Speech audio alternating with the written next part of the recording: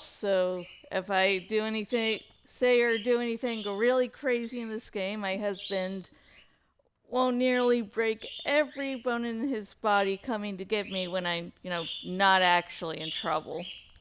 It's sweet, but it's still like, oh, don't hurt yourself. Just being stupid during a game and growing overly excited. Don't hurt yourself. And today he's being social with one of his longtime friends. So I have the house all to myself. Though this mutual friend is one that also enjoys cars, so my husband will be able to say stuff in what sounds like English, and the mutual friend will actually understand it. The thing is, this is what I know about cars. Boom, boom is good. No boom when it's supposed to boom is bad. That's all I know about cars. Okay. Let me set up the chat here. Doop-a-doop-a-doop. Doop-a-doop-a-doop. Doop-doop. Okay, it is a little stormy over here, so just be aware if we lose connection maybe once or twice. It's the storm out here. Equip the flashlight in low light areas. Yeah. I remember choosing this spot just because I'll remember what I'm doing easier.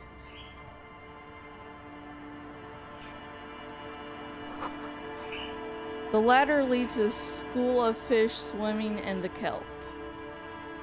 I'll just keep the corda lacey in the channel, if that's okay. It's too shallow near the pier. She winds the morning line around a pole. Hi, ma'am. And it's a jetty, by the way. Of course. Jetty. I prefer a good jetty to a pier any day. Jetty? Something about the way she says it makes you want to sing.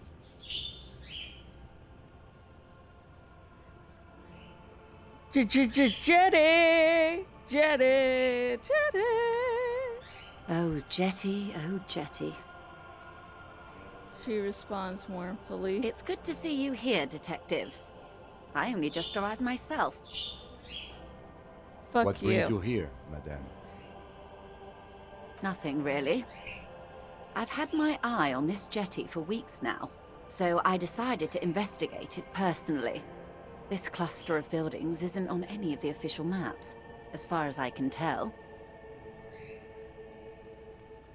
Oh, yeah. You've had your eye for in a couple days. Because if things turn to shit, you can get away a lot easier here than where you were previously, you bitch. That. And she's also keeping an eye on you. Have you been spying on us? Spying has such a negative connotation. I did track your progress along the coast, however, and decided I would be better able to assist you from here. Then there's the matter of that little scamp in old lady clothes. She threatened to paint the cordelate she read. Like blood, you see. Well, I like it the way it is. White. What is this? Destruction of property, hooliganism, elder abuse, and who is this scamp anyway? Who is this scamp? Want me to look into it? No need. Lillian and I are getting on much better. For one, she appreciates the concept of rent. Okay, so your real reason for leaving is that you were scared of her. Got it, it's fine. So how do you like it here? How do I like it? She cast her gaze toward the village. Slush slush melting on the cinder blocks. Construction work left half finished 10 years ago. Water drips down eaves of Eternite. The jetty below her feet creaks to the tune. The smell of salt and dog shit in the background. It's pornographically poor. The street has no name, all the men are dead or missing. And is that the carcass of a motor carriage over there? She squints I'm her surprised eyes. that woman hasn't put me to the sword yet. Maybe she will. You should ask your questions while you can. Dark eyes survey the coast leading up to Martinez. Dull grey metal rests in her scabbard. A sword. The wind is too loud for her to hear. Fortunately for you, Madame, the RCM is on the scene. All right. Politics time. Let's react. Oh my god. Real men, real politics, real thoughts in your head.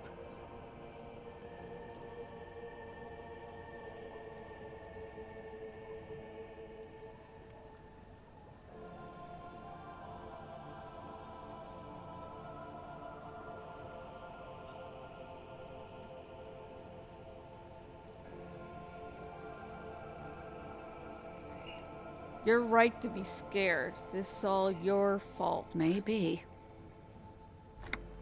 She leans against the railing, looking up at the gray sky. Above you, there forms a quilt of altocumulus clouds, twisting into each other. The wind tugs and stretches them over the bay. Their cloud shadows slide over the ruins of Revachol West. Wherever they pass, the temperature drops slightly, but perceptibly. It's early spring, and the rains are coming. An officer enters a low hut of stone and wood. Inside, weapons are piled against the walls. Rifles with splintering stocks, and swords, tens, if not hundreds. They're antiques, says Lieutenant John, the archetype McCoy, to his partner. They're digging them up from the catacombs now, fixing them. Old caches from the revolution. The children carry them up. Come May, the streets will be flooded. Outside, the wind rattles the loose hatches, flooded with cheap weapons in angry hands. Have I told you how they discovered this place? The wind picks up, her raincoat flaps in the gust.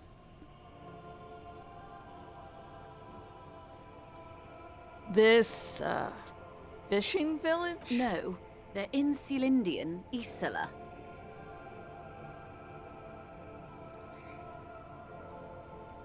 Oh, what is an insula exactly? I'm guessing you don't know then. No, you haven't told me how they found it.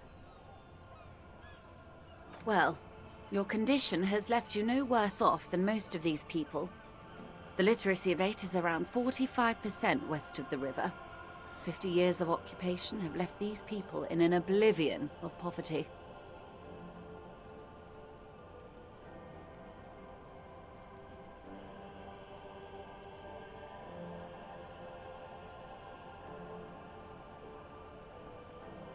Oblivion.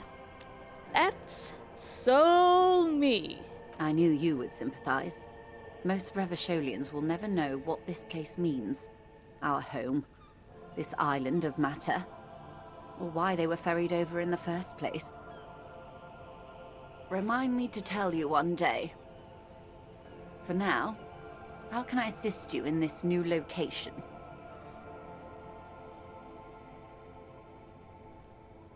Well, it was good running into you. Godspeed, detectives.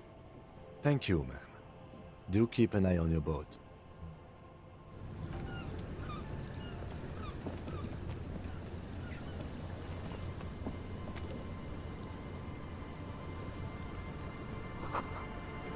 The boat is floating freely in the water. I couldn't read that.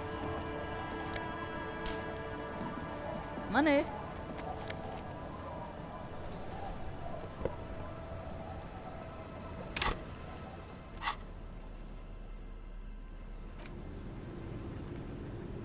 Okay, let's see the stats of this. Perception.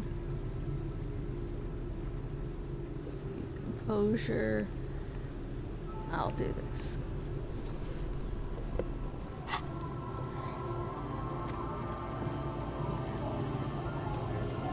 Hi, officer. A woman in a raincoat stands on the quay, considering an overturned boat. A sword in a scabbard hangs from her hip. Anything I can help you with?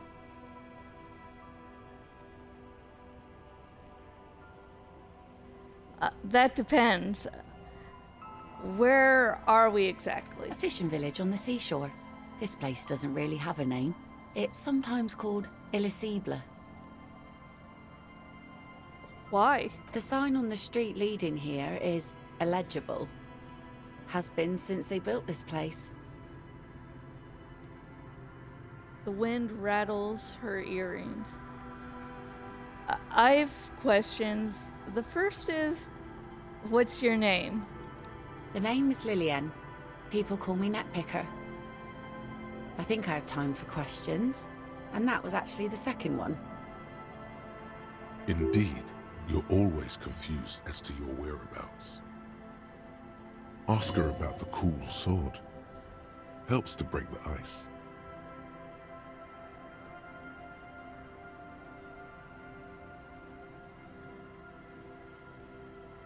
Nice sword. Point at the saber on her hip. Does it come with a story? Unfortunately, the factory sold this one with a 3-year warranty instead of a story. It's to intimidate folks mostly.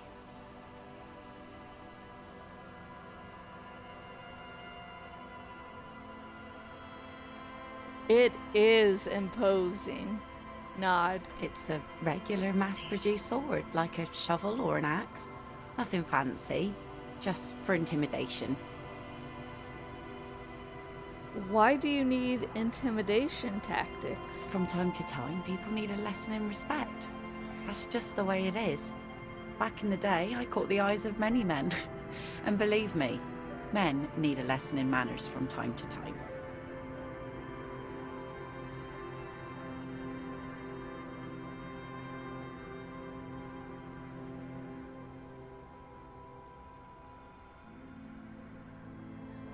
No, I don't want to.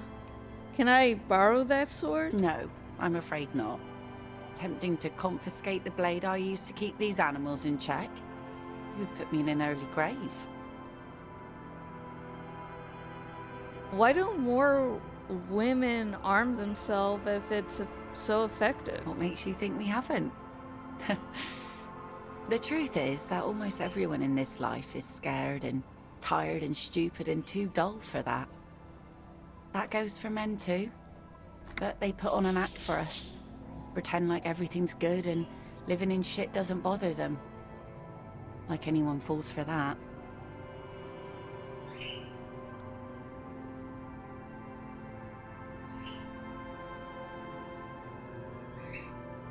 No.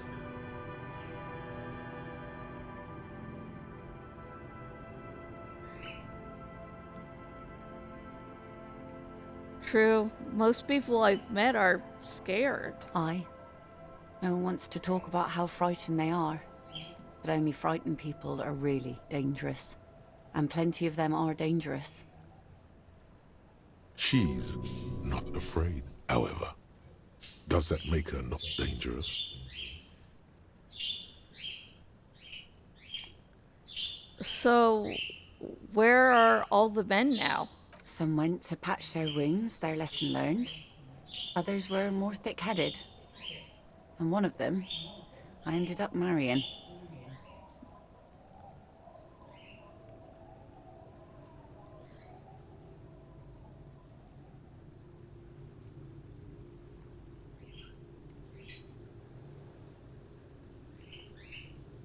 Where's your husband now? Gone. The harbor seawall endures the wash of the freezing waves. Many things wash up against it and onto the beaches of Revachol. Some inanimate, some just no longer alive. You shudder.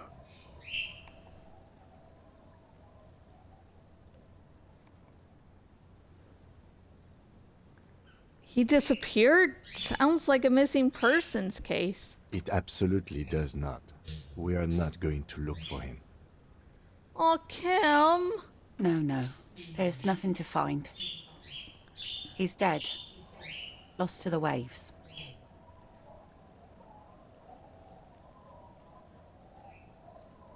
He died? Was he murdered? The lieutenant shakes his head again. Yeah. By himself. Inadvertently. He never respected the sea. Went out there drunk like a skunk, and sure enough, one day, he didn't come back. Now, before you tell me how sorry you are for my loss, know that it was 4 years ago, and I've moved on. There's only so much mourning you can do for a drunk with sinewy muscles. She really liked those muscles, though. It's in the way she pronounces sinewy.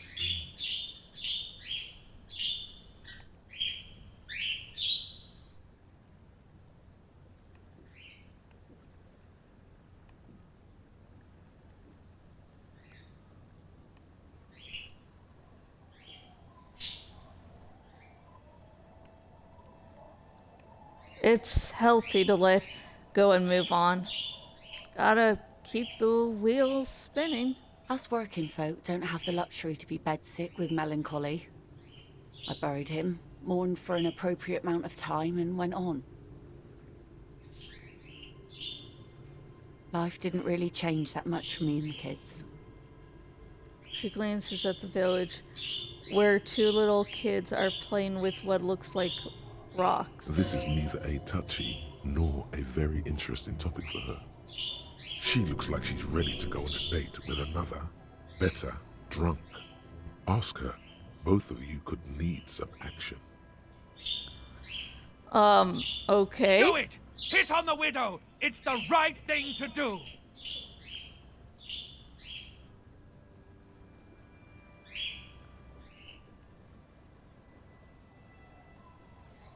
Okay, we're going to have to do that later when Kim's not here. And certain things in this game are impossible or extremely hard if Kim is with you. So you have to wait till 2100. Yeah, 2100 to go on the date.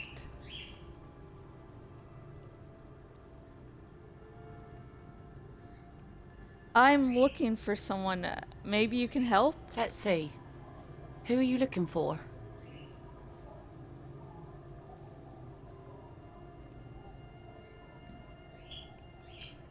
I'm looking for a suspect who might have stayed in this neighborhood. Okay. When did this person stay here? Very recently, over the past few days. She might have arrived on Friday. Oh. I've been out on the sea for most of the past week. The weather's been good for fishing, so I usually start at 4 in the morning.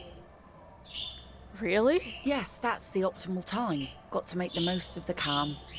I've been sleeping like a corpse after. The sea really takes its toll. Now I'm just waiting for the wind to settle to get out there again. Sorry I couldn't help you out. Maybe I can help you find someone else.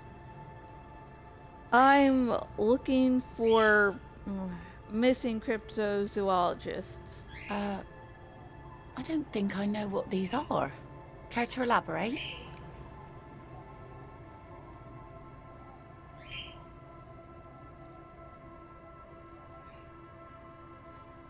People who look for animals mainstream scientists deny exist. Aha!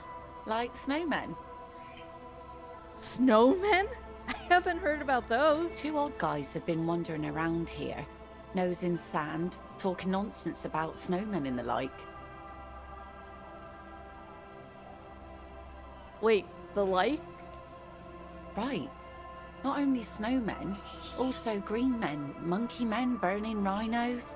You get the picture. Oh, you're getting it. And it is gorgeous. Where did they go? I don't really know. Further down the peninsula, I guess. I mean, that's where they were heading. Who else are you looking for besides snowmen? Oh, working class husband. Yeah, I'm not really looking for that anymore. Not much into the middle class ones either. Could do with some landed gentry, but apparently they don't make those anymore.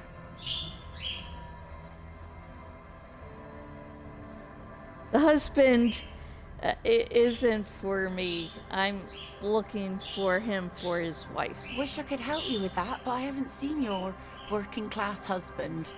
Maybe I can help you find someone else.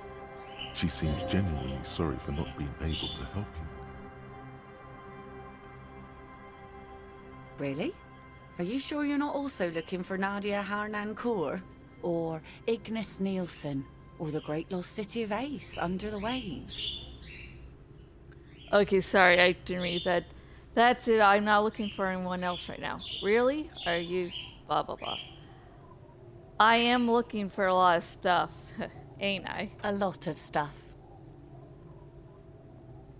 She concurs with a smile. Aw.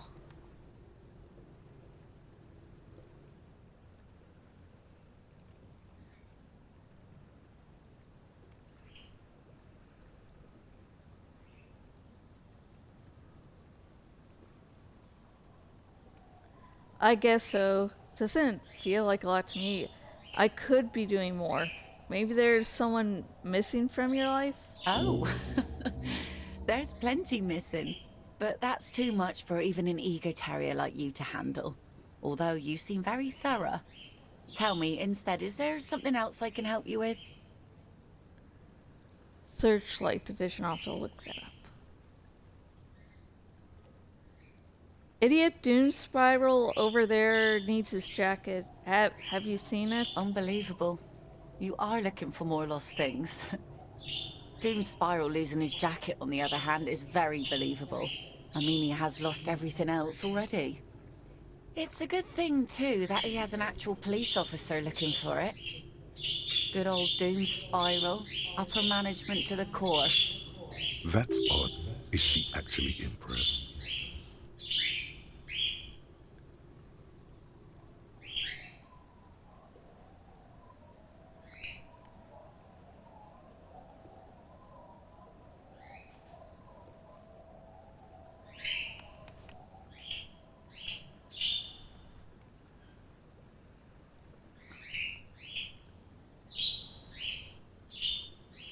I'm just trying to help out. Hang on, let me start again. I'm just trying to help out a stranger in need. How sweet of you. It really is. I check around the abandoned fish market on the boardwalk. Drunks are inexplicably drawn to markets. Might be why they have such trouble staying in business.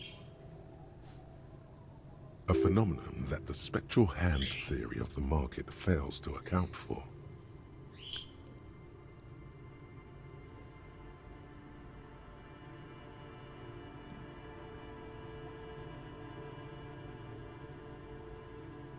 If one of them lost something, that's as good a place to start looking as any.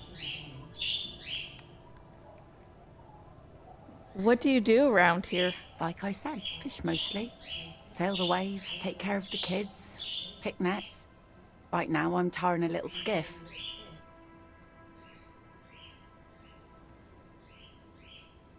Is that enough to make a living? Sometimes I also walk to the beach to see what the sea has given up. The sea is full of surprises.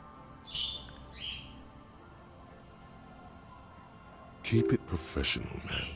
Don't make it sound like you're hitting on her. This is what is called a conversation. You don't have to be guarded right now.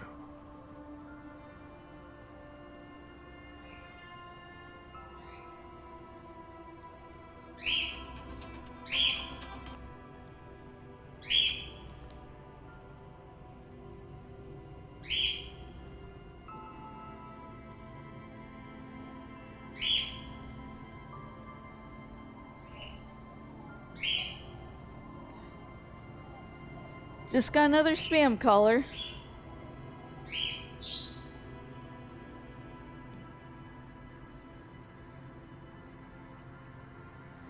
Interesting.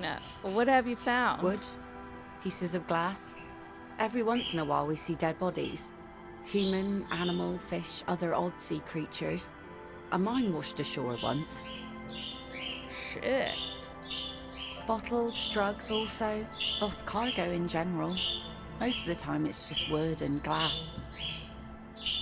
All right. Major choice moment. You only get to ask one thing. It would be weird to say them all. Choose wisely. Oh god, no pressure, right? No pressure here.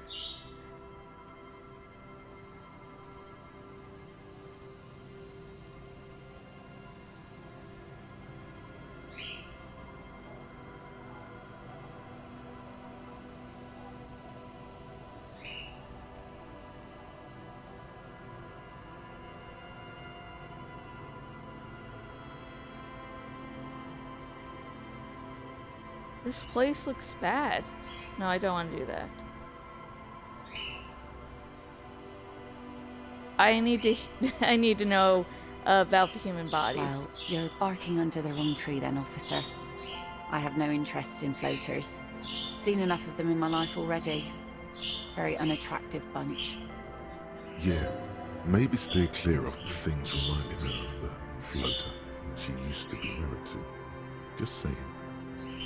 I know it wasn't a good decision, but I wanted to ask a question I didn't want to ask like I, hated the place because I love it. So I take it that's your skiff? Point at the overturned boat. Sure is. The Sun, I call her. Coated with a fresh layer of tar just yesterday. It'll take some time for it to dry, assuming the sunny days continue.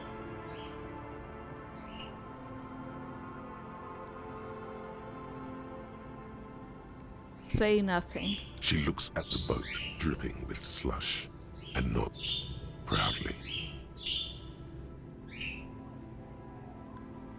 Be seeing you.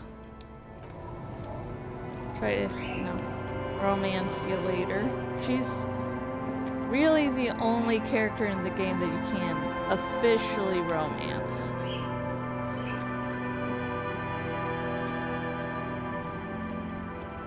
Our tenant, the policeman. I hope the waves don't keep you up at night. What can I help you with? I had a few more questions about Ruby. What more do you want to know about that poor girl? Yes, Okay. let's hear those other questions. Do you know anything about a lost jacket? What do you want with a lost jacket?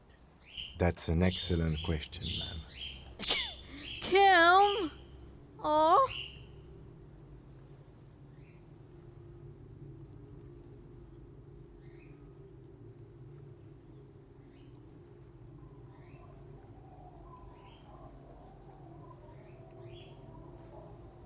There's honor in retrieving lost things. Aye. Laundry fetchers are some of the most honorable people I know. Her smile gleams like a freshly honed knife. Are you getting a reward for it at least? No. What? You're fetching someone's missing laundry free of charge? Do you not have anything better to do? In fact, he does. The lieutenant glances at his watch. Kim! None of my business, either way. How you spend your hours is up to you. Anyhow, you might ask Lillian if she's seen anything lately. That girl's got a way of attracting lost and broken things. Yeah, she's attracted me. Aw. Goodbye, I'm off. Honorable one, you have accumulated a substantial amount of honor points on your life path. You are a man most virtuous.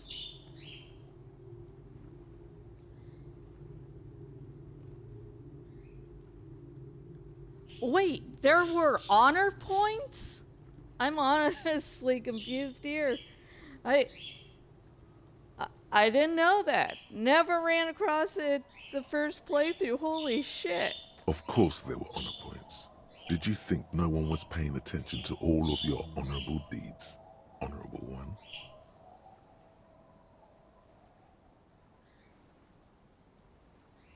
I only try my best. It's the most any of us can do. Oh, the modesty on this one. Another 10 honor points for you, sir. You are on the fast track to becoming one of the rarest, most revered of all police officers, an honor cop.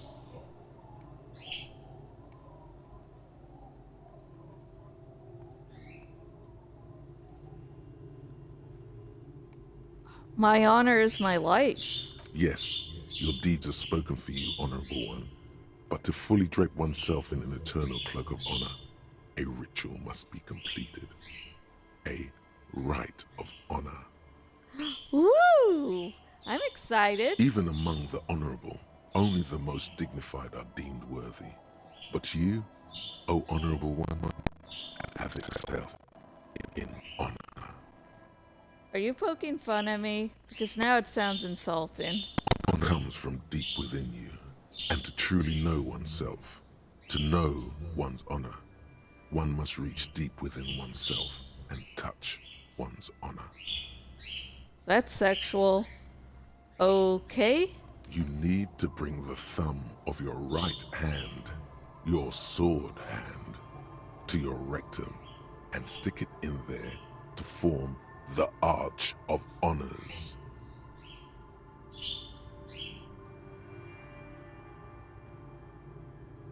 Okay, now it sounds insulting. Now there's no question. You're making fun of me, asshole.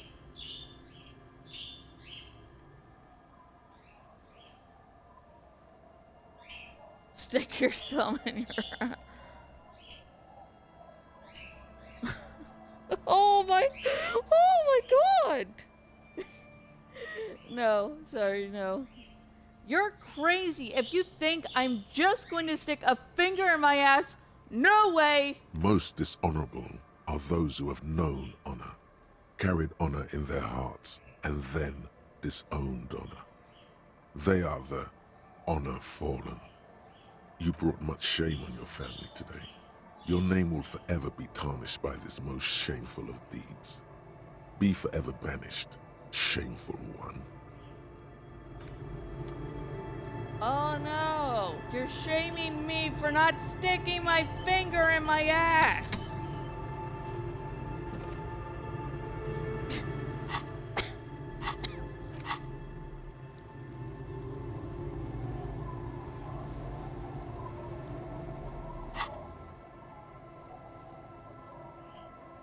Searchlight. Missing person cases just really get to you. It's hard watching people worry about their loved ones. The little nervous movements, the dark rings around their eyes from sleepless nights. And even if there are no loved ones waiting, you like to have all your ducks in a row, and it really bothers you when whole entire people aren't accounted for.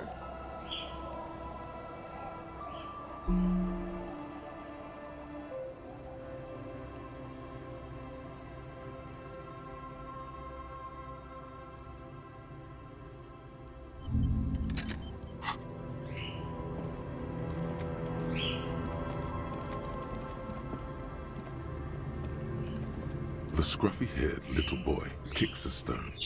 He can't be more than 5 years old. The other one looks indistinguishable from him. He watches his brother kick the stone with his tongue lolling out of his mouth. You must be Lillian's twins. This one doesn't say anything, kicking the concrete with his worn-out sneaker. Lily's our mum. Explains the other one, tongue still lolling out of his mouth. I already said that. The stone kicker laughs suddenly. His head is too large for his shoulders. Oh, Navi! Oh, Navi is stretching, wings and tail all fanned out. Oh, you're so cute. The other one laughs as well. Maybe there's some kind of reason why they're laughing. An interesting reason, somehow tied to the case. What are you laughing about? The boy stops laughing and looks at his toes. Oh, okay. So now he's shy. Now he's not talking, just wobbling around like he's afraid of something.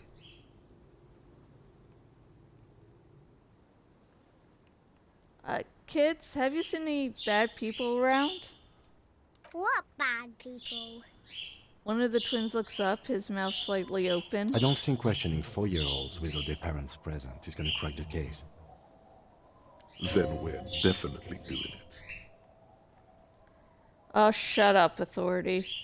You just told me to stick a finger up my ass. Bye, kids. Take care.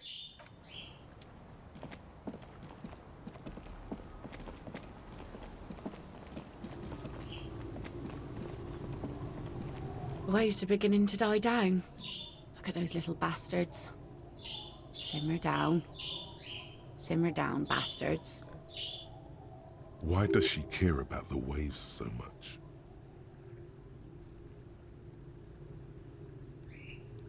What is it with you and those waves?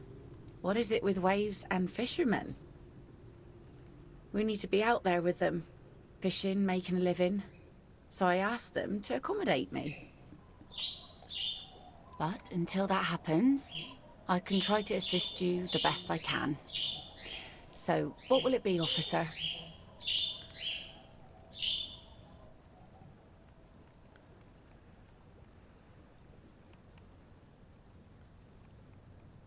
Never mind, I already asked her about Idiot Doom Spiral. Okay. Lovely place. A flower trial where nothing really grows, maybe in spring. And I'm not being sarcastic saying I like this place. Small out of the way place. I love it. Hard to see the details. The colors, all warm and welcoming, are cozy though.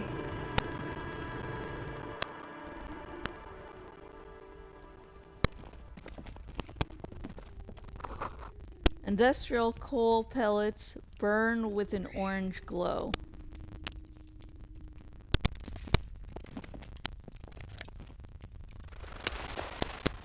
I'm just going to take that, and I'm going to use that bird to give to Gart. Come on, Kimboy, I need to talk to this little girl. Hello, mister. A young girl, barely 4 or 5 years old, sits on the sofa. She is looking at you with frank curiosity. She clutches a small stuffed animal. Occasionally, she twirls it around. Do you know anyone named Ruby? Ruby. Ruby.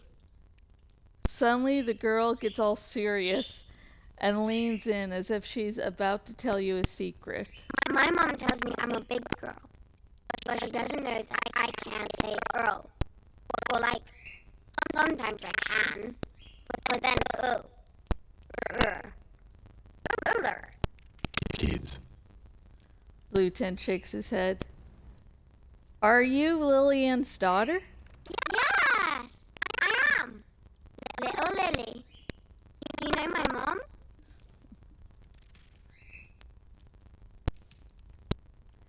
Not really, but I'd like to. Uh-huh. Mom is great. You know what's great about my mom?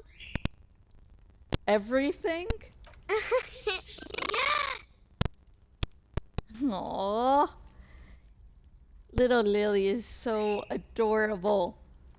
So cute. It's my pincher cheek. Oh my god. Are the twins outside your brothers? Yes. They don't want to play with me. They're older and play outside. They look the same. Sometimes I can't tell them apart. I guess they do look alike. That means them apart.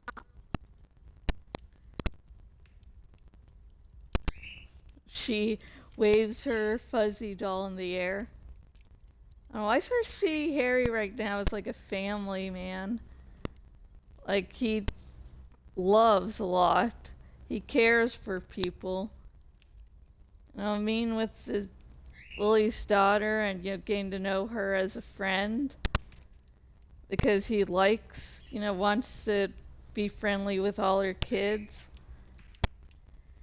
And a slight spoiler alert, because I don't know if we'll get the dialogue options in this playthrough, but Harry used to be a gym teacher, so worked with kids, so he definitely likes kids.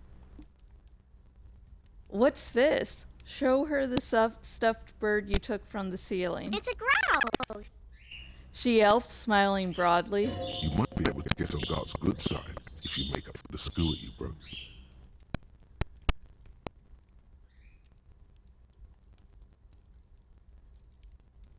Can I have it? I know someone who really likes stuffed birds. Sure. I mean, you already took it. I don't like it anyway. It looks angry. What's the thing you're holding? Point at her toy. And yeah. Well, sure, because you already took it, you bastard. It's Lammy. He's my friend. So, like... She holds the furry beast up to demonstrate. Lambie is a stuffed lamb that, admittedly, has seen better days. One of the eye buttons is missing, and the fur is tattered in several parts.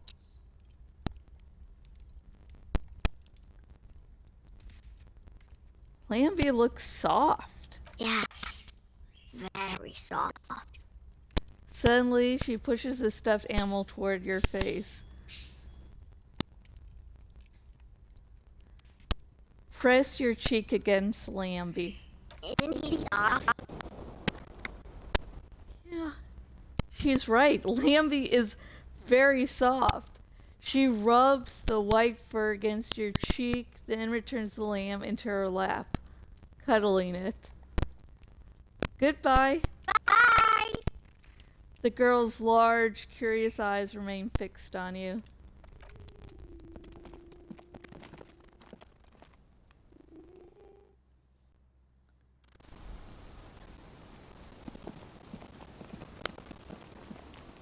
Okay.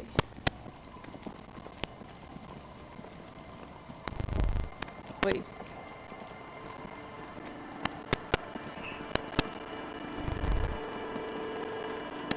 Gosh darn it. A little black swallow circles above you. You hear a chirp. Yeah.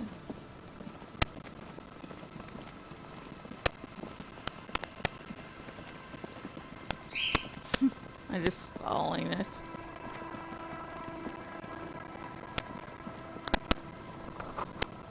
Rust, Eden letters, read Mazza. The water runs from the west. The source is upstream. A broken pipe? So, my big thing today is to, do stuff with the church.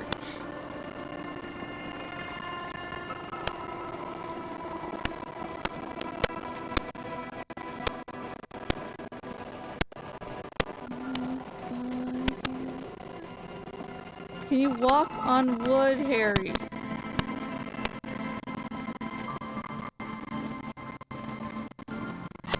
Let me get the raincoat on.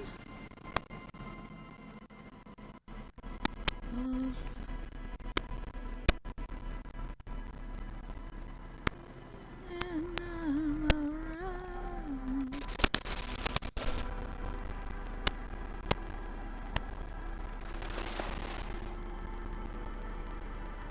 Nice.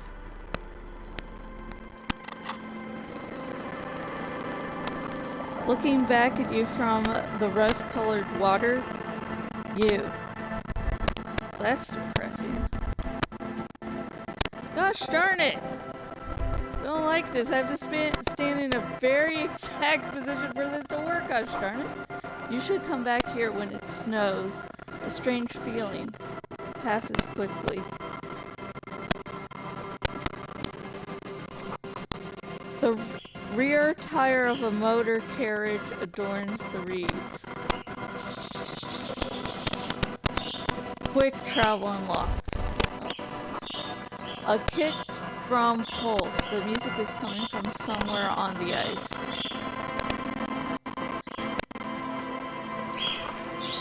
Full of holes. Could the poles hide treasure? Look inside.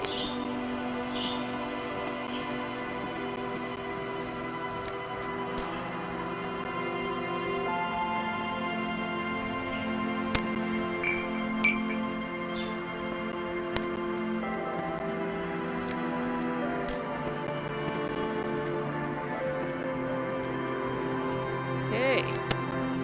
Money. Magnesium.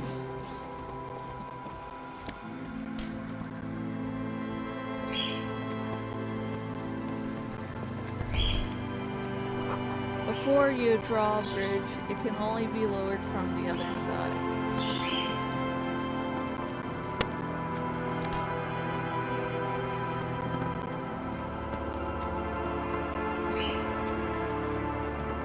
Okay. Whew. Gosh, it's walking in the rain. Okay. You feel the shove of a very large building fall on you. Yeah. Money first, questions later. An altar shrouded in dark or something like that. It's too dark to tell. Woo.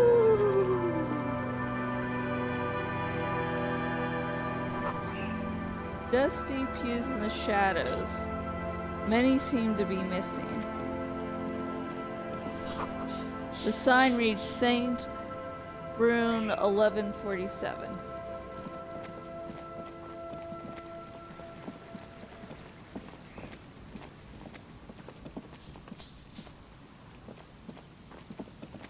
Okay, found a way to get around here.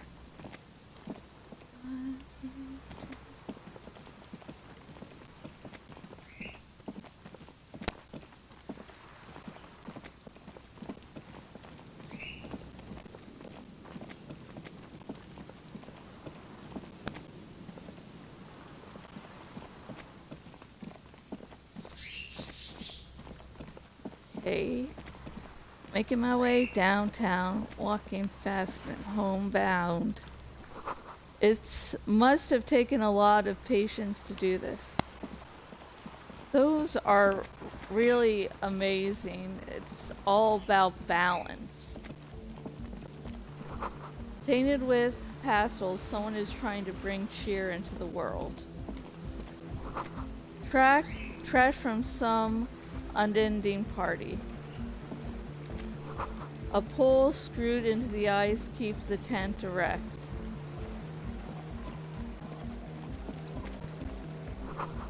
More tribalistic markings. This post is covered in little humanoids. A pane of Eternite has been planted into the snow.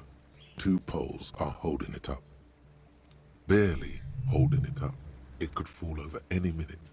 A stronger gust of wind might be enough. What is this? It looks like a makeshift bridge. Could be convenient. Push the Eternite over. The pane falls into the icy snow with a soft thunk. Soft? That shook the screen. I don't think that's quote unquote soft. We should ask that girl on the ice what's going on here. Lieutenant gestures toward the young woman next to the tent.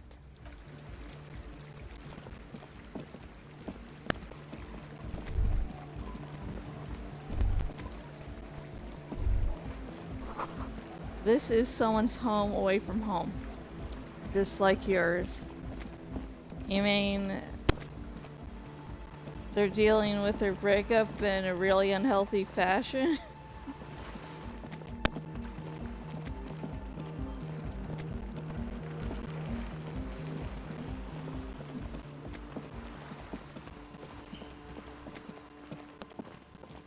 Oh, that is cool.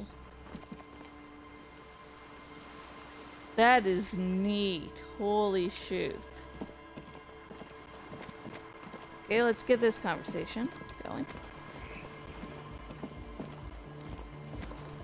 A shaggy-looking girl in her late teens or early 20s kneels on the ice with an electronic contraption in her hand. Hearing you approach, she looks up. Oh, hello there. It's cold out here, but she's not wearing a hat. She must be freezing. Everyone knows drugs make you invulnerable to cold.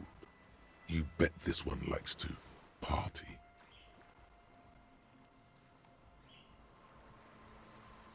Dear child, it's freezing. Where's your hat?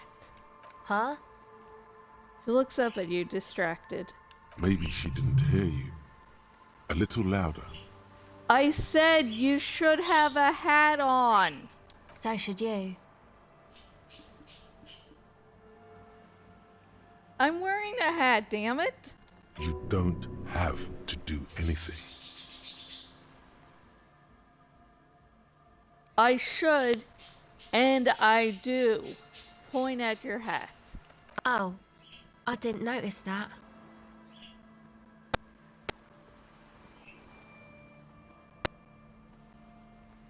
It's nice.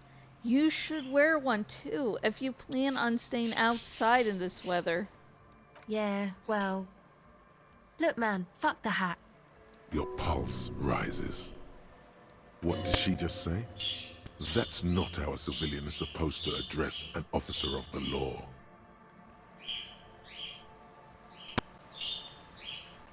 Okay, this is going to go poorly.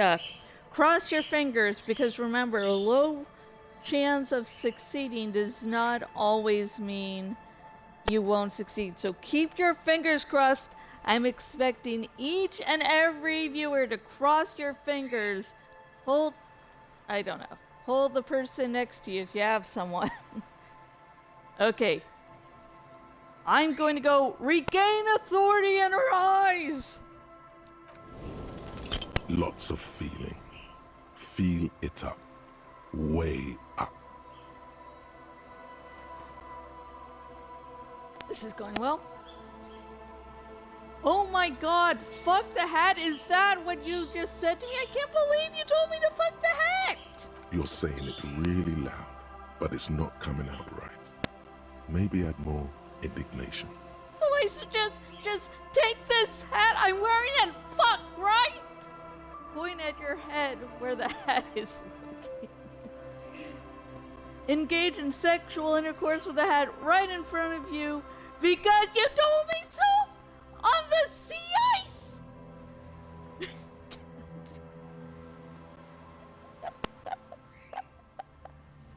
More. Right here on the sea ice. More. Give you a little ice cup hat fuck show. I didn't mean to. I'm sorry. Oh my god. The lieutenant is watching the scene unfold before his eyes, unsure how to react. Is that how you see me? The girl looks down, slowly curling into a ball. That's it. You've earned it. Start crying. Life's hard. Start crying. The young woman has kept her eyes trained on her wires, waiting for the sorry spectacle to end. But it's gone awful quiet up there. Then the sound of sobbing. Looking up, she sees a grown man on the wrong side of 40, his face bloated from alcohol and God knows what else. Not so quietly, crying.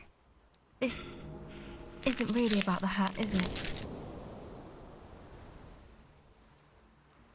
No. You know, you're not the only one with issues. I self-medicate. Shit. Life's a horror, you know? It's okay, Freya. Crying helps, though. Get it out your system. And then maybe we can talk. okay?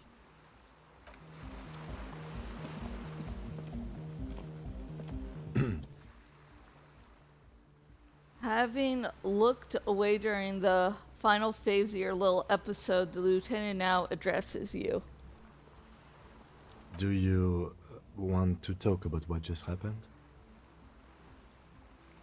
That's probably a good idea. Normally, I'm opposed to discussing one's feelings, especially on duty. But I think this is an exceptional case. So, what do you think happened? 'Tis possible thou couldst persuade the lieutenant 'twas all a part of thy unorthodox method. But can thou persuade thyself?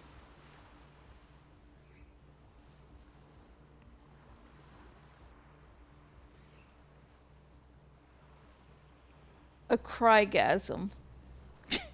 I love that. What? It's when you totally break down and feels a little bitter afterwards. I don't know where I got the expression from. I may have just invented it. In the future, could you please refrain from emoting too much on duty? The quasi-legal status of the RCM means we need to project strength twice as consistently as any other police force in the world. Weakness is strength. Not when projecting strength. Then it's just weakness. Okay, then it isn't a strength. You're right. Thank you. Glad to hear it was minor. Can you go on?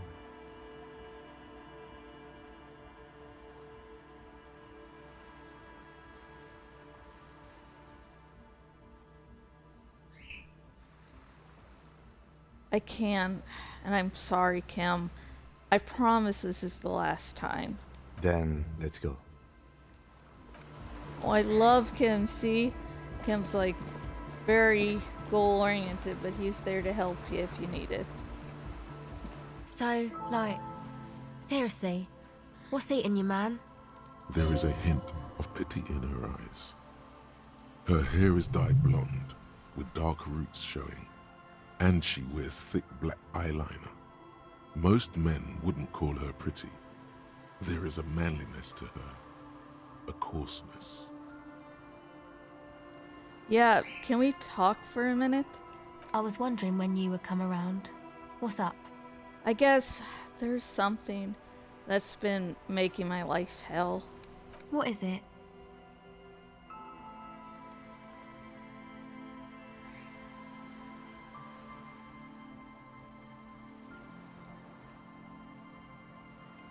I look at all these choices like this one, and I'm going to try to get all the achievements, so I'm going to eventually have to take a fascist run.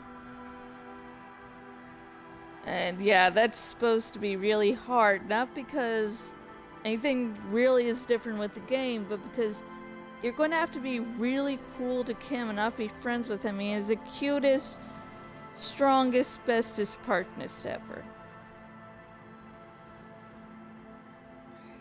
People just keep putting their selfish interest ahead of the greater good. Oh, really? Yeah, no one understands that sometimes you've got to make sacrifices for the sake of progress. It's all very distressing. So, the thing that's got you crying in front of strangers is the slow pace of social progress.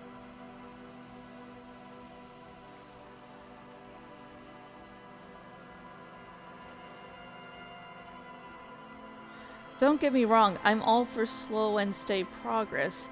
I just wish people would be a little more reasonable is all. Okay, so you're not that upset, it sounds like. I told you I'm highly distressed by this state of affairs. Uh-huh. And you're sure it's social progress you're distressed about, and not, I don't know, some chick? Shut your mouth!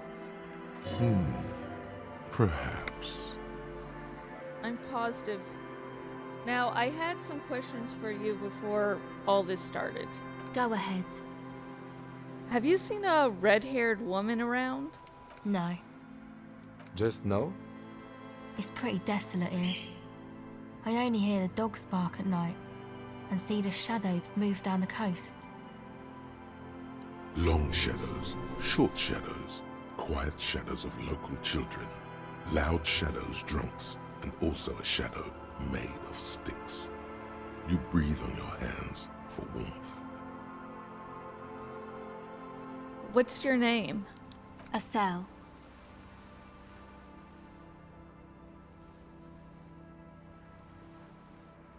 And your surname? Why?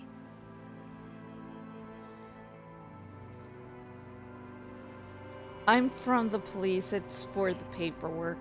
Okay, it's Berger. A very common name. You have little reason to doubt that's her real name. But she's not all that surprised by this cop show questioning, is she? What's the device you have there? This is a portable recording device. It's for field recording. Low quality, but still. And the wires? Actually, just one wire. I picked on it till the braiding came loose. The wire leads to a contact microphone. What's a contact microphone? A contact mic records sounds from inside things, like this ice.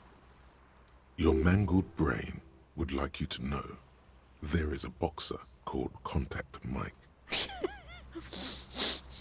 Oh god, contact mic. The contact mic starts. Woohoo! Don't worry, it's not something I can really explain, and not because, oh, I don't want to give spoilers. I mean, I've given enough spoilers away already, but it's something you have to experience in the game for it to really hit its mark. You know, there's just some things in life that you can only experience and not have them explained to you. It's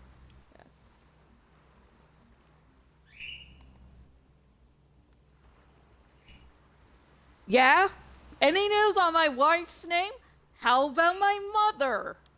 No. Just contact Mike. Everyone who knows you, Harry, goes, yeah, I can see that. You're welcome. Does this have anything to do with Contact Mike? Yeah, I record stuff with it. No, I meant the boxer Contact Mike. No. This is a contact microphone. It's for recording inside solid objects. Contact mic just beats people up.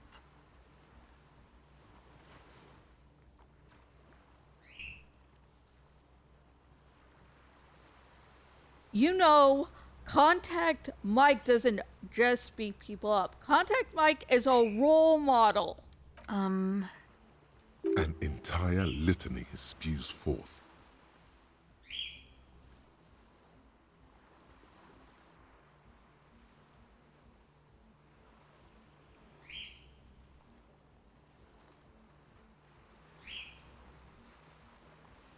Sorry, I don't know why I said that. On second thought, screw Contact Mike. He's not a champion, you are. Look at you here in front of a saggy tent, picking your nose to drug addict music. The world of sports is in awe of your faith and dedication.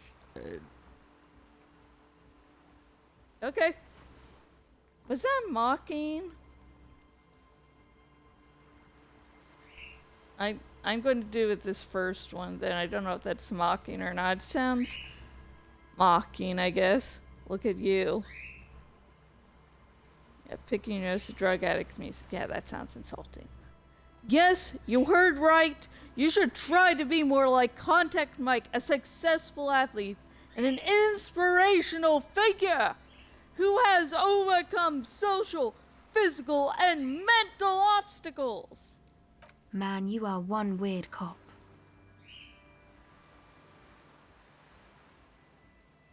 I'd say I'm just normal. Now, about that Mike. Not Mike, Mike. You do understand it all just sounds like Mike to me, right?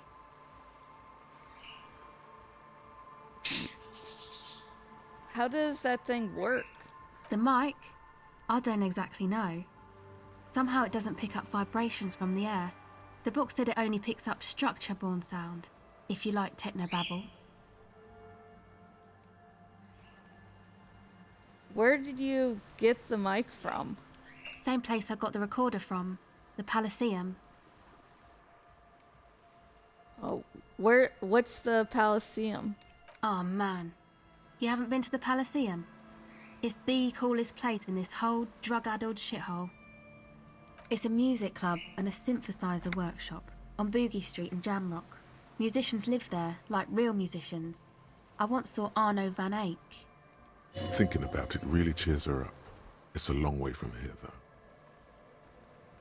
Sounds interesting. Who is this Arno guy? Oh yeah, guess you wouldn't know Van Eyck. Or really be a Elysium-going kind of person. Hey, didn't Piss and Fuck the World mention Van Eyck too? Okay. Oh, sorry. I was trying to get a sip of coffee and then I nearly knocked over a lamp. I believe my husband isn't listening to that part.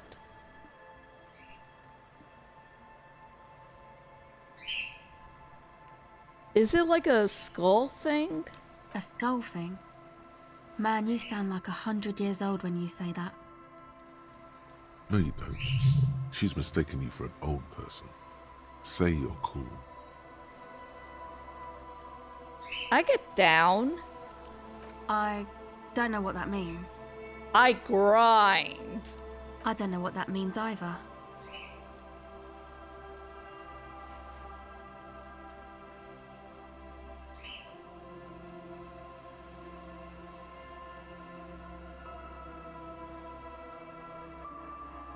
Nor do I, but I have concrete evidence that I rock. In the form of a wrecked tape player and a completely trashed hotel room. Amateurs don't do that. Only pros do. That's cool. She breathes on her fingers. Looks like she doesn't know what to say. You're right. Time has deserted me. Sucks, man. Was there something else? About the contact mic, perhaps? Actually, I had some non-mic questions for you. Okay. Probably relieved. What are you doing out here in the cold? Recording, I guess. And what is it you're recording exactly? I think I'm recording cracks in the ice, but there's no way to tell. Not without headphones. I think I just recorded your footsteps too. Not sure how that will sound. She scratches her forehead.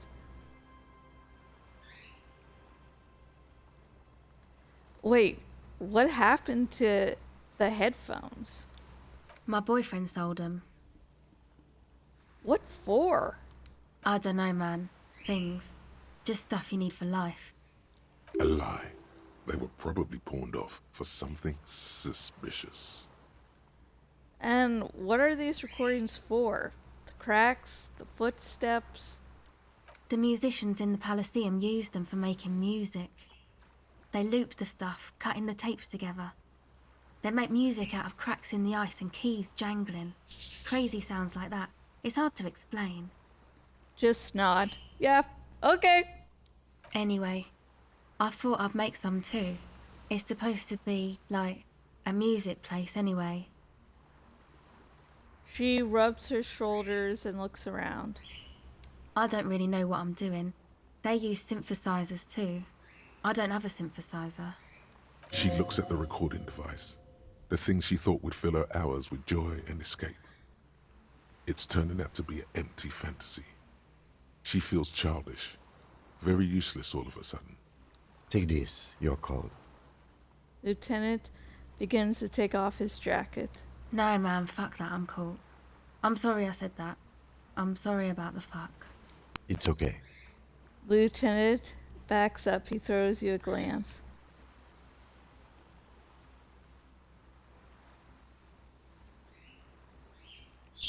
Give her your hat. Here. You need this more than I do. Thanks.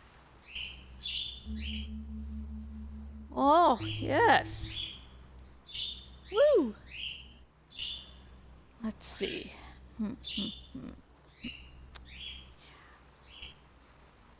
Got a nice little hat now. And I didn't spare the hat that another kid gave me. You said it's supposed to be a music place? What is? That?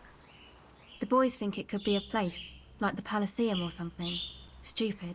It's really not going to be a Palaceum, that's for sure. The boys? Yeah, Andre and the guys, they're inside, in the tent. And why is that? Why are you freezing out here while the boys are inside? They got too much stuff crammed in there. No room. Stuff like what? Music stuff mostly. Like this tape recorder, but bigger. And there's piles of it.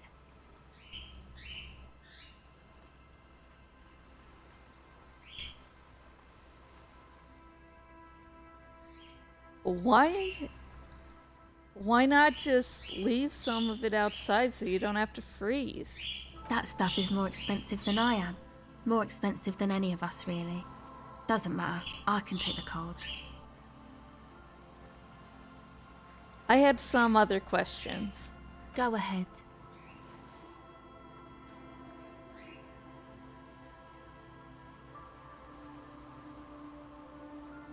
Tell me more about this music place you've been planning in the church. It's supposed to become like a club for anodic dance music, like that new style of synthesizer stuff they play at the Palaceum. Except that, yeah, She looks at the old wooden church up on the poles. As a mean wind comes bellowing in, the 6-story structure lets out a doleful shriek. The floorboards are twisting, and the shooting beams are slowly cracking like bones. Far east of the Golden Delta, beyond the industrial port, there is a black patch of unlit coast with the smallest creatures on the ice.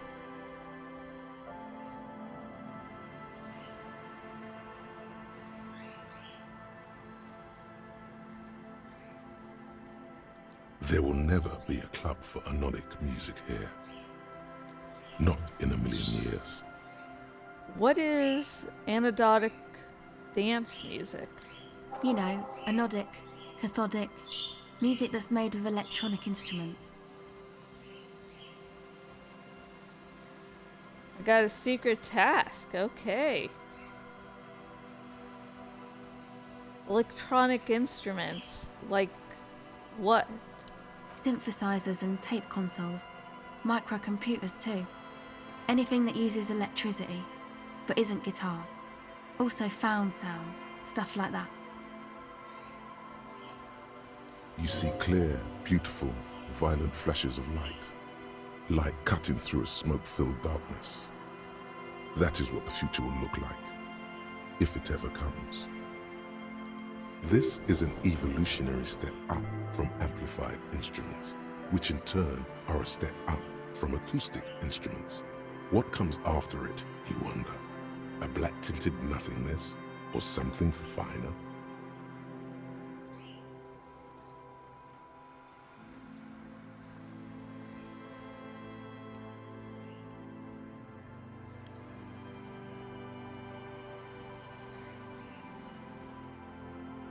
Hypnotic music?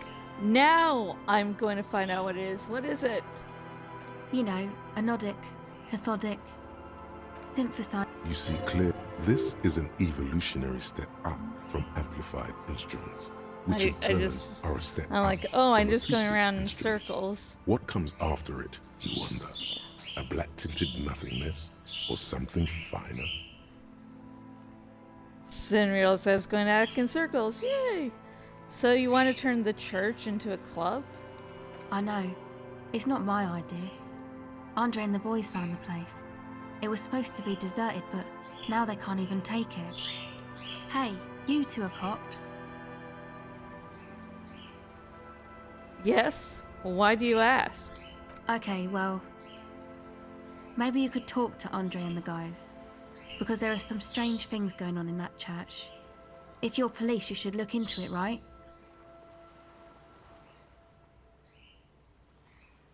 I'll talk to them. They're inside that thing there. Would be cool if you did. Was there something else? Enough about the church, then. I had another question. Go ahead. You seem surprisingly comfortable with being questioned. Why's that? Well, it's just questioning, right? You're just questioning me. It's what cops do. Have you been questioned before?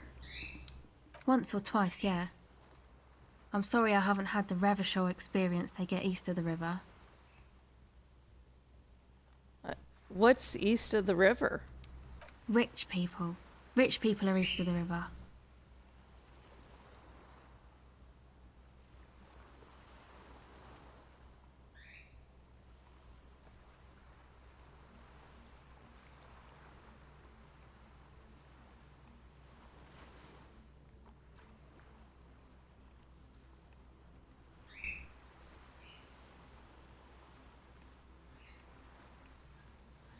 Let me guess.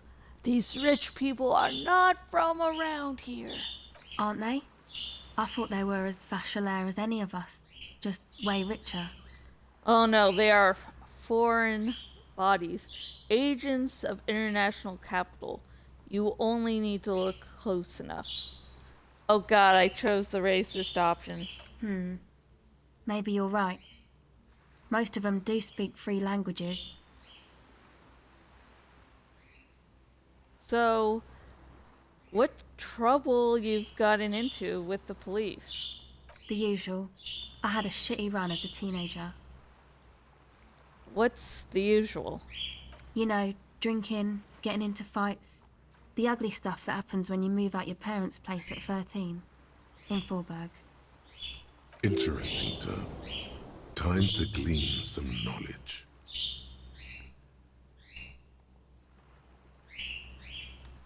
Wait, what is in Fallberg? Is this a rhetorical question? No, I literally can't remember even the most basic terms sometimes. Faubourg, not in Faubourg, is a massive banlieue south of Jamrock Quarter. It is the largest ghetto in Revachol, possibly the world.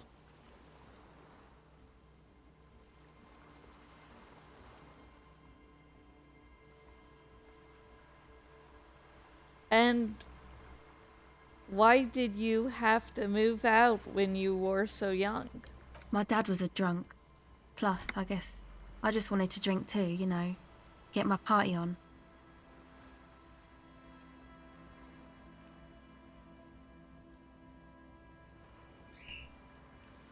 Drinking, partying, and disco music are bad for you.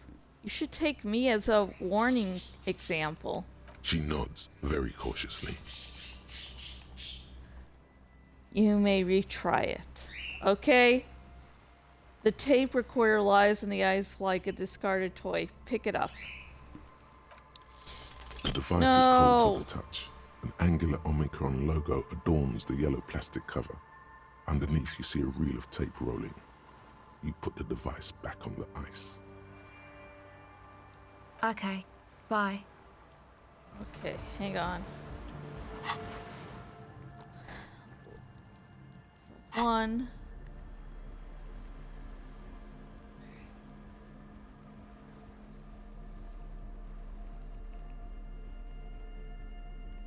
Let's put on stuff for good reaction speeds.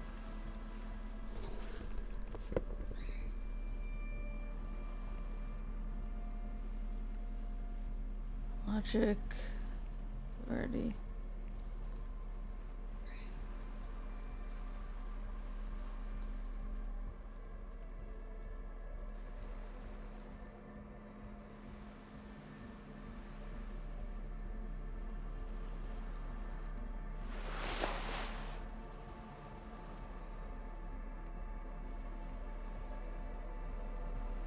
Minus reaction speed. Drama, llama, logic.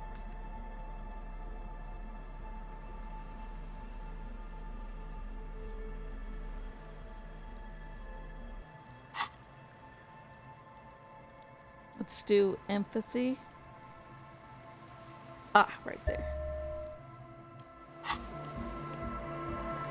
Hello again.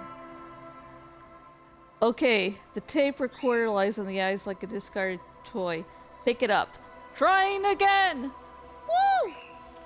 The device is Yes. still warm from her touch and heavy as a brick from the batteries inside. The company logo, Omicron, adorns its yellow plastic cover. Inside, the tape is rolling. The girl looks at the device in your hands. I'm sorry you have to sit here on the ice feeling miserable. At your age, or at any age in this weather, waiting for it to get dark. She looks you in the eye, her pupils wide, surrounded by a ridiculous amount of makeup. The people who built this world intended it to be better for you, but they failed. It is easier to live in their failure with this by your side. Tap on the tape recorder. The wind howls. She remains silent. It's real. Tell her. It is not a childish fantasy. It can be a real weapon against what's coming for you now.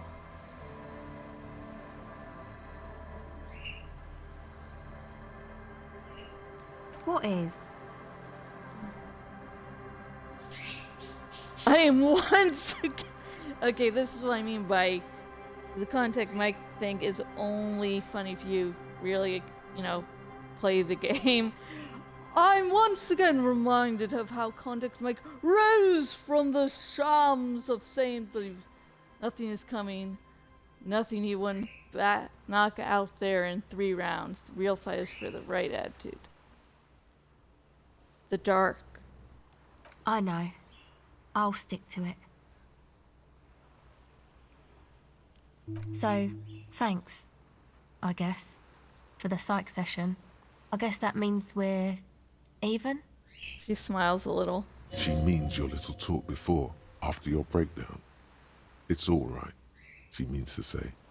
You returned the favor. Actually, that's it for now.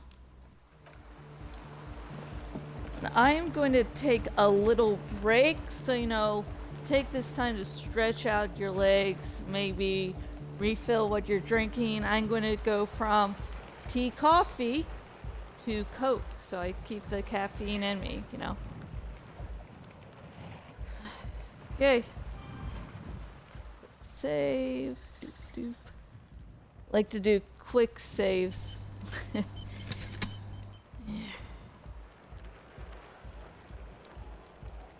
Apparently. Okay, Josh, what buttons go to what? Obviously, I don't know. Oh, batteries are low. Husband is away, so this is going to be a first. Yippee. Going really well or really bad. See you soon, hopefully.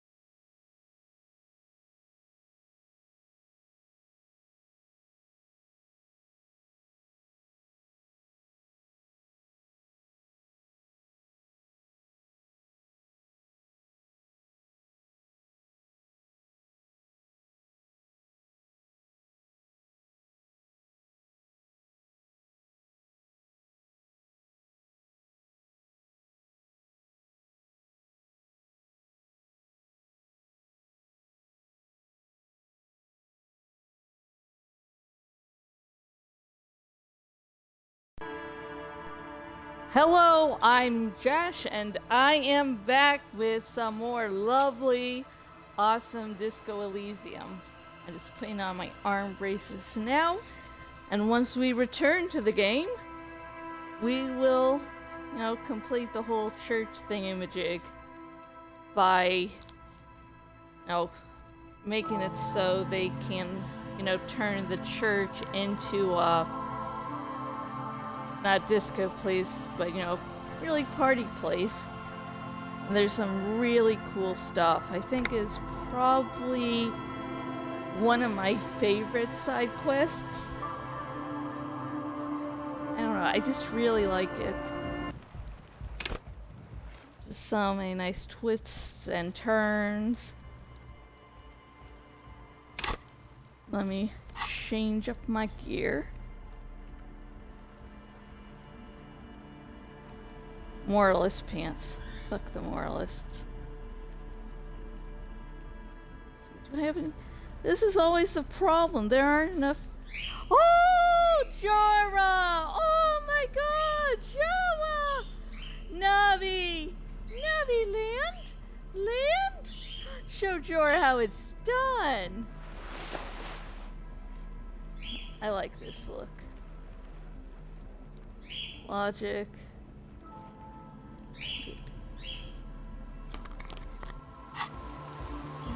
Okay, let's do this shit.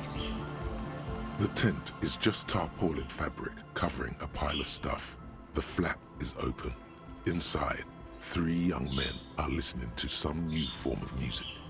It's like nothing you've ever heard. One of them looks at you. Come on, get in and close the flap behind you. The warm stuff's getting out. It's safe to assume this is their leader, or at least he thinks he is. Squeeze in. Sorry, we barely have room for one. You go ahead. I'm too old for this. I'm actually not, he thinks. I just dislike delinquents. Aw, Kim I'm boy. sure you will feel right at home. I'll keep watch. Is that backhand compliment? That's you, Kim. I can't be mad at you. He gestures for you to squeeze in. Oh, this music is the best. Smells like sweat and laundry detergent, plus a trace of ether. A pile of nasal sprays, brand name, Nasafin, whatever. Canisters filled with what appears to be water. The label says distilled. Doesn't seem like something you'd, No, something sounds off about that. A speaker, the big kind they use for live music. Go speak to Andre. I'm just annoyed. A strangely dressed young man says without looking up from his toolbox. What if I wanted to speak to you I first? suck at socialising, man. If you go speak to Andre, I'll have time to tune in, get a reading on your side. Before he's finished talking, he's already turned back to his tools. All right, I'll do The that. young man picks up a thin metal saw blade and nods.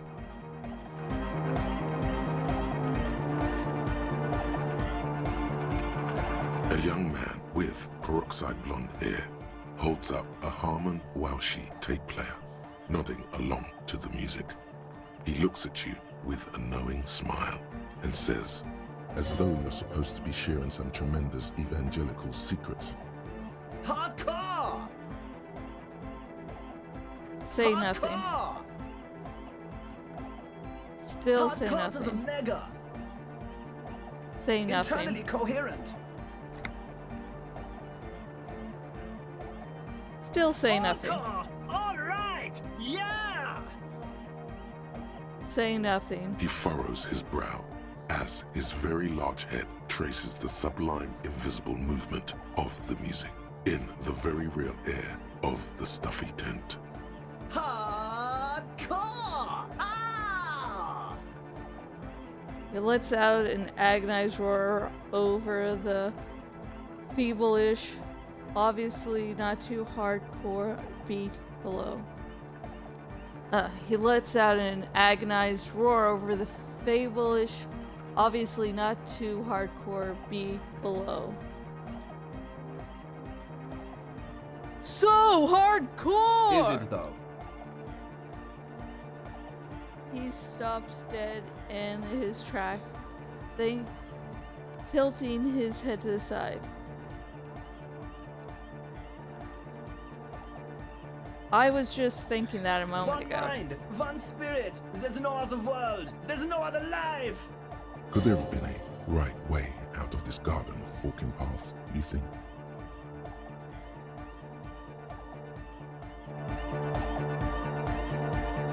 The young man with the tape recorder acknowledges your return. When he looks at you, he squints as though you were the setting sun.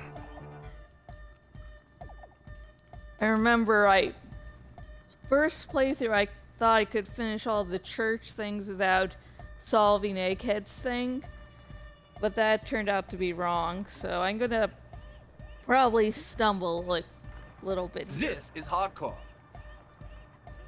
Is it? It's hardcore!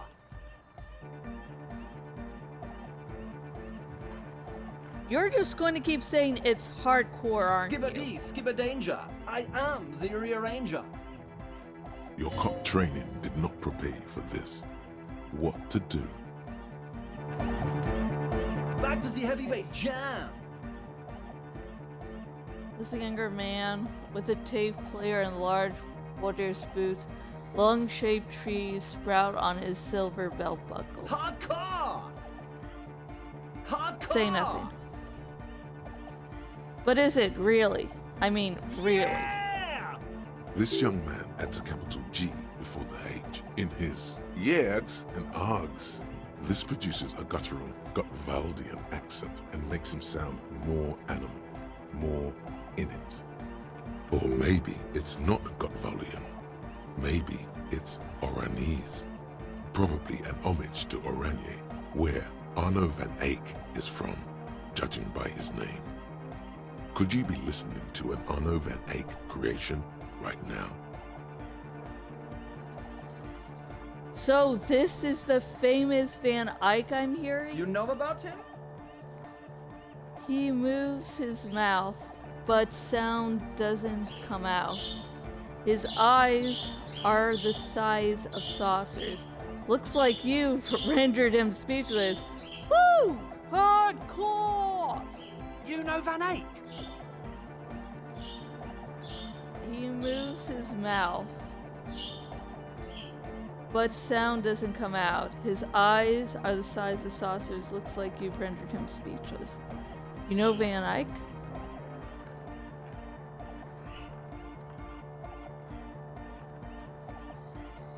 Yeah, I'm a major Ike head. Wow. The skinny wraith looks at you with some disbelief. So am I! So am I! He begins to shake his head so everyone would understand. Oh, is that why they call you Egghead? Because... Egghead to the mega! The K became the G! The boy became the man! The Advent?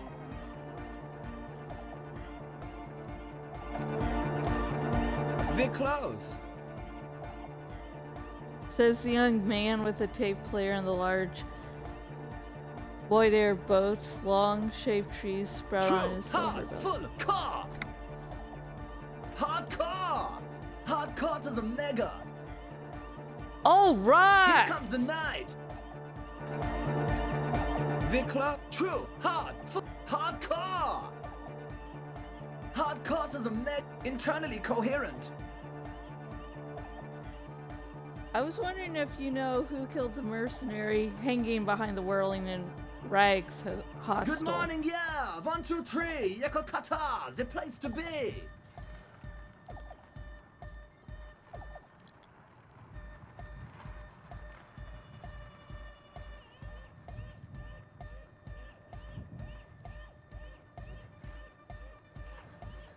But Yokokata is a catastrophe zone, a desolate wasteland. It can't be the place to be. Yakokata is a hardcore place. An intricate system of irrigation networks pockmarking the earth. Intermittent seas of phosphorus mud, ripped tarpaulin fluttering in the wind. A pair of molten rubber boots also comes to mind. All in all, a truly hardcore place. It works.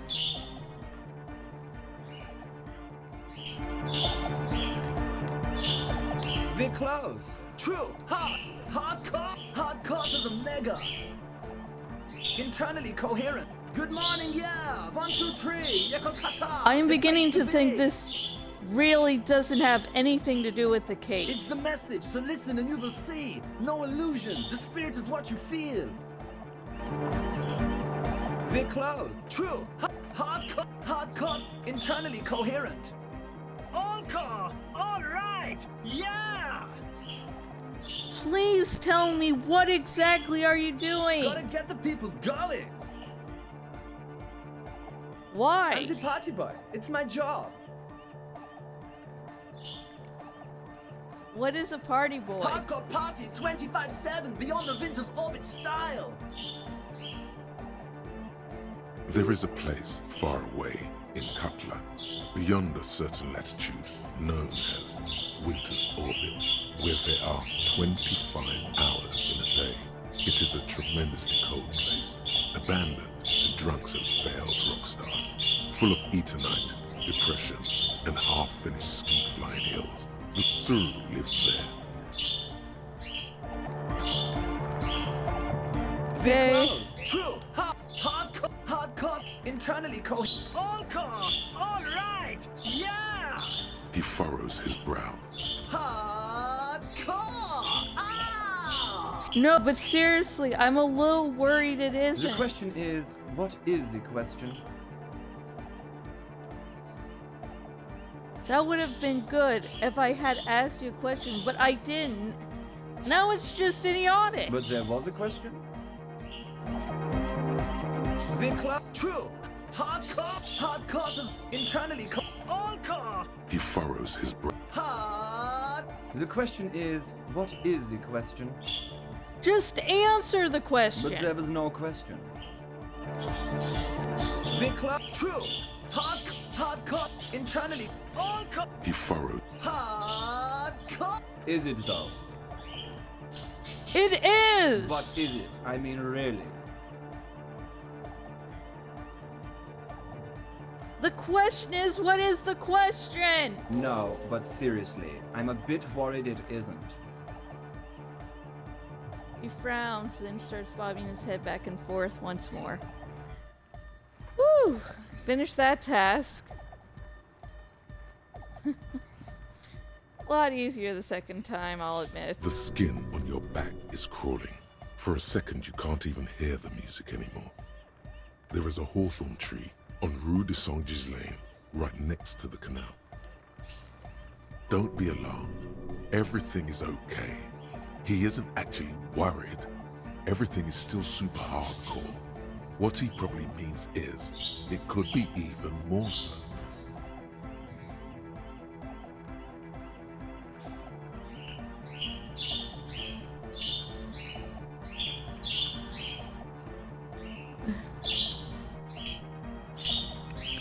You said you were worried.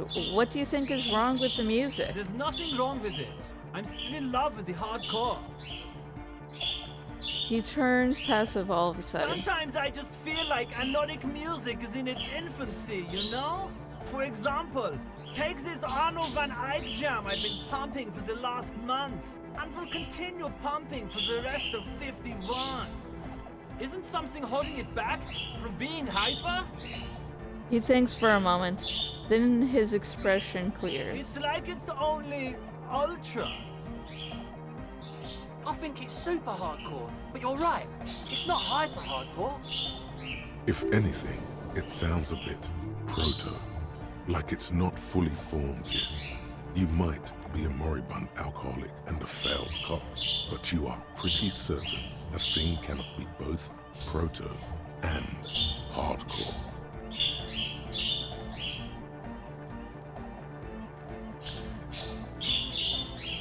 It's proto, not hardcore at all. Wow! Culture Cup! I think you might be right. But how could it become hardcore then? I know it in my heart, but cannot think it in my head. If this is not hardcore, how could anything be?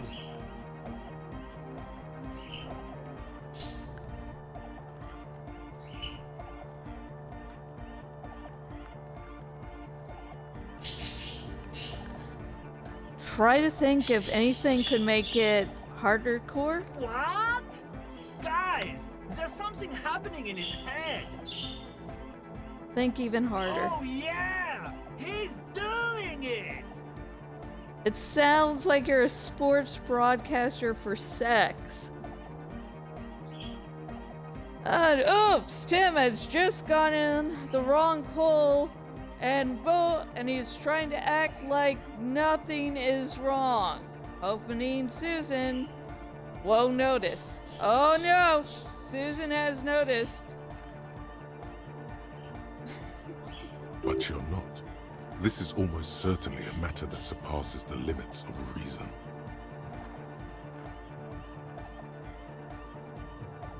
My imagination fails me. I know! So does mine! He laughs and shakes his head. But there's something else that hasn't failed you. Yeah, I remember something.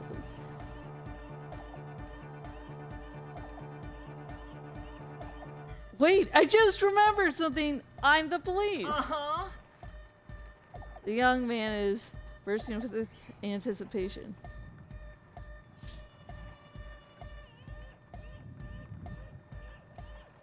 Nothing. Me being the police isn't going to help us. Oh. Sounds suspiciously like a question. I thought the question was, what is the question? No! This is the answer! What do you mean this is the answer? Oh my god.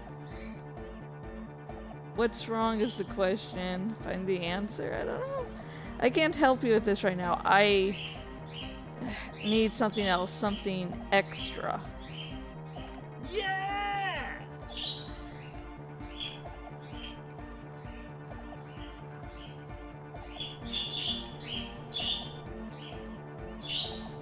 Are you a thought reader? No nation, but transnation! No war, but class war! That's maybe?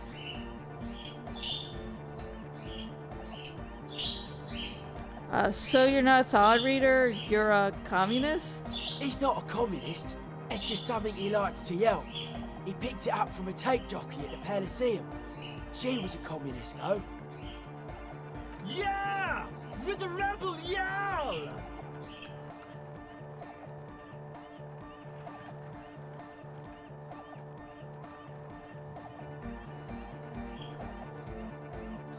But why aren't you a communist? Communism is the truth. I could be a communist! If you want that, do you want me to be a communist? This sounds like really, really dirty pillow talk here. Please don't turn him into a communist. Oh yeah, turn him into a communist. Come on, it would be super.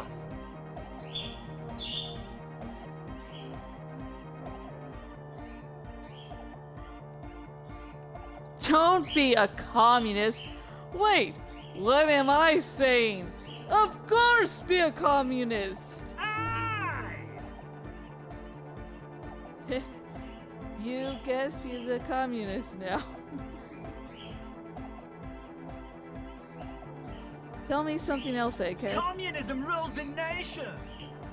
He looks at you with an almost impossibly wide, shining grin, looking to see if you agree.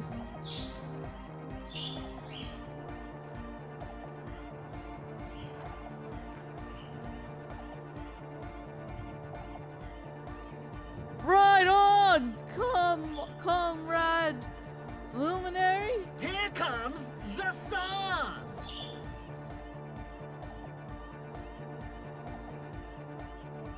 Why are there lungs on your belt buckle? Lungs are for love!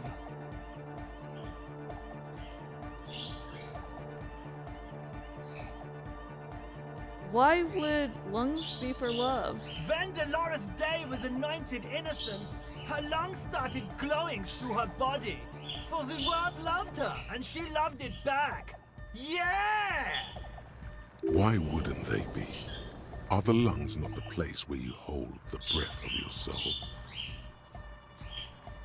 Oh yeah, that makes perfect sense. Love! In a woman's lungs. Lonely as I am, I'm not afraid. This strange, damaged feeling grows on and on, 'cause I've never loved someone like you before. A dopamine surge accompanies the words. It feels like electricity flowing down your scalp, dissipating into your neck. Feels good, like a spark of life in that moribund sponge you call your body.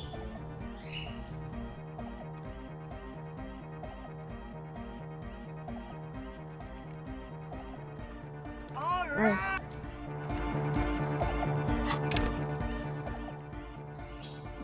Physical instrument.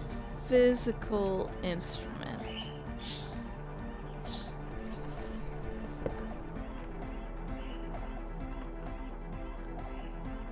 Instrument.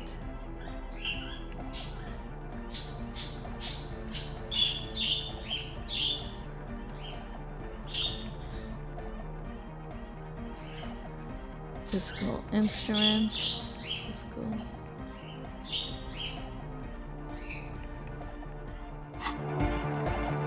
The large-headed. Good morning, comrade. Yeah!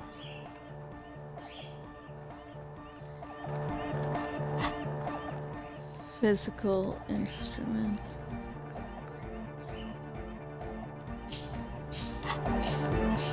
I'm gonna see if talking to the king will make things easier with Egghead and give me a higher percentage. You see a youngish man bleaching the tips of his hair with a toothbrush. He puts the toothbrush down and extends his hand in greeting. Hello, I'm Andre. It's a pleasure to meet you. There is definitely something futuristic about his hair, aggressively so. You get the sense that this is what the future will look like. Imbecilic, yes, should the future ever come, it will look deeply imbecilic, like this guy. Shake his hand. His grip is strong, sweaty, and warm. He's trying to project and inspire confidence. This is my posse, Noid. The young man with earrings looks at you suspiciously. And Egghead. Egg! The tape player high above his head continues to blast what is probably anodic music. Together with a Settle Burger, who's out there right now, doing some seriously progressive sonic experimentation, we like to think of ourselves as music venue organisers. Wait, how many music venues have you organized? We have many in the pipeline, officer. That means they haven't set up a single one yet. No shit. Why are you here? You see, we've been all over Jamrock North, prospecting for real estate to establish a new venue in. Also for talent. Yeah, thank you, Egghead. And while there is no shortage of raw, unfettered talent spinning tapes in Jamrock, we've had rotten luck with the real estate part. Place is a shithole. I apologise for my friend Noid's potty mouth. I realise this is not how you speak to a police officer. He has authority issues.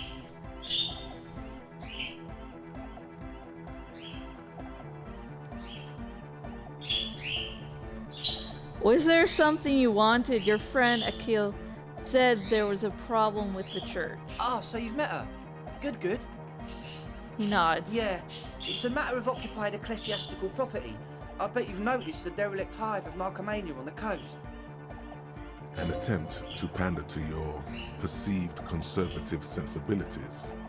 No person his age would ever use a word like narcomania with a straight face. Don't fall for it. Enough histrionics. What are you talking about? I'm talking about the church, and I'm not exaggerating. Even a place of spiritual refuge can become a magnet for all sorts of dopeheads and burnouts if left unattended. Dopeheads! Burnouts! He angrily spits on a screw, then starts cleaning it. Well, I'm sad to say, that's exactly what happened. Sad because we were just about to put Martinez on the map with one of the maddest dance clubs in Jamrock. Nah, strike that, in Revachol. Strike that! The world! And sadder yet, because the dopeheads and burnouts holed up in there are the worst kind. He leans back a little, watching you with a steady, serious gaze, letting you imagine just how bad those dopeheads and burnouts really are. Good. This calls for an opinion. You're an expert in those. Oh yeah, I'm an expert on opinions. Shut up.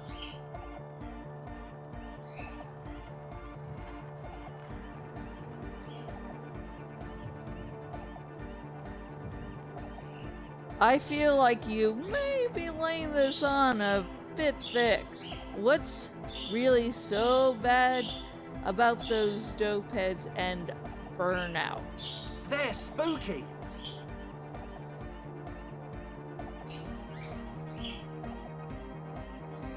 What exactly do you mean by spooky? I was hoping you would be the judge of that, officer. All I can say is, their spookiness is the kind that keeps us from restoring this church into a community centre and a place of spiritual refuge. Also, they don't eat or clean the building. Shit's gonna collapse. People just want to spin tapes without them spooking it up. Place has bad signs. No one can dance like that. Thank you, Egghead. So you're gonna look into it, right? It should be a police matter. Getting them out. Whatever spooky stuff they're doing, I'm sure it's not what the Ecclesiastes meant their property for.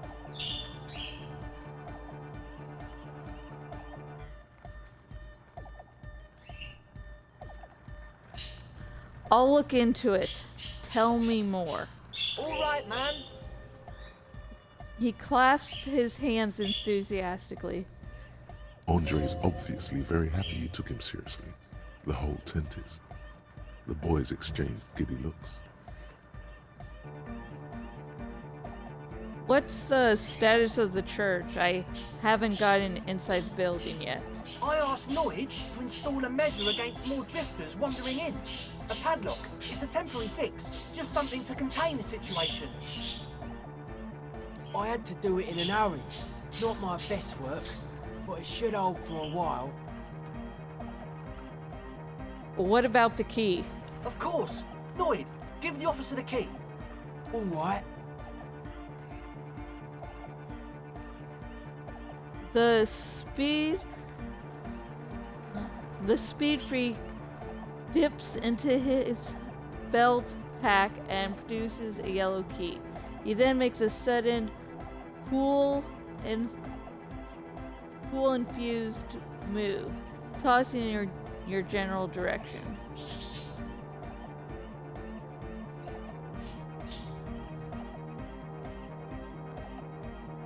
Okay, cool, Cuff. Catch the key as it flies toward you. Okay, guys. Cross your fingers. Let's make this throw roll because I'll probably get injured if I don't make it. 1, 2. Come on, keep your fingers crossed, folks. 3. It's as if time is frozen somehow. You think you can sense the key moving in the air. Yeah, this is going to be way cool. Don't ruin the cool by overdoing it. Raise your hand in front of your face with minimum effort. Blam! Straight in the eye. Straight in the old eye hole. In the looking ball. A stabbing pain. Tears stream uncontrollably from your right eye. Ouch! Goddamn asshole! What is wrong with you? Can't you see I'm in pain now? Man, I'm super sorry. That was totally my bad. I got overexcited. Threw him too hard. I'm sorry. He looks like he's genuinely sorry. He didn't throw them better. I'm sorry. Bend your face in mockery of his useless contrition. I murdered me, a cop! That's use of lethal force! I really am sorry, man. Just take this, okay? He pulls out some black paper from his backpack. Wow, looks like there's quite a lot there.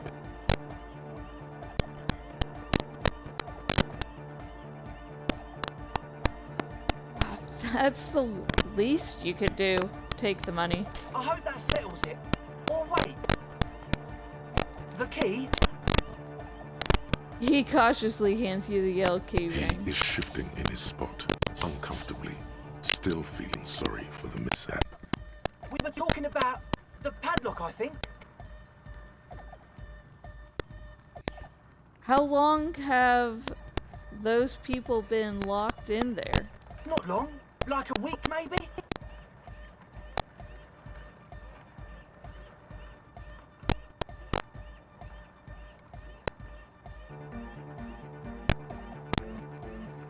How can you be sure they haven't starved to death? I'm super sure they're alive. I mean, come on. I'm at least 90%, maybe 85% sure they're still alive. Somewhere in the ruinous past that led you here, there was something called exams. You may have learned in a voluntary shelter.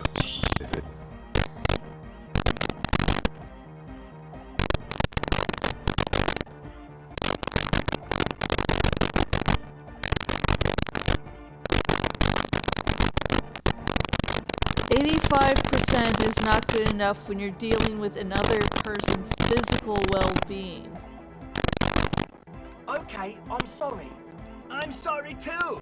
I guess it was very hardcore of us just to lock them in like that. Me too. I shouldn't have that kind of power over another person. I'm not the one with the violence monopoly here. You are. I'm glad that key is out of my hands now.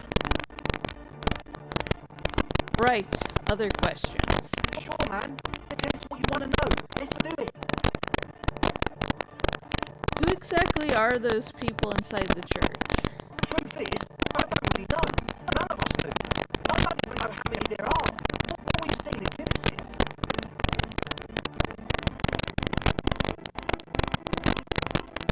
Better safe than sorry. Anything more you can tell me? Yes, there's also the machinery. When I first scouted the place back in February, it was abandoned, empty. Took some time getting the crew together. So about 2 weeks ago, we came out and set the stuff up.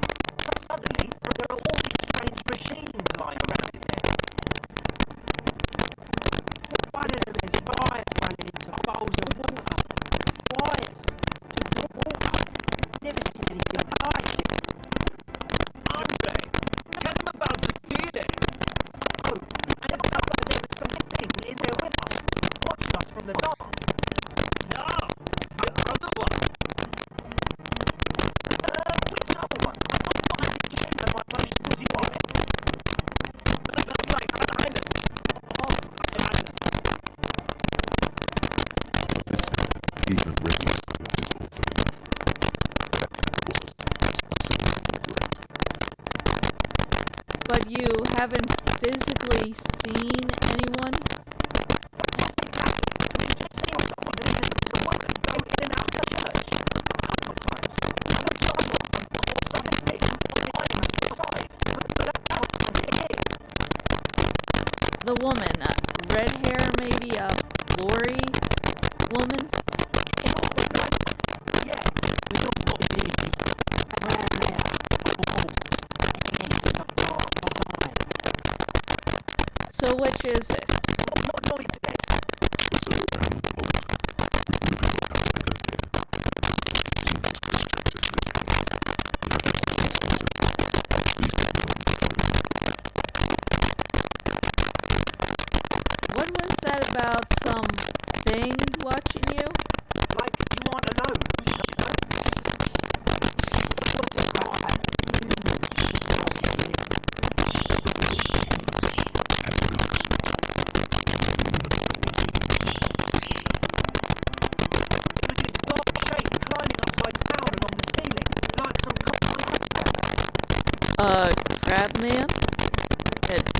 I can think of is grab people, grab people. I'm old.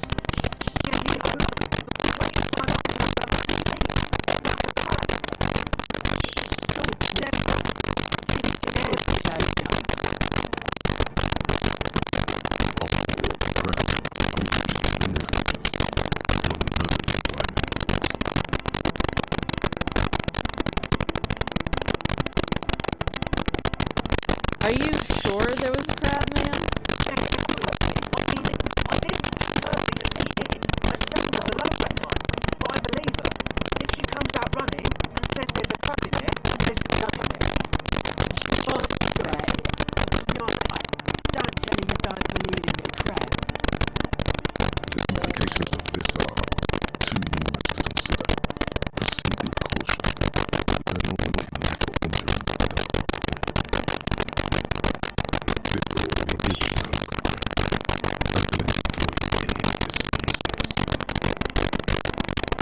Can you tell me more about this machinery?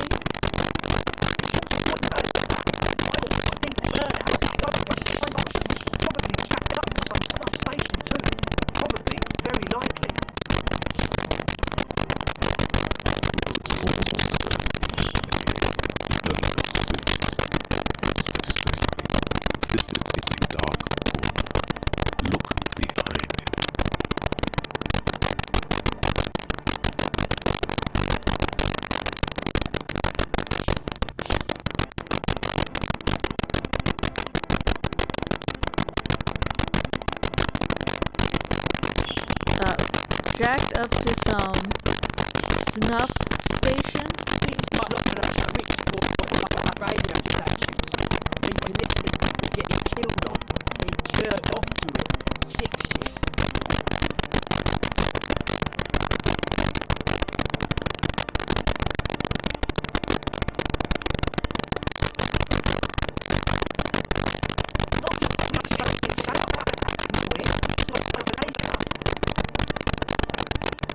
Oh, you like snuff films? Oh, that's horrible.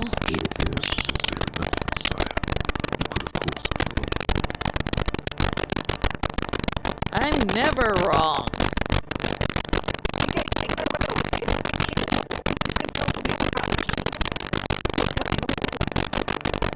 So, how can you be sure they're burnouts and dope heads if you haven't even seen them?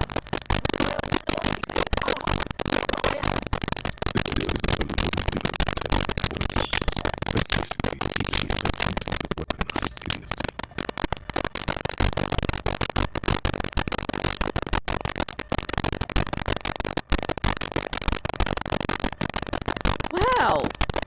You can't, but you do. I should add weaponized idiocy to my own repertoire.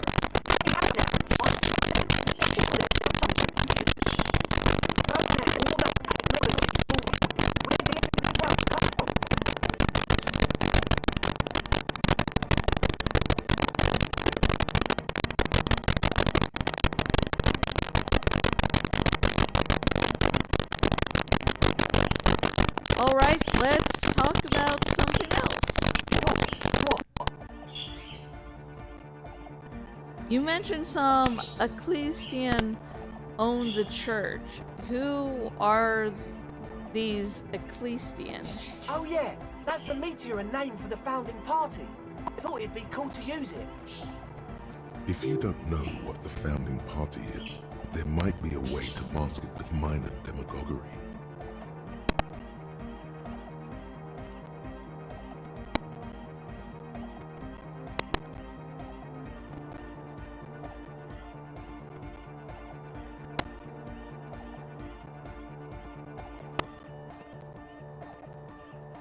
Mask it. Now humor me, Andre. What is the founding party? Come to think of it, I've never really looked them up, you know. I can't give you a precise definition, but they're a very powerful religious organisation. And they have roots in ancient mass society. And they're the custodians of the Pericanassian Church. Plus, they anoint the innocents. They, like, made the innocentic system, no?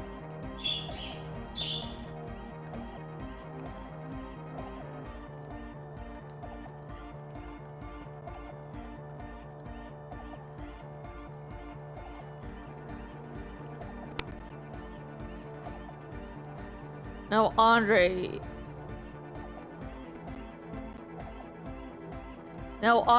Is in your opinion, would this ancient religious organization who anoints the innocents want a club for analytic music in one of their churches? Totally. There isn't a trace of doubt in his voice. Good, I thought that would make me blow the side quest. The Paracanassian church is about love. And Nordic music is about love. I got love for my Paracanassian posse. Love is the relay out of death. We dance! He finally shakes the tape player as if to see if he can break it. Love is hardcore! Unity! Unity!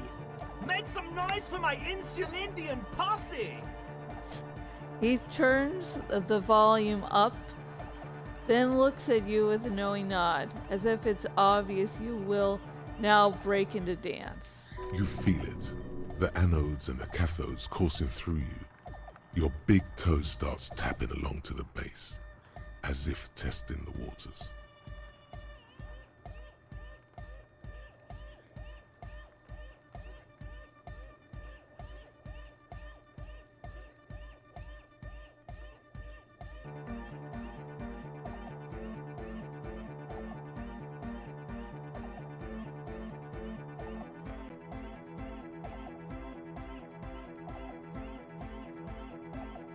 No words, enjoy the beat. Nod your head. Feels good.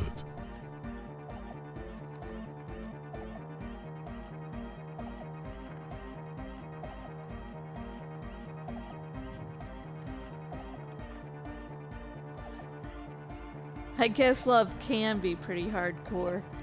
Oh yeah, it can! He's coming around. You're getting it.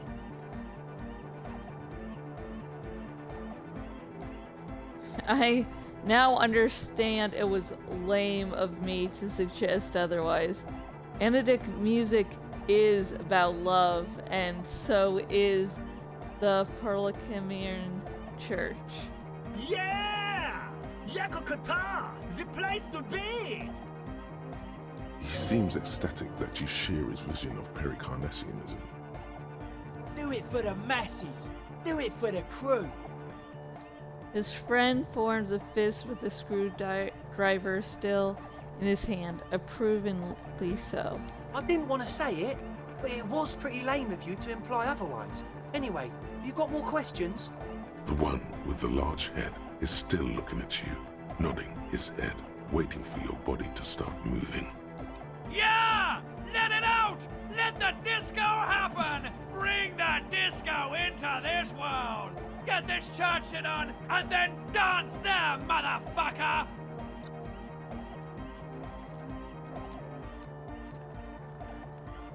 Have I mentioned how much I love the horrific necktie?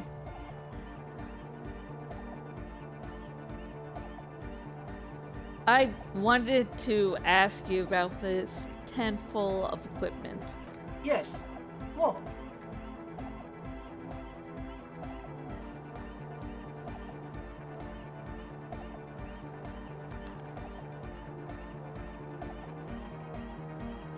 I see you brought your own water. Yeah. Good to have, bitch to carry. When I first scouted the place, I did some reconnaissance. I'm not sure the church even has running water.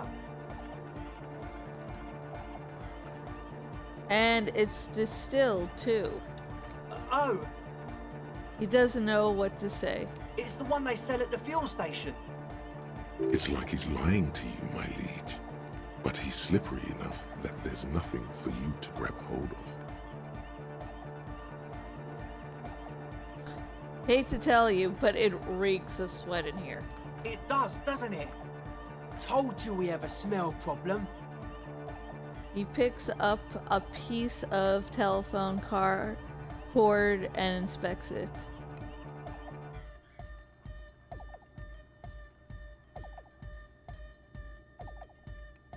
Wait, I also smell ether. Why? Ether? I don't smell ether. Do you, Noid? No, It's mixed with a peculiar chemical scent, like laundry detergent.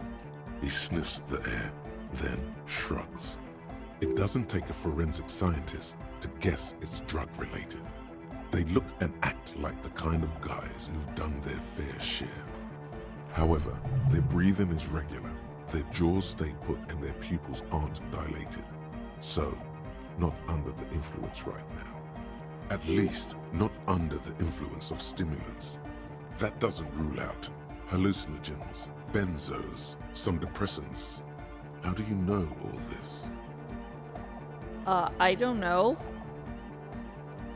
What's with all the nosophed? The what now? He leans in to hear you.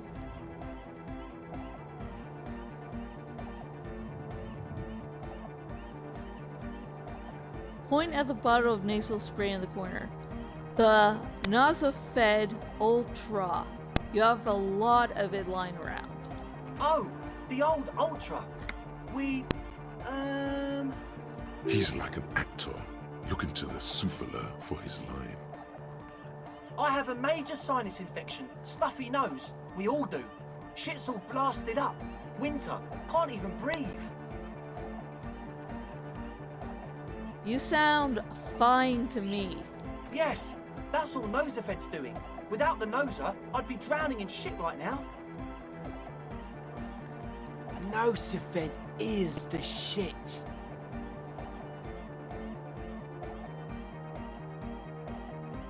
Can I have some? I have some nose problems too.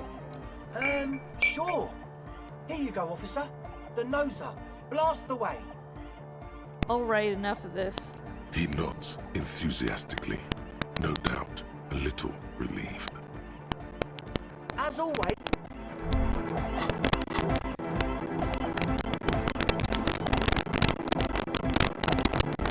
Okay, catch up. Wow, so someone's beautiful. What? Someone said all sorts of wild ideas I often thought. I was the boring one, the regular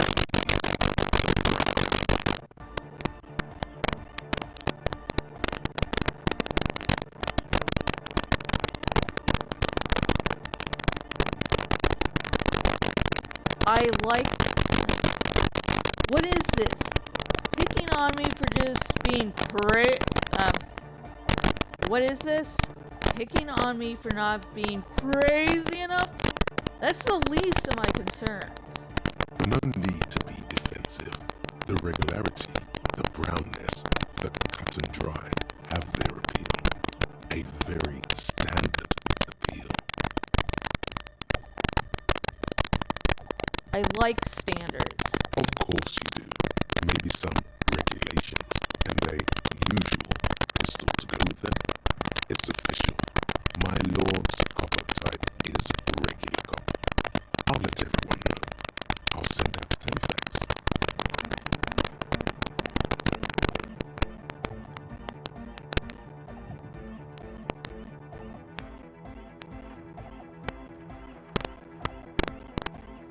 Wait.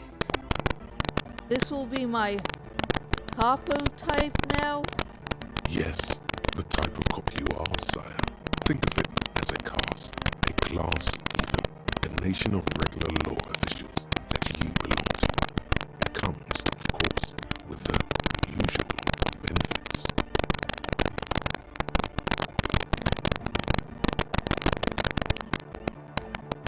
Yeah, no need. Let's keep the announcement on standby for now. Good. Of course. To outright declare yourself something does seem a bit too interesting now, doesn't it? I won't trouble you any further.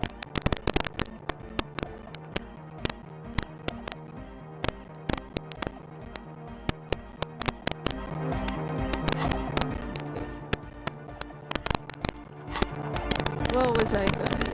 Hi again. So, as always, we'll be... Okay, logic. Okay.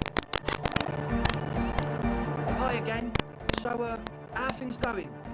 Okay, let's try this logic. Maybe everything isn't quite as you've been told. Take a moment to analyze. 42%. Unexplained. Others smell unexplained. Nose fed. Headphones were sold. Here we go, folks! Okay, so the speed freaks want to start a club for dance music. That much checks out. Youths like music. You feel as though you might have liked music more when you were young, too. But you digress. Rub your chin. What's the gist of it? The gist of it is, they want to turn the church into a club, but a suspicious element has overtaken the building. It's very important to understand what the gist of things is. Always consult the gist before making up your mind. This is going well.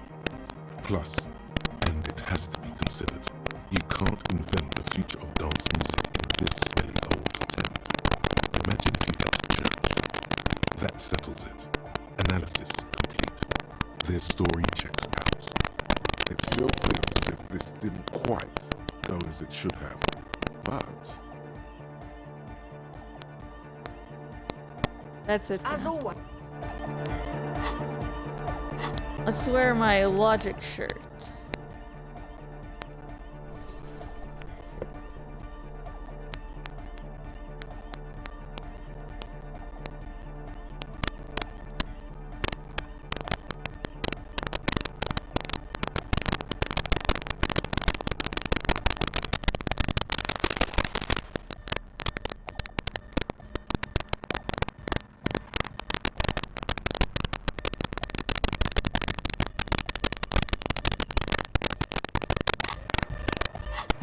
Okay, logic?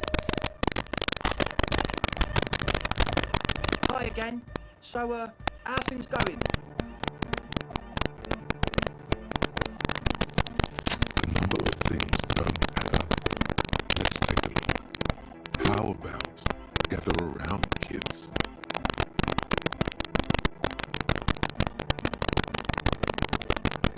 Okay, kids, now gather around. The young speed freak puts down a busted capacitor and looks at you.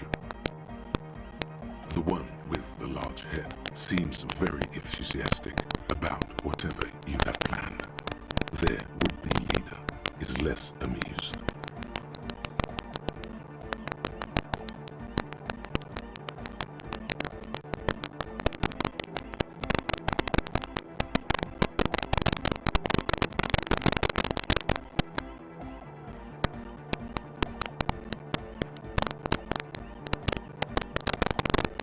I got hard news for you, Andre.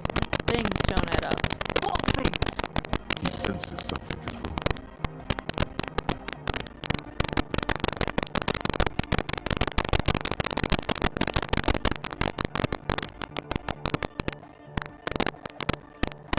You're sober. Was it hard? No. This isn't the makings of a club. It's a tent full of laboratory equipment for manufacturing drugs. I have no idea how you arrived at that conclusion, but it's wrong. Look, we even have speakers. He points at the speaker. One speaker. They have one speaker.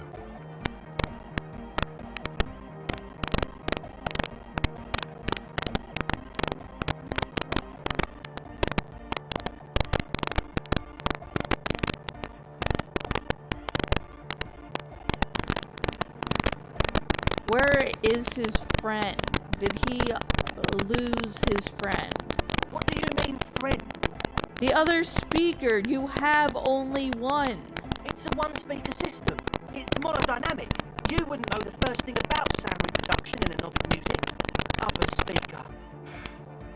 This may be the brain damage talking, but you've definitely never heard of monodynamic or one-speaker systems. You have no headphones. Wouldn't Achille need her headphones to spin tape? What do you know about spinning tape? Nothing. I know you pawned them, likely for lab equipment and drug ingredients. I'm sorry, but there is no lab equipment and no drug ingredients. That Nosafed is here for its active ingredient. He said it was for his nose. What more do you want? Likely pseudoephedrine, almost exactly the shape of ephedrine. Ephedrine makes you happy, and so does pseudoephedrine. The distilled water, cornerstone of a clean lab. And of all cellular-based life, what's your point, Lawbringer? The ether in the air, a useful solvent, good for getting acting agent out of a solution. Make up your mind. First it's the sweat, then it's the ether. There is no need for me to pile on anymore, is there? No shit. You're sober.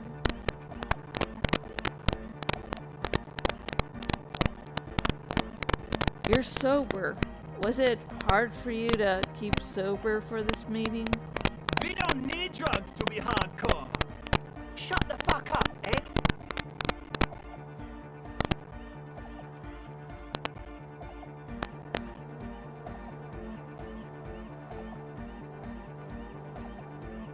Bottom line is, I know. What exactly is it you know?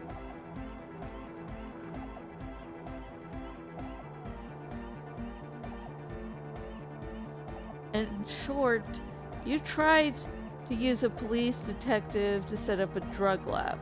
That's... Come on, that's... Against the law? I meant to say, not true. So what are we going to do with you? What do you mean, do? There's resignation in his voice. He's almost ready to drop the act. It wouldn't take a lot of pushing. The optimal way to go about this would be indifference. It begins by you telling him you don't care about any of this.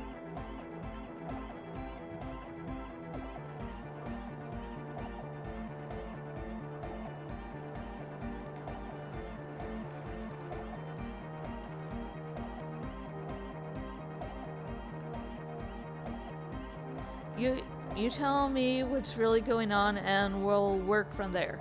Can be lenient. What do you mean by lenient?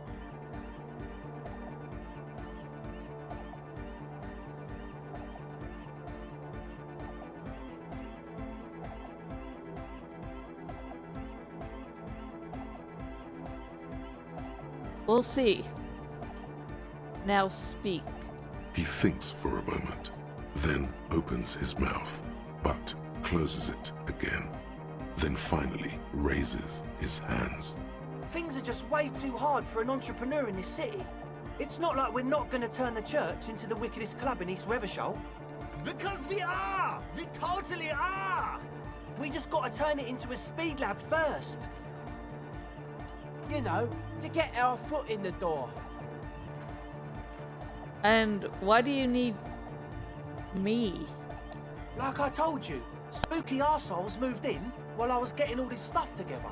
A month ago, the place was empty, and now it's all spooked up. They're not really spooky, are they? No, man. They're spooky, all right. It's just that they would also probably call the police if we started cooking speed in there. But the sign was way off too.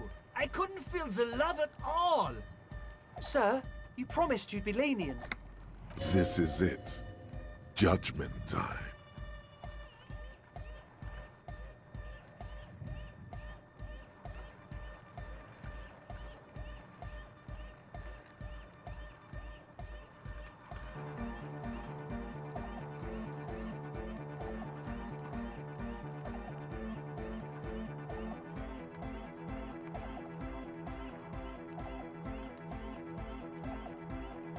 Give me your cash. Come on, man. The young man doesn't move. His earrings rattle from the tension. With his jaw clenched, he says, No fucking way. Yes, fucking way. The would-be leader points at his friend. His finger shakes in the air. without a word, The other speed freak pulls a red wallet out of the toolbox and hands it to you. The disdain is palpable. His eyes pierce you like lightning as he lets go of the wallet. It wouldn't work without the lab. Do what you have to do to keep the club alive. Yeah!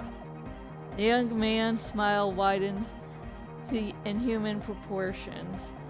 His teeth beam in the floodlight. Respectable. I'm really feeling the science right about now.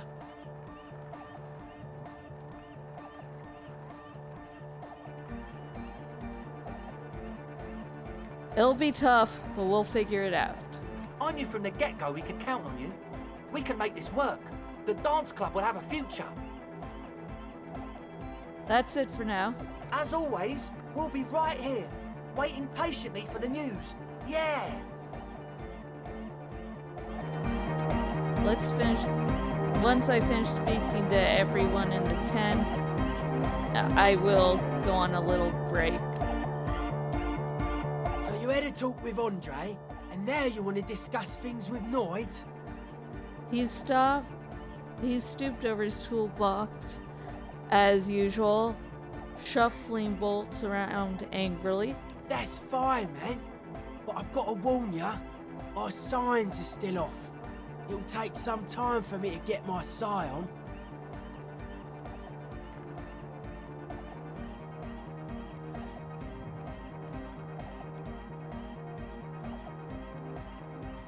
But I thought we'd be okay now, sign-wise. I'm doing what I can. He continues to rearrange his tools. It's not easy for him. It probably took him years to get used to Andre. He looks like a well-thought-out individual. The synchronization might be worth it in the long run. Tell me about the machines you saw in the church. Weird stuff. Specialized. There was a data processor and some sort of long-wave machinery. Wires going into water. Gives off a spy sign. Or some fucked up Samaran science sign. You know, the kind that goes head first into the supernatural. The People's Republic of Samara is a product of Revishal's sister revolution on the Grand Isola. It's known as a severely degenerated rogue state.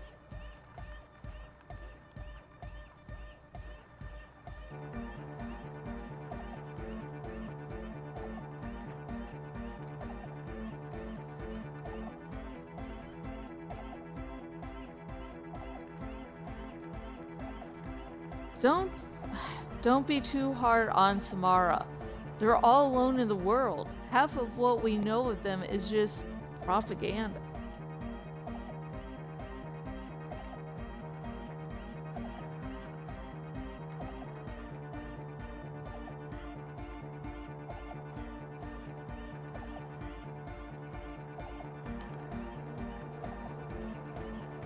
What's wrong with the supernatural? Nothing's wrong with it. You should definitely be researched. You can still do sick shit with it, though. The sickest. That's perhaps why it should be researched. The supernatural. So you think it's real? That it actually exists? Most of it doesn't exist. But there's also stuff that isn't allowed to exist. Because the moralists think it's too dangerous for the plebs. Psionic powers, pale-related diseases, pretenders pretending to be human, folk rights, that kind of stuff. Why are you called Noid? The hardcore aesthetic is esoteric. It's not meant to be discussed with the law at this moment. He picks up some sort of a widget. It's not easy to reach a harmonic resonance of signs without some adjustment. Okay, maybe we'll come back later. The large-headed youth has closed his eyes, lost in the music. Sensing you, he opens them. Good morning, comrade. Yeah! He shouts, apparently unaware of the time of day. Oh my gosh. I turned him into a communist. I'm also...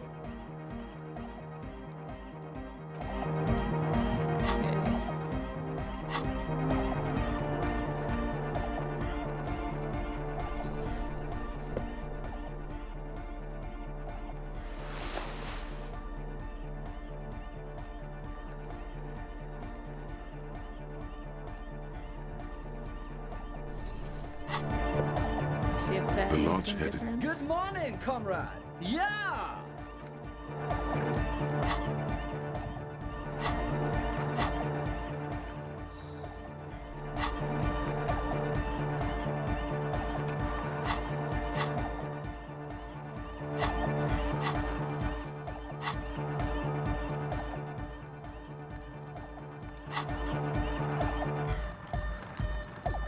Okay, we're going to just hope for the best here. large-headed youth. Good morning, comrade. Yeah! Because it will... Yeah. If I don't make this roll, I can't immediately put any skill points into a physical instrument. So, cross your fingers. I'm expecting everyone to have their fingers crossed. Now, yes, I'm talking about you. You might think I'm talking to everyone else, but I am talking specifically to you. So cross your fingers, everyone. Here we go. Maybe your body can tell you what Arn Van Eyck's jam is missing to make it harder core. No, that would be silly. Your body isn't for thinking. It's for robust, wholesome things. Things like discus, javelin, and 400-meter hurdles. Discus. Did someone say disco? Oh my god, I love you. You know it in your lungs where the pressure should vibrate, in your heart that's alone, and in your solar plexus where the hits should land. So does every cordae animal. Okay, I guess I made it. Didn't realize what happened. I clicked too fast, I'm sorry. Needs more bass. What? The young man makes a sudden move, like he's about to turn the volume down, but that would be ridiculous. And a melody. A good melody is what makes the song really stick, so that you can't get it out of your head anymore. Point at your head. Wow, okay. We should start with the melody. But where would we get that stuff from?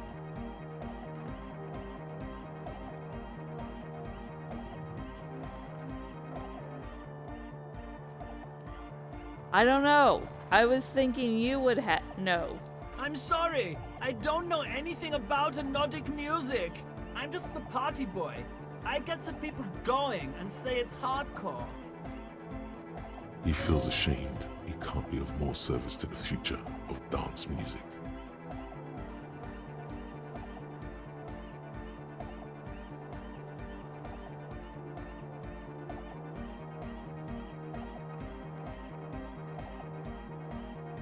Alright, I'll see if I come up with something on my own.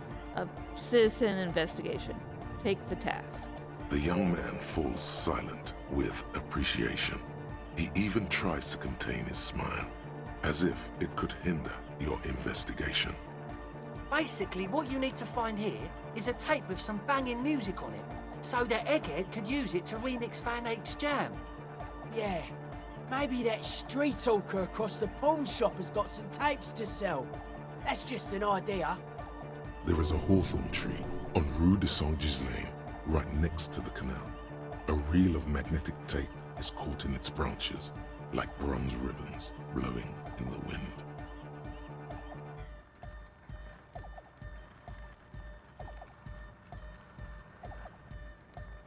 Rue de Saint Galibism. I've been there. Oh, I know this. I can tell you where it is. St. G is the boulevard before the canal bridge. The one that takes you to the whirling in rags and the industrial harbour. It's got the lanterns and the... I knew that. I could have said that.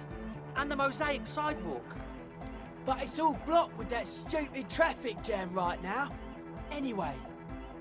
It feels cold. Does it?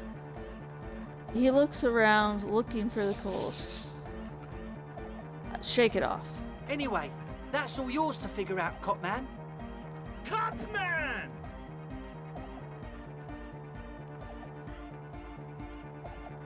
Hey, I have a tape. Maybe you can use to improve Van Eyck's jam. Tape! Yeah!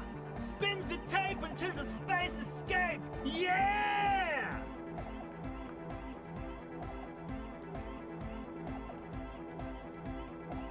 Okay, this one. No. That's gonna be our karaoke song. I got you this banging Megamix. Give him the great Door Gamer Megamix. Alright! He snatches the tape from your hand and attaches it to the empty reel slot. One hand on his headphones, he listens to the audio. Then, shaking his head, he says, No! No, no! This is gonna make people scared! Keep it positive! Keep the love in the house! what about this one? Give him the smallest church and sand. Righteous! He takes the tape and attaches it to the empty reel slot. Hand over ear, he listens, then shakes his head. No! No, can't do! This is gonna make people sad! This isn't sadcore! He hands the tape back to you. Okay, never mind. Communism forever! All right, goodbye, Egghead.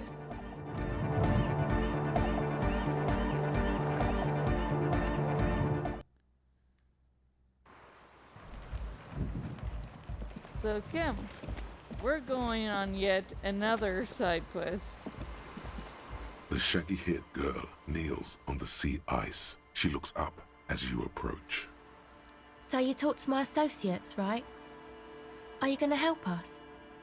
With the church, I mean. Can't say, gotta ask questions first. Shoot.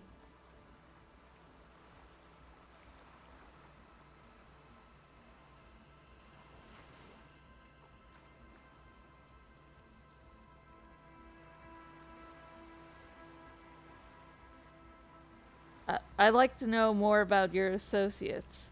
My associates? I haven't got much to say about them. What do you mean? You must know something about them. Of course I do. I just don't tell people about my friends and who they are and so on. I don't provide information on them. To the cops.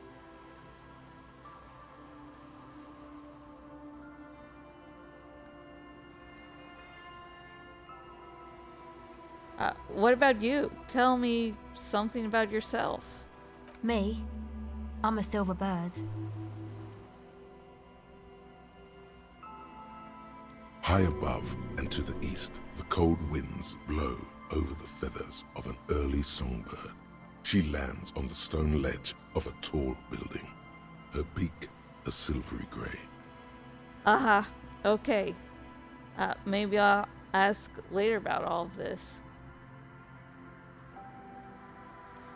Don't know what makes you think it'll be any different later, but...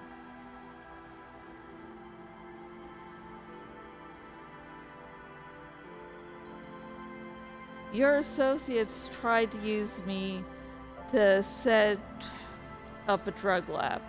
I'm guessing you knew of this plan? I did, and I'm sorry. For what it's worth, which isn't much. This is why I didn't go into the tent. Typical delinquency. You don't get to choose your posse, they choose you. Mine are idiots, but they're mine. I tried to talk Andre out of it. I even tried not to lie to you. She merely tried to omit the truth instead.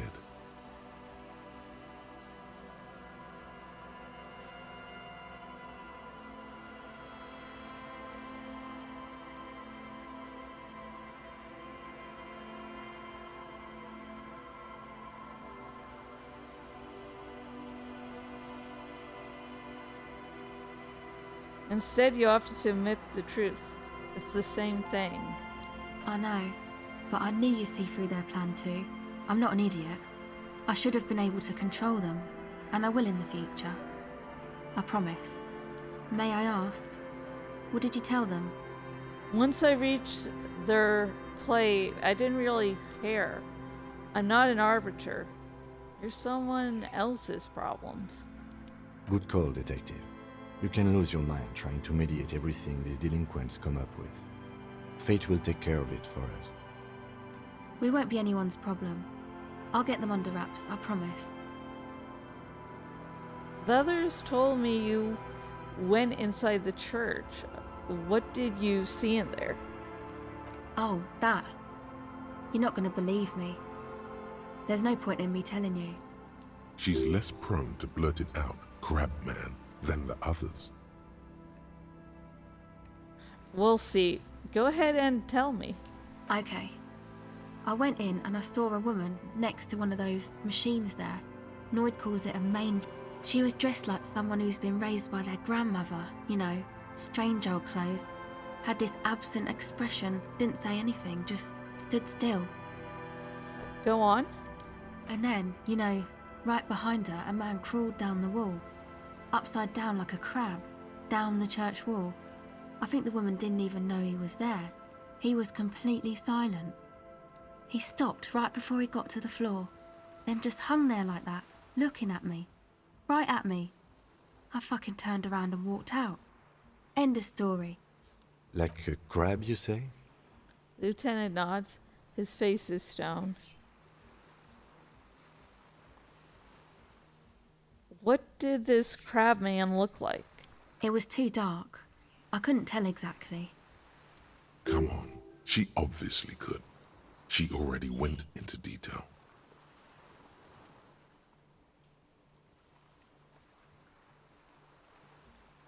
You were wrong. I do believe you.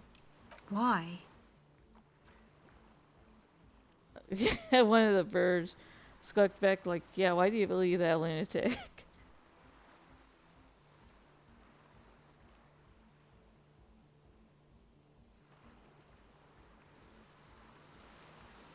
What would you stand to gain? Nothing. Anyway, what else? Actually, that's it for now. Searchlight Division. You've sharpened your senses by being on the lookout for missing persons. Now you notice more of what's happening around you.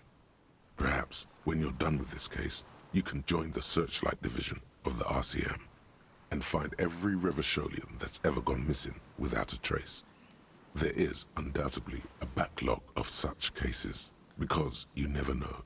A missing person could be just around the edge, barely out of sight. Point 2, perception. Clear-eyed pursuit of truth. Woo. Yellow moss on these stones. They're probably stolen from someone's garden. +2 on my perception.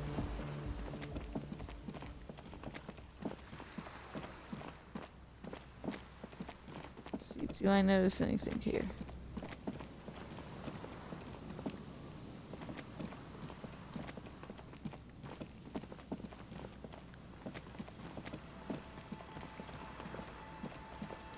All the time.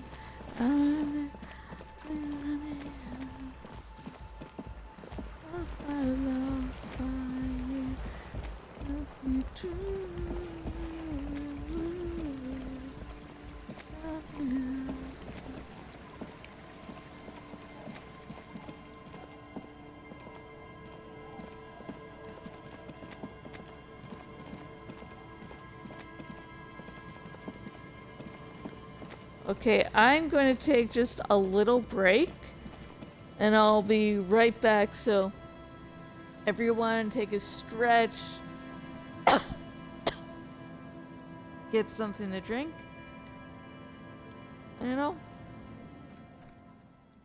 I will be back extremely shortly.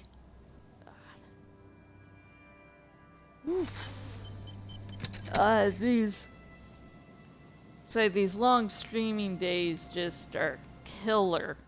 It's sort of in the negative sense there. They get me tired, but it's fun. Disco Elysium, I love this game so much. I actually recommend it to a lot of people. Like, talking about games, have you heard about Disco Elysium? Have you heard the good word about Disco Elysium? So, I will be right back, and there will be more disco. Disco, disco man, I wanna be a disco man.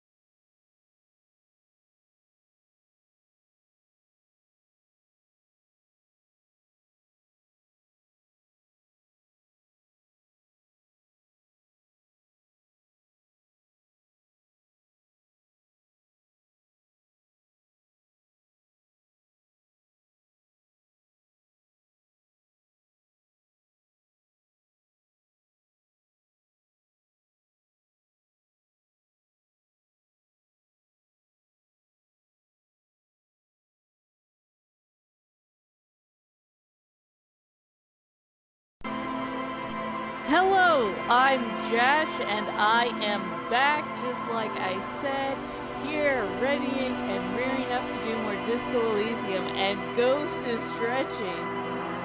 Like, definitely getting the spirit. Just preening herself, which is not just for looks for birds, but to make sure, they're healthy. And so she's doing that. I need to be nice and perfect. I'm gonna bite my cloaca. They're so bendable. They're just like, woo. I am too much like Harry, honestly. Oh god, now I'm just reminded back in the day when so random was a thing. And I'm doing because I'm so random. If you, yeah, oh god. At least those days are gone, sort of. Let's go Heavy into this wooden church. doors, more than twice your height, stand shut in front of you. The rectangular sea-worn ornamentation appears in stark contrast to the padlock, carelessly drilled into the wood. Inspect the The carpentry. carving on the door is block-like and angular, like the church itself. Two large beams shoot downwards, sinking into the wood before they reach the threshold. Run your hand over a beam. The surface is smooth from the wind, but moist to the touch.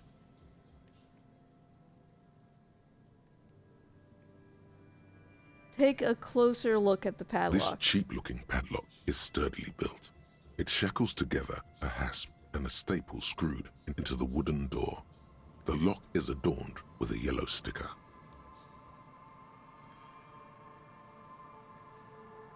Look at the sticker. You see a yellow circle with two X's and a big curve below them that looks like a mouth. You're pretty sure you haven't seen it before, but what the symbol depicts is clear enough. A smiling dead guy. The curve makes it smile, and the X's make it dead. There is something blindingly modern about this symbol. Its modernness puts to shame everything you've seen before.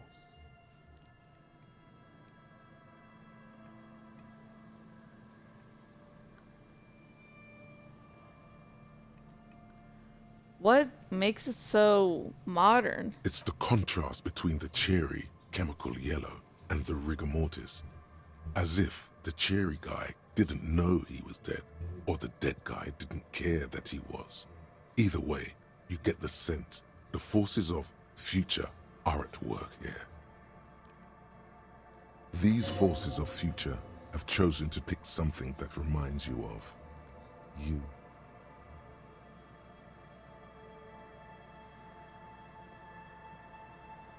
Have you seen this symbol before?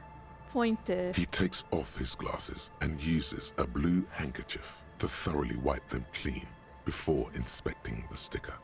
Then he looks up, pauses, and replies. Hang on, okay, I was just checking on the battery. Making sure I actually plugged it in and making sure it was actually recording. I don't want that to go wrong. No. What does it look like to you? Looks like a dead man smiling. Suggests junior delinquency.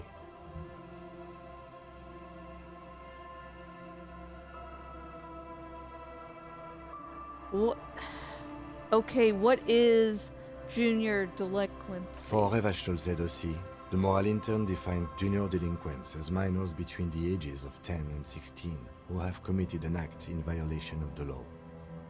These acts aren't called crimes as they would be for adults. Crimes committed by minors are called delinquent acts. This was part of your officer's exams. He puts the handkerchief in his coat pocket. What is suggestive of junior delinquency here? I haven't seen that sticker before, and I'm not a youth. I agree, it's very modern, but does the cheery guy not know he's dead? Or does the dead guy not care that he is? What is the source of the irony here? That level of conceptual thinking is not part of my skill set.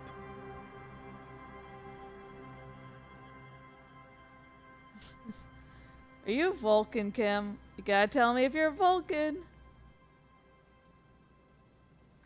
Try to peel off the sticker without ripping it. Actually, I have gloves for interfacing.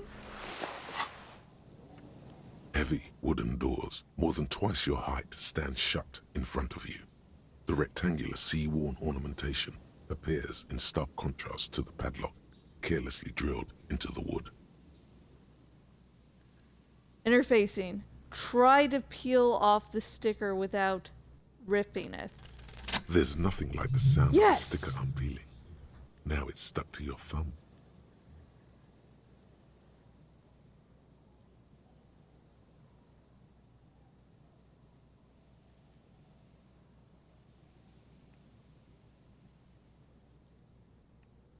Put the sticker on your ledger, right on the cover! Voila!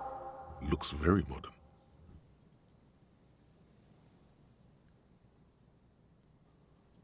Oh my god. Secret task complete. Style your You're paperwork. part of the Future Brigade now, and so is your formerly humdrum ledger. Neon, baby.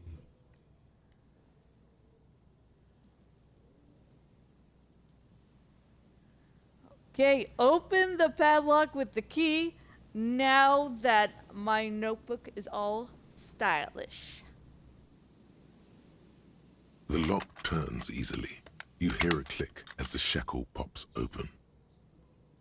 Feels like electricity and a very small piece of nothingness. Let's go. Pull on the door. As you do, you hear the echo of the doomed commercial area, its black holes and dusty machines.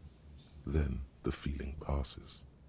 A great whoosh of air rushes into the dark innards of the church, as though rushing to fill a great vacuum. Great one.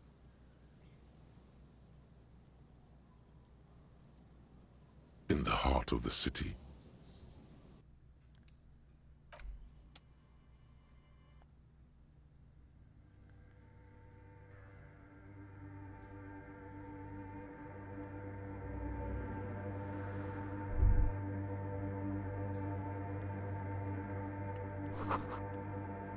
A strange stillness fills you as you look ahead.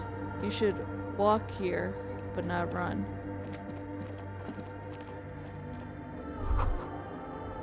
More of the forked lightning patterns you saw outside.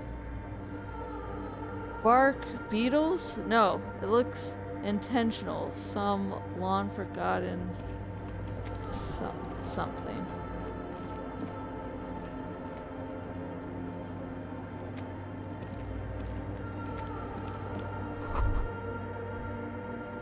This grotesque wooden figure looks half finished.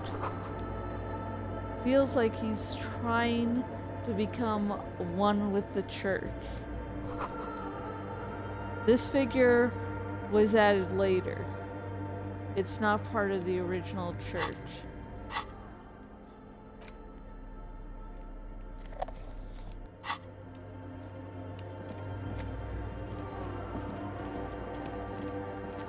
Well, this is creepy as poo. Poo, as we all know, is extremely quick. Sorry, I'm just forgetting how controls work in this game. I forgot my whole thing I was going on about. Just got told ADD is a killer, man. The blackboard is filled with complex equations. They look recent. Feels like there's someone above you, watching you from the dark. That's great. A prayer book has been left open. Excerpts from the Litany of Love.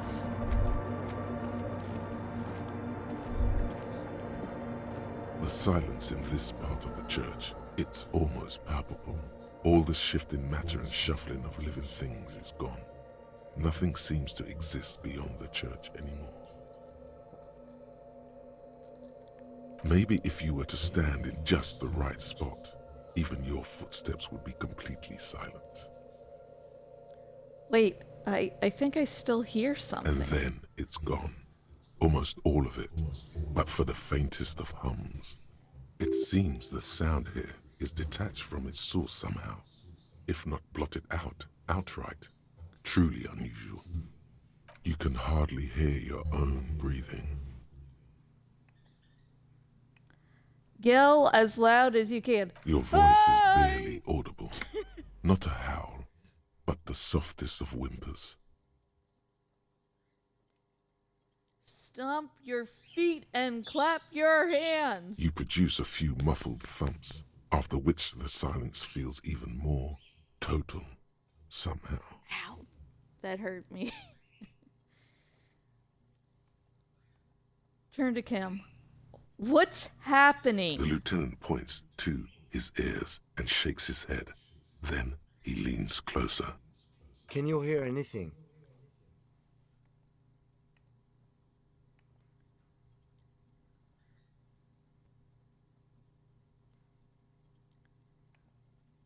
I want to go, not really, but it's extraordinary. I've never experienced anything like this. Can't hear shit. I wonder why the church was built with such strange acoustics. His detached tone conceals how uncomfortable he is. Maybe the church was designed this way to prevent boisterous activity, singing and dancing on its premises.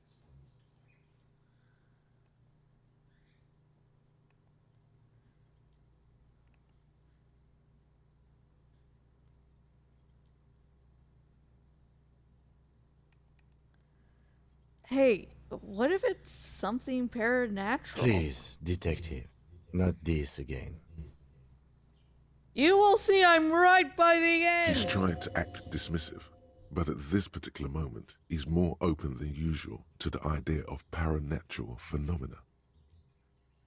Look up into the bell tower. The orderly rows of ceiling panels become barely visible, then disappear completely in the darkness of the tower overhead.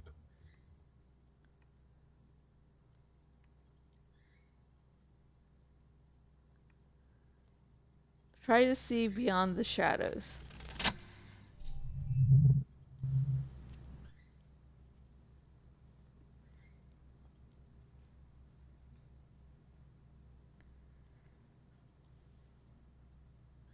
It's like there's something moving up there. A shadow has emerged from the tower and it's making its way toward you through all the other shadows.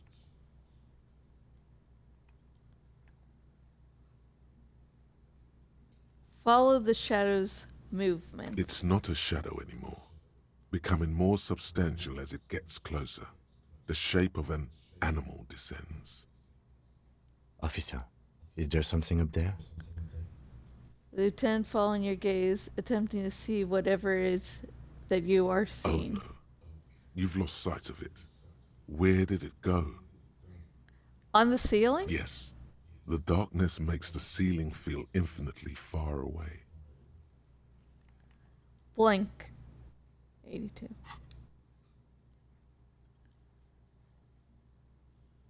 You see something hanging from the rafters, looking straight at you with dark eyes. Maybe it's possible to talk to it.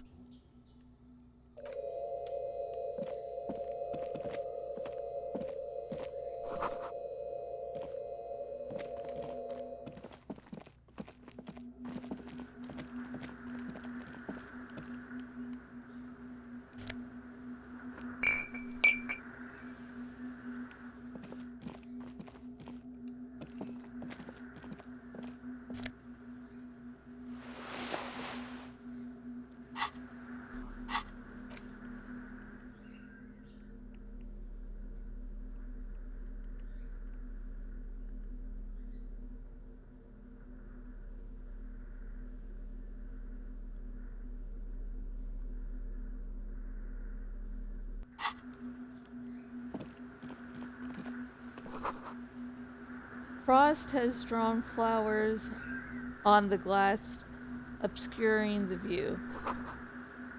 A figure drawn in frost on the window, depicting a deer. A cracked pane of glass, colorful. The shadow is a man made of the same stuff as the carpentry of the building. He is studying you intently.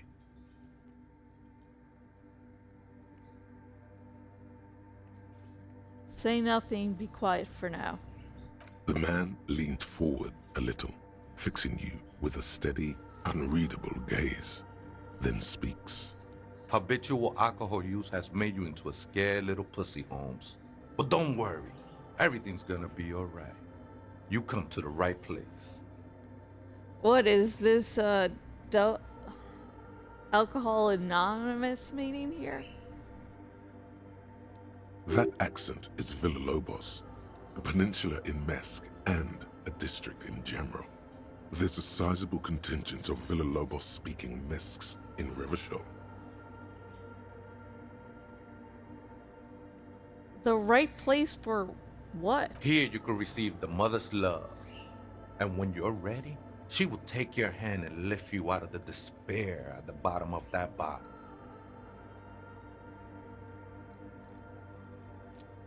Okay, it is an Alcohol Anonymous meeting. This man is obviously a habitual narcotics user. Do we really need to question him? I'm put off by this religious stuff, he thinks. And maybe the ceiling climbing, too. It's all very hard to square with the lieutenant's own view of reality.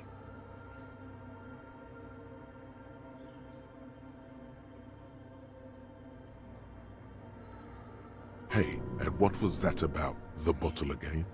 You haven't even drank that much lately. Lay off it already. Sheesh.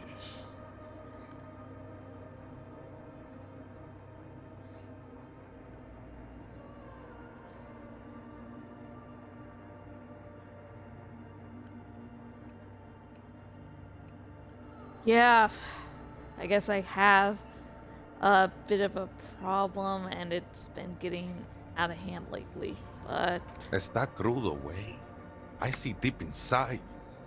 Your body and your spirit are suffering greatly from overindulgence, and you don't even know it. This is becoming more creepy because I hear the audio coming through the headphones and the speakers.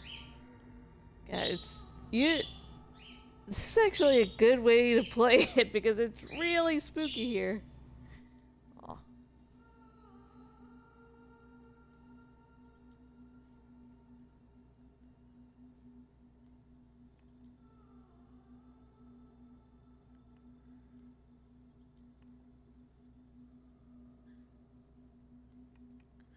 Oh, I'm very in touch with my suffering.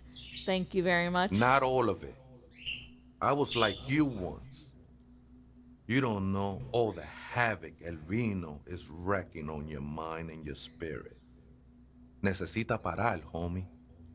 You know, actually, since we're here, you may want to pay attention to what the ceiling climber is saying. If the lieutenant agrees, then maybe, just maybe, you should pay attention. Look at these crazies. What is this? A fucking intervention? Fuck you, Crabman! You don't tell us what to do! Tell him! Oh my god.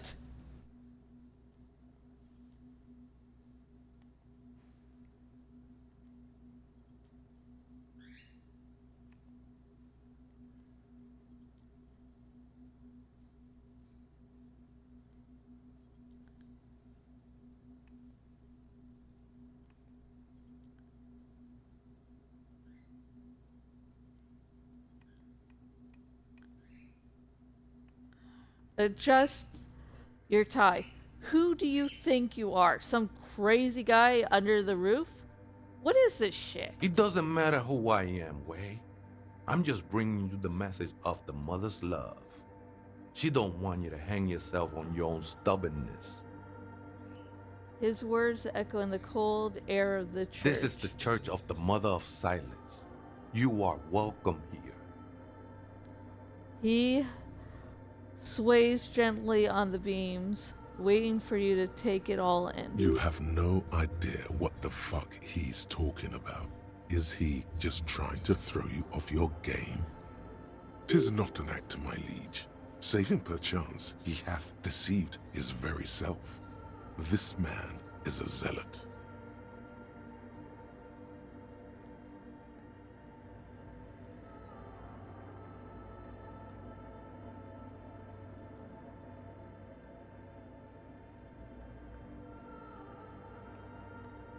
You must be the crab man. Never known myself to be a crab. But if that's the name you got for me, I won't stop you from using it.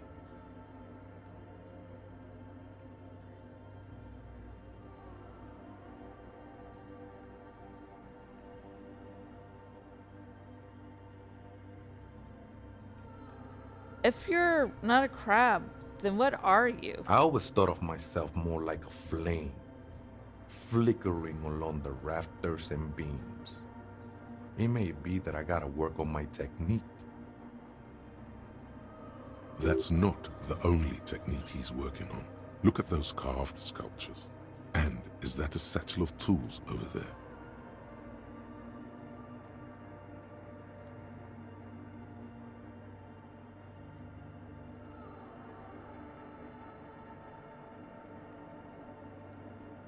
Wait, did you also carve all those sculptures?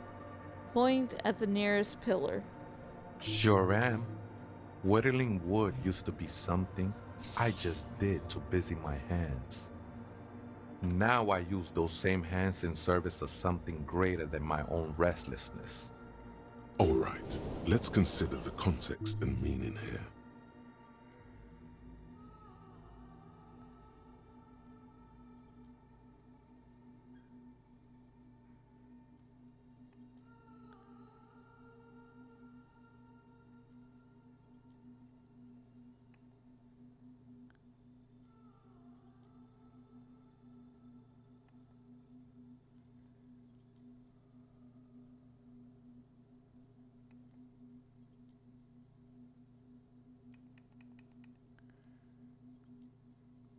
I see what you've done here.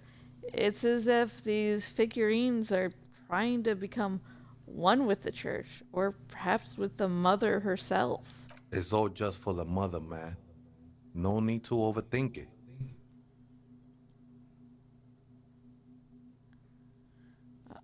What were you before you became a crab man and a wood carver? I was in a gangway, but my memories of that time are fading. Most of them are already gone.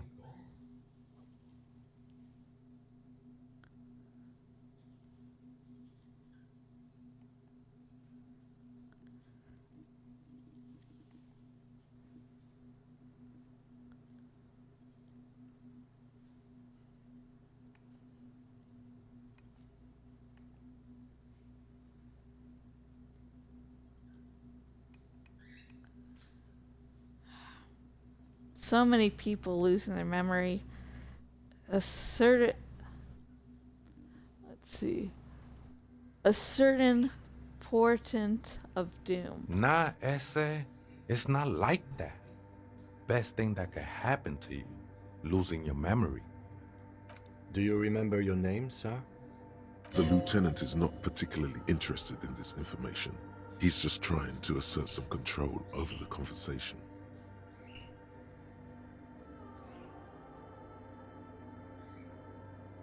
Tiago's my name, but those syllables don't mean much to me these days.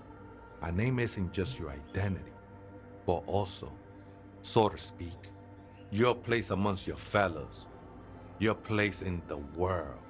I ain't got no use for such a place anymore.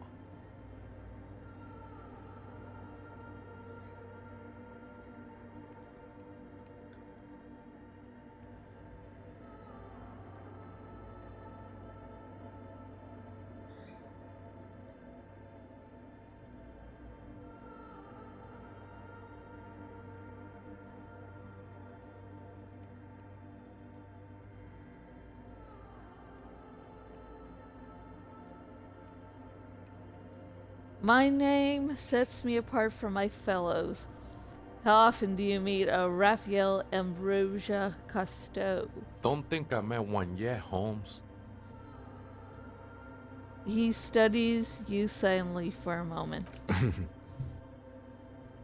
The lieutenant raises his eyebrows and coughs. What are you doing here? This is a special place. There's a perforation in the world up there. A way out into nothingness. This church was built around it for purposes of veneration. I circled it, nurtured by the silence bestowed by the mother. One of these days, I'll be pure enough to go drink from it directly.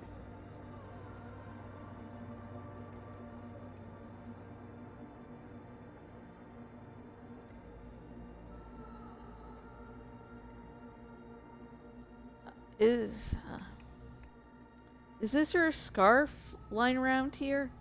Show him the red scarf you found. I think it was a long time ago. I had to share it like a skin to get closer to the center of the silence. You could have it. I don't need it anymore. What's the mother of silence you keep talking about? Oh, that's no simple question, Essa. She is one who can be painted or sculpted. She is a cavity in the dark beyond sense. She saved me, but I couldn't describe her to you. No one can, Holmes, and no one ever will.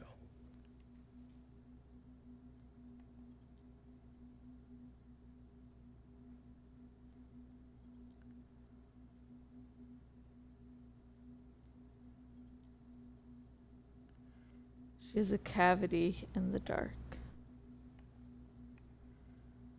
What will happen once you drink from this perforation? I will be incinerated, but not destroyed. Finally, I won with the state of the world before reality began.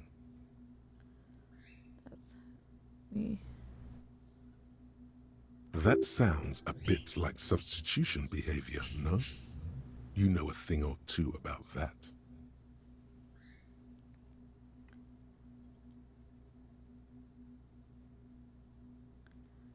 You sure you didn't just switch one drug for another?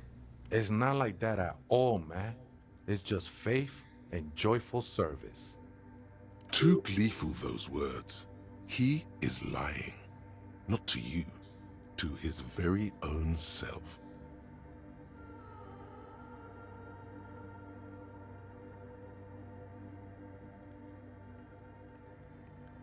Faith is a kind of drug. I heard that before, Way, and I know I can't convince you on the spot.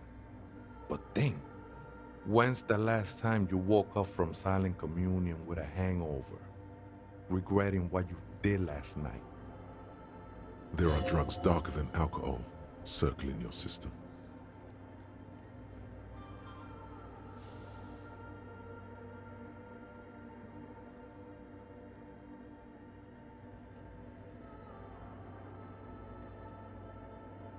I was being insensitive. Sorry. Let's move on. No worries, man. I know this shit takes time.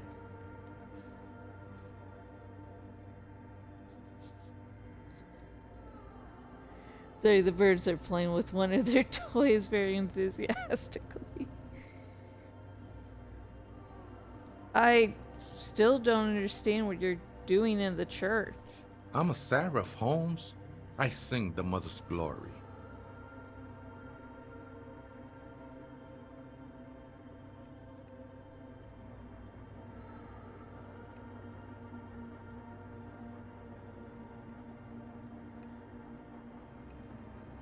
You should sing about the coming apocalypse. Warn the unseen. I ain't from no Marietti, if that's what you're thinking. And the song I sing is silent as the mother.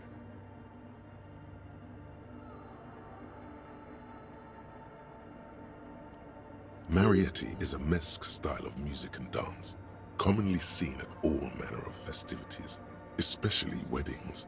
It's delightfully quaint, owing to its peasant origins.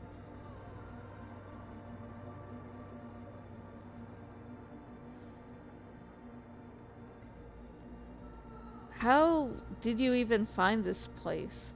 This church? Hard to say. I think I did some construction work here, back when I still had material worries. Up there, I realized what the true purpose of the church was. Been spending a lot of time here ever since. The past is nothing to me now, eh? It didn't belong to me.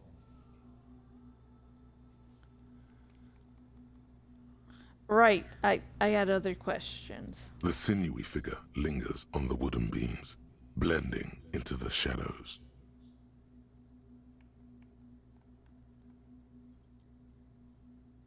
You've been here a long time. Do you know why the church was abandoned? Police raid a while back. He responds, his voice suddenly flat. Did you witness it? Not really, or at least I don't remember much of it anymore. The mother's love has done its job. That's what's so great about the mother. It lets you forget about everything.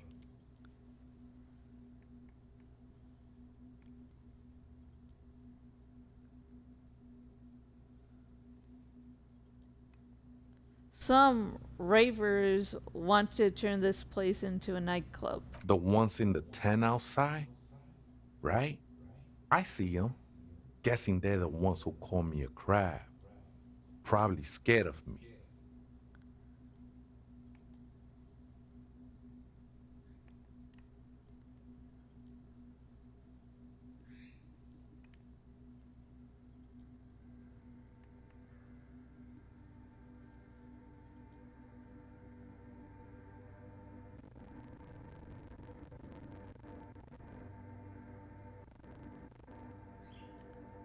Turning a church into a nightclub, I have to say it's a great idea. You should support it. Absolutely, man.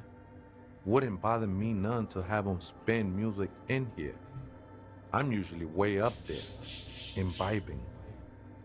Might even be nice to have some company. He said that in spite of himself. He's more attached to the human than he'd like to think.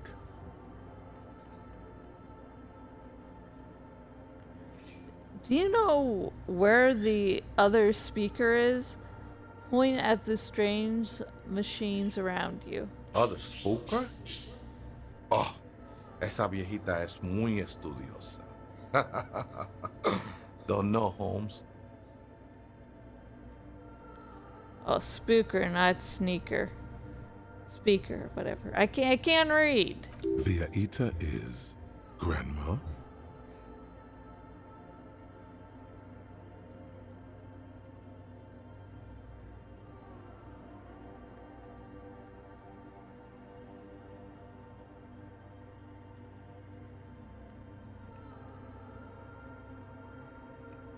Wait, so there is another person living in the church, and it's a Vijay? No. I just call her viejita because of her clothes.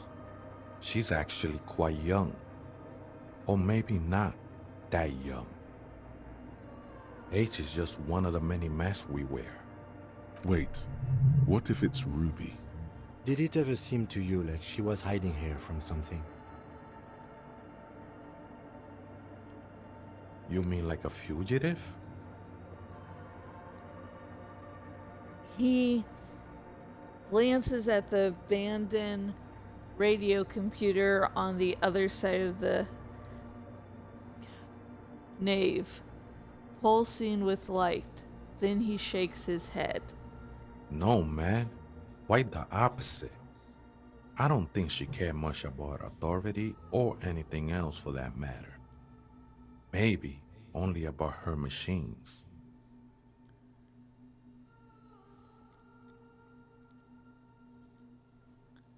I see. And where is she now? I told you, Holmes. I don't know.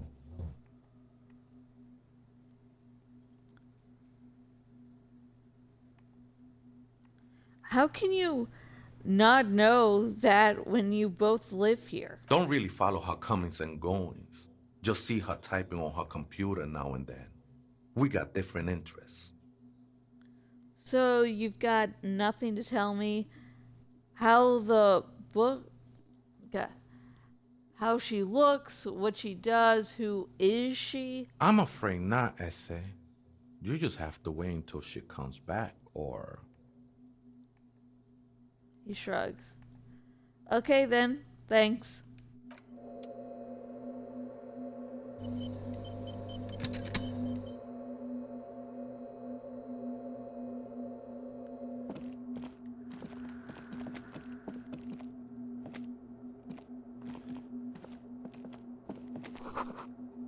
A spider has spun its web around this wood-carved pillar.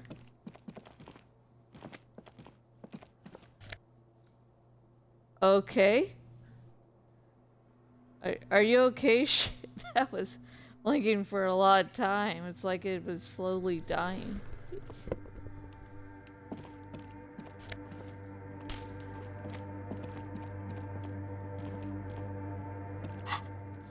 Gotta check out new shoes. This one, empathy. And what do these do? Perception.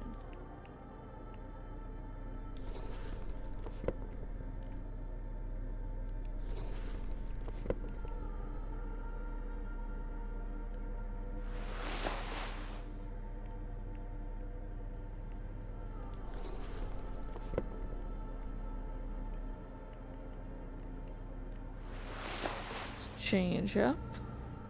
Actually, what does this do again? Oh, no.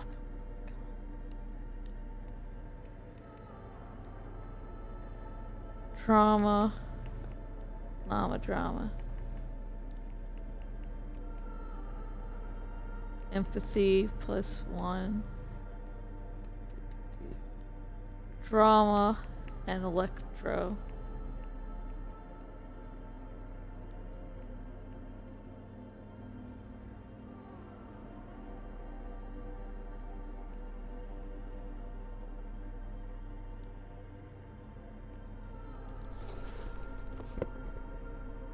Okay, now I look like a very classy dude here.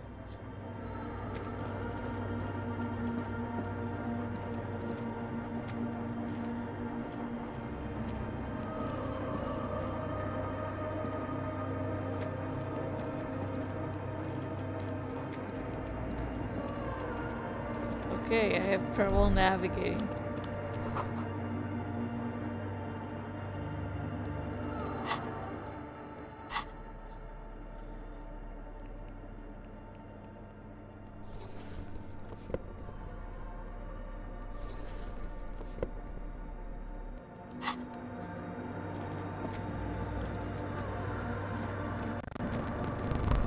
A portable Harman bouncing tape recorder. Is it possible it's recording something?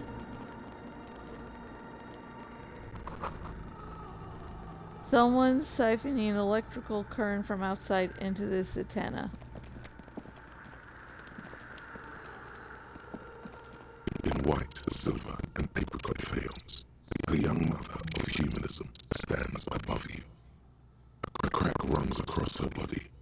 She is impossibly tall, oval-faced and sad, a dark and radiant majesty.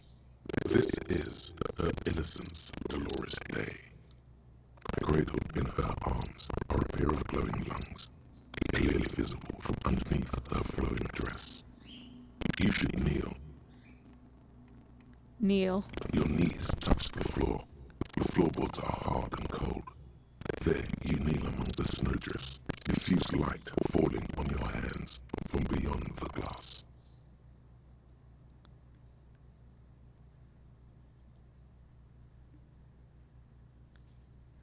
Close your eyes first. The world is silent, but for the creaks and cracks of the metal massive wooden structure behind you. It covers you from the wind outside. The ocean feels distant, its ebb and flow blocked off by the centuries-old pinewood sarcophagus around you.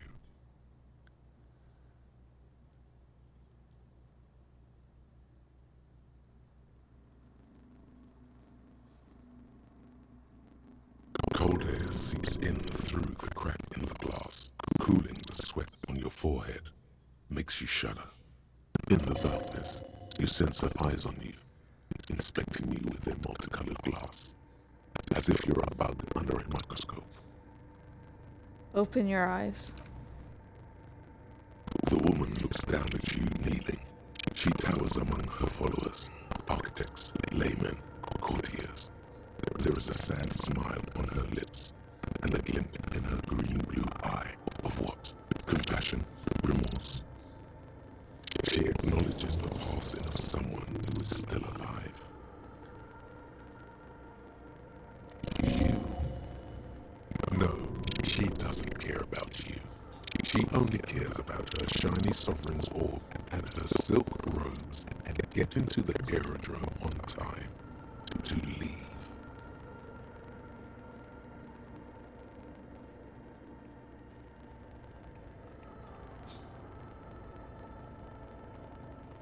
It's not possible to live.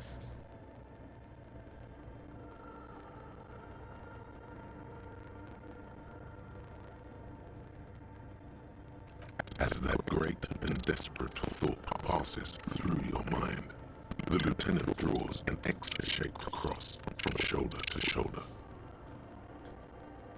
Do the same as you get up. Your fingertips touch your chest 4 times.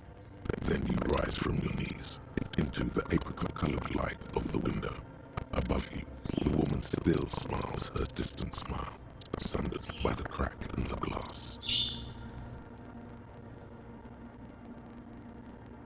This is Dolores Day. The old woman in the village was right. This must be the Delorean Church of Humanity in Martinez, or the small Pinewood Church in some records. You knew of the place? It's a minor landmark, not easy to find. Most maps misplace it. It was built not long after Revachul's founding, 300 or so years ago, by first-generation settlers. On the coast of an uninhabited archipelago where only animals had roamed before, in the wild reeds. What else do you know? There used to be 7 stave churches on the coast. The Setsa, they call them. The 7 Sisters. Only one remains. The rest were burnt in the revolution or used for building materials. We should be respectful here, although the building appears to be deserted. I do not believe we'll find the instigator here. Something else, perhaps. He looks through the machinery lying around. Respectful. Is the lieutenant a follower of DeLoreanism? A pang of guilt. The lieutenant is leaving something out. Do you know why it was abandoned? I have a theory, yes. There was a police raid a while back. I heard the place was shot to pieces. The old woman in the village was being tactful with us when she didn't mention it. She has more respect for the RCM than many around here. Who conducted this raid? Well, your station was involved, I hear. Although I can't be sure. How come the lieutenant isn't sure? Is this confidential information? Who conducted this raid? Well, your station was involved, I hear. Although I can't be sure. How come the lieutenant isn't sure? Is this confidential information? You're not sure? 3 precincts were involved in the raid, and people say Precinct 41 was one of them.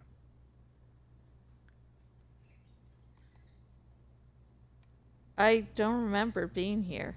I am pretty sure it was a clandestine operation. I don't know anything more about it, why it was conducted, or who participated. I try not to pry into extra-district matters.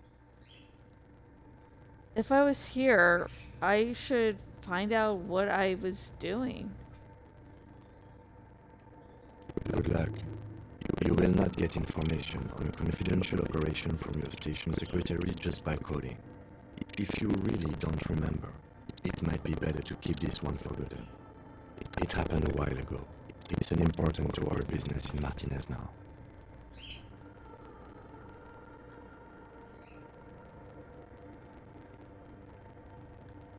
Kim, are you a follower of DeLoreanism? Yes, we all are. Her name, body, and rule are synonymous with humanism. The laws we enforce are DeLorean in origin.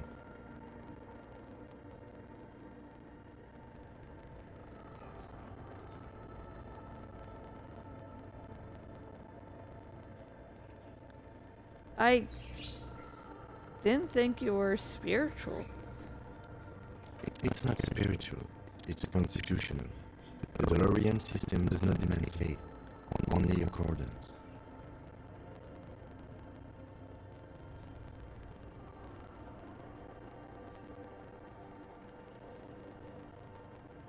How did I know this is the mother of humanism? Despite the damage you've done to yourself, the title appears lodged in your hippocampus. This is her innocence of Dolores Day, the innocence of humanism, internationalism, and the welfare state. Perhaps the most famous human being ever to have lived. No amount of Commodore Red can wipe her sad smile from your brain thing. It has survived the deluge and haunts you still, and will haunt you forever, as it haunts all men.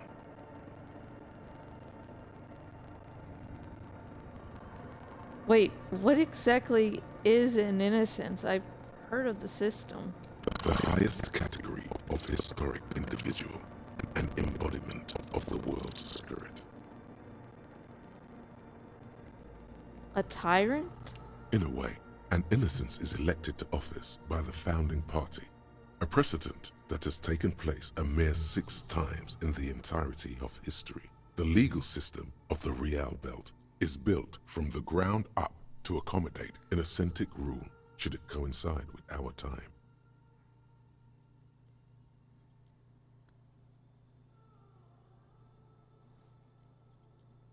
An innocence is infallible.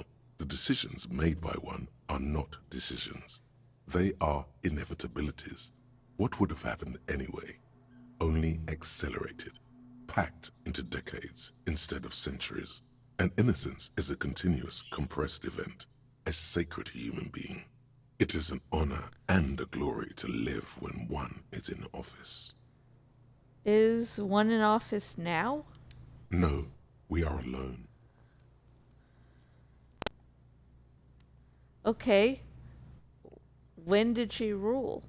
300 years ago, in the wake of the discovery of this Isola, the Insulindian, by explorers from the continent of Muindi. She is, among other things, the innocence of inter-isolary travel and the connected world.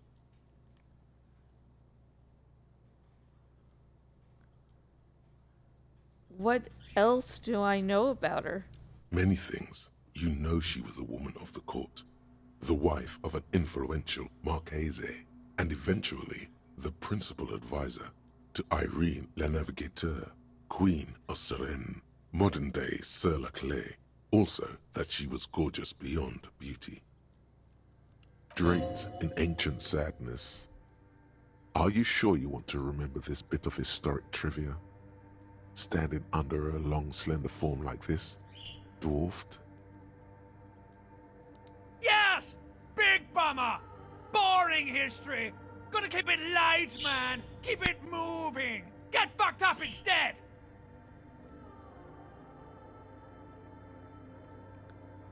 Where is this coming from? The past. It's a silo of sadness, fermenting. You should keep away.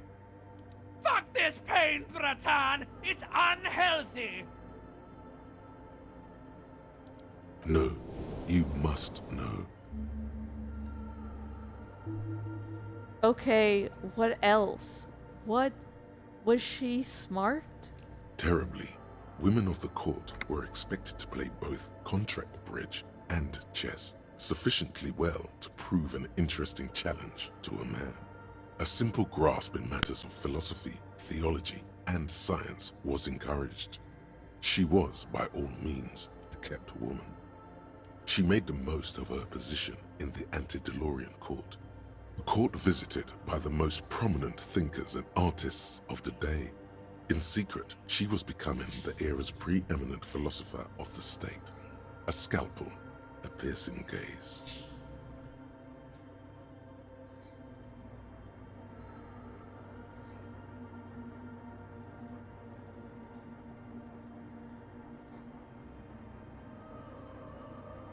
She was an almost preternaturally magnetic and intelligent individual. To her contemporaries, she appeared out of time, a messenger from the future of the species. We all fell in love with her, head over heels. Even before she was declared an innocence, her influence was tremendous. How come? It was on her advice that Irene Le Navigateur sponsored a number of voyages into the Pale. A costly, often tragic endeavor, ultimately vindicated by the discovery of the new world, the piece of reality you're standing on.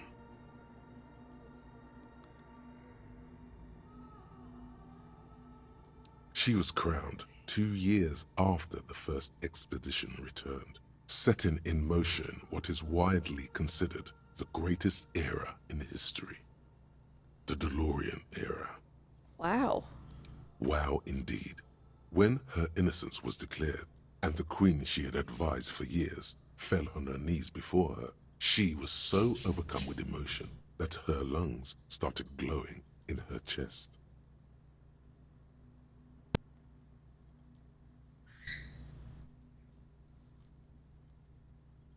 Bystanders reported golden filaments lighting the already sunlit chamber around her, clearly visible beneath her dress. That is why the lungs are the symbol of love for the cultures of the Real Belt.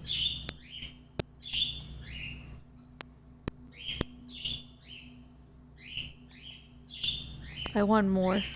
As did we all. The lands of the Mesk and the Occident, and even faraway Supra-Mawindi. Altogether, 21 of the 40 Mundial nations of the time immediately accepted Innocentic rule, even before her crowning.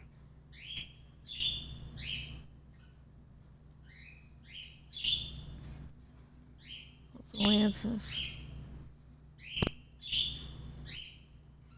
her crowning?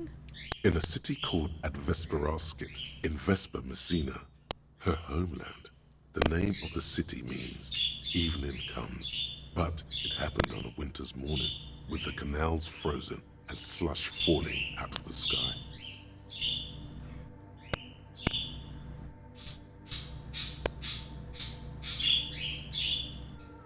She was dressed in a white and pearl dress on an emptied out plaza with the crowd far away.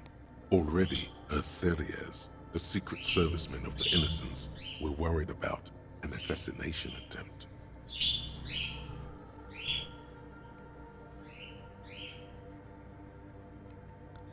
She must have been beautiful. Oh yes, she looked like humanity's young mother, a perfect mother, insultingly beautiful. It was as if her face and shoulders and hands were covered in a soft down of underfeathers. You know this well, very well. Midwinter snow was beating the cobblestones around her. A small attaché of officials stood by as her Theriers placed a white gold wreath on her head. The crowning was mostly witnessed by secret servicemen.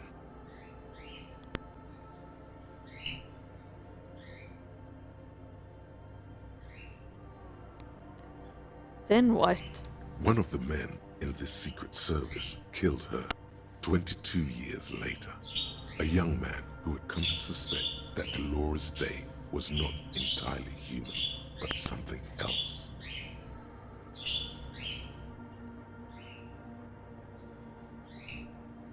What? Something that had walked in our midst. watching us stumble for hundreds, if not thousands of years, until it decided to interfere in the course of our history. We were supposed to come up with this ourselves. The man was reported to have screamed at the innocents. Dolores Day was shot in the chest with a fowling piece 8 times. The man, thought to be insane, said he once touched her and her body had been unnaturally warm, like a furnace, and that sometimes, while on duty, he observed her forgetting to breathe for over 10 minutes. This inhuman quality was witnessed by many others as well, glowing lungs and all. It is commonly attributed to mass hysteria and religious psychology. Was there something terrifying about her? Terrifying is a term too emotionally charged for your semantic memory, or what remains of it. But terrifying, it's a simple word. She was bad for humanity, and you shouldn't have started thinking about her.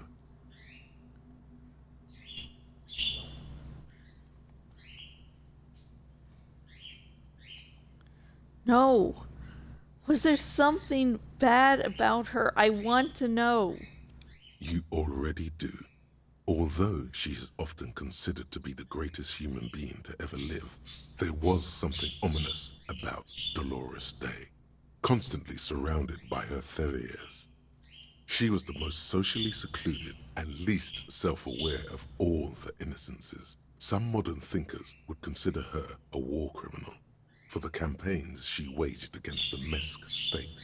And then there were the resettlement programs. What happened? The Mesk state tried to detach itself from Innocentic rule. Parts of the world were experiencing whiplash from accelerated into secularism. Her mandatory education programs and mass resettlement of upstream Marguerite were problematic as well. Dissenters were suppressed by a military force she called the Army of Humanity, suggesting those who fight against it are not part of humanity.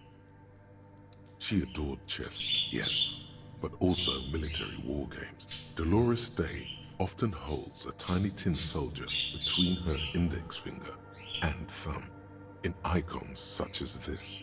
She was also blonde, the blondest woman you have ever seen, with green eyes the color of the Pacentic, mare interregnum. Little is known of her Marchese husband. It's as if he vanished from history after completing his role, which was to introduce Dolores Day to court. In conclusion, yes, there is something lonely, paranoid, and even terrifying that people seldom mention, but feel when they think of her. This subtle terror is part of her iconography. Lieutenant Yefrater, you've stood there for over 5 minutes. Lieutenant's calm voice echoes in the cold air of the church. What are you thinking of, if I may ask?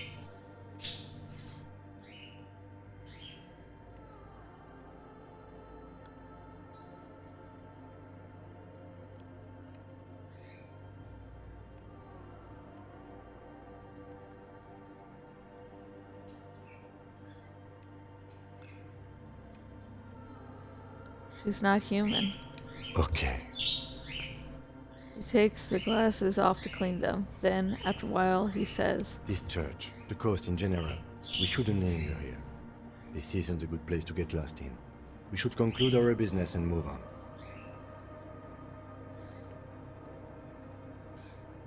reconstruct the cracked glass. Okay, I can retake it later if need be. Okay, cross your fingers, folks. You? Still looking at you. Cross your fingers. Reconstruct the cracked glass. Uno, dos, tres. The jigsaw of broken shards falls into place in front of you, a ghostly reconstruction of the stained glass window. Before it was shattered, there was an older woman beneath the younger one, and a text, a leitmotif below them both. What shattered this mosaic? Unknown.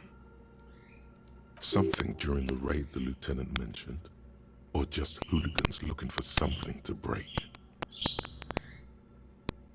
Who is this older woman? The escutcheon on her throne says, Irene the Navigator. She is depicted as an older woman wearing thick-rimmed eyeglasses, holding a golden rights apfel in one hand and a scepter in the other. This is the queen her innocence day advised. Above, she herself is whole. Small figures of wise men, common men, worshippers walk up the stairs to stand at her feet. Secret servicemen, 30 years, stand in a row guarding her. It must have taken years to produce this work in all its dizzying detail.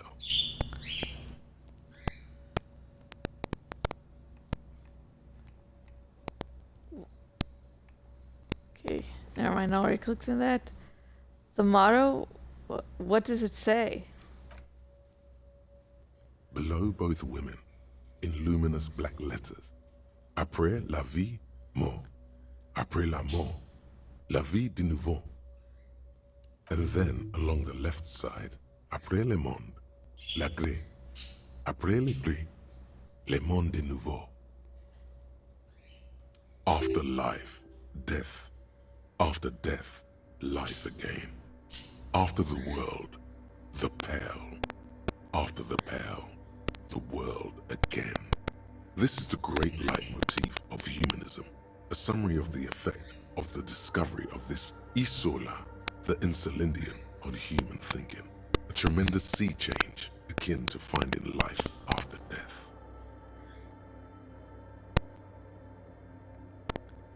Lieutenant, this used to say after death, afterlife, death, after...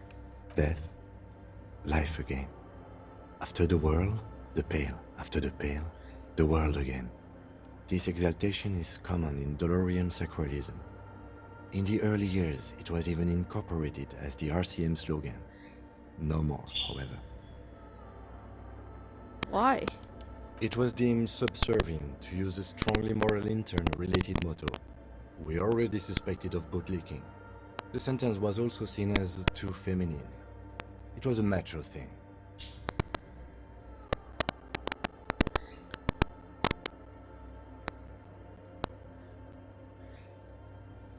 What is the RCM motto now? Justice, union, prudence, and force.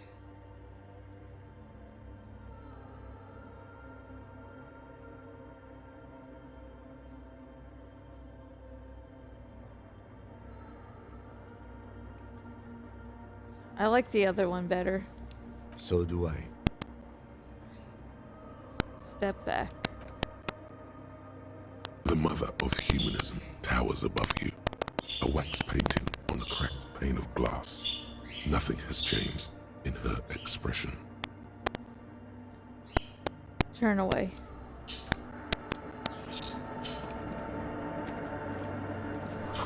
Two decks of reel-to-reel tape spinning on empty.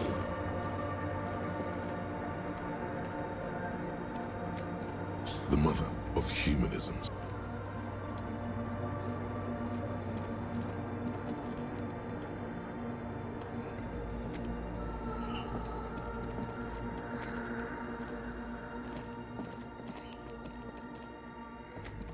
A machine stands in the corner, watched over by the figures on the stained glass window. It's turned on and quivering with soft electricity. Another radio computer. And this time it's already turned on. He seems cautious around the machine. These machines sometimes harbor traps, he thinks. Alarm systems and the like. Let's be careful. We should leave. I doubt this place bears any connection to the case. You're right, let's get out of here. Okay, I'm going to have to take a little break. I will be right back. Oh wait, I didn't want to save. Oh gosh darn it.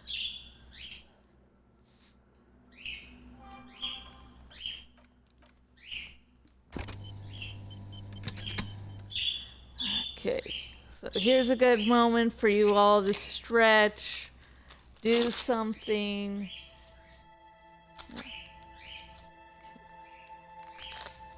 Ghost is very talkative today. And no, I will see you very shortly. I'm also going to have a snack because and my defense, last time I ate was probably a little before, or a little after 10, so I guess more like a lunch. So I will be back soon. Stay safe.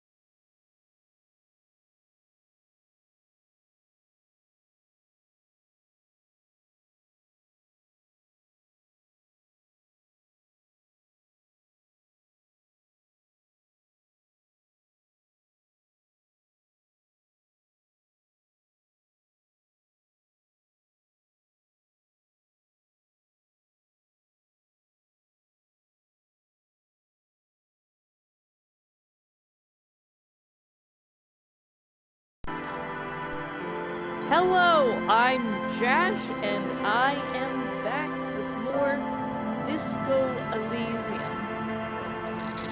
I had the leftover biscuit from my earlier McDonald's breakfast. I just ate that as a quote-unquote snack, though I consider it breakfast part 2.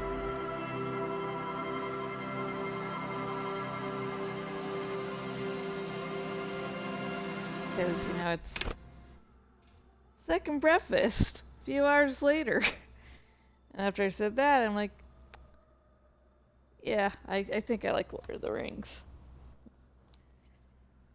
Lord of the Rings is awesome. But I can understand how, the friend that my husband's hanging out with today, how he couldn't make it through even one of the books.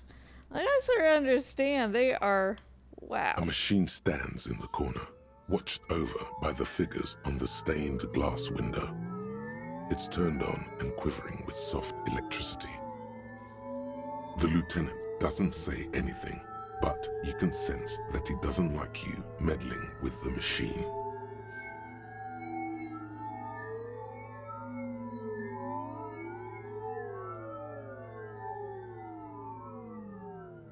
Yes, but this machine looks just like the one in the Doom City area.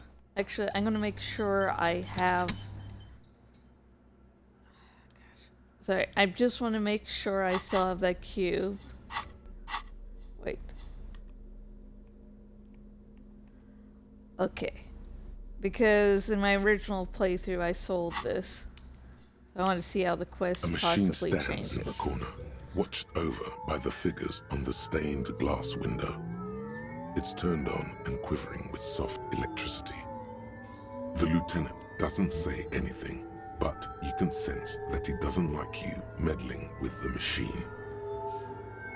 Yes, but this machine looks just like the one in Doom commercial area. It's also quite similar to the one we have down at the station. Must be the same model. He inspects the machine's framework, careful not to touch anything. A quaint little box of radio waves.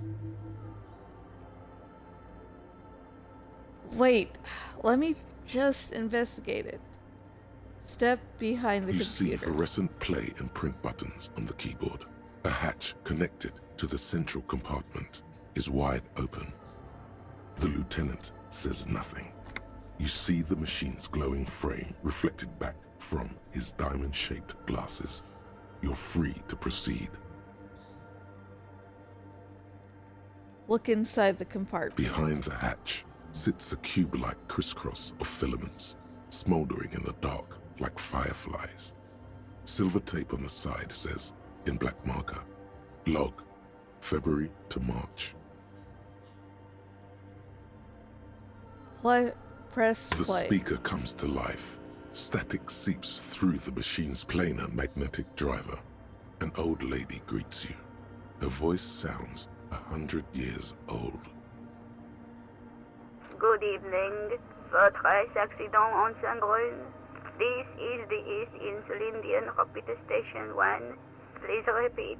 Is this the personal log? It's the same old woman you spoke with through the radio computer in the doomed commercial area.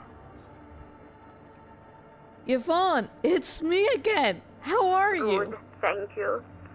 Please repeat. Is this the personal log?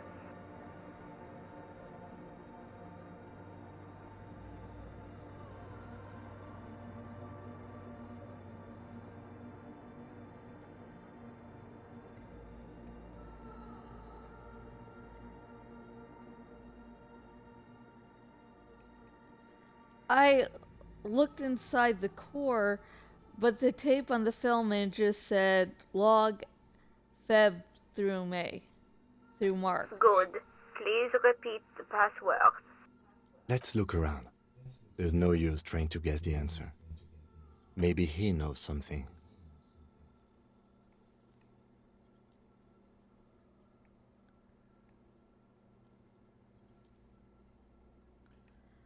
A password?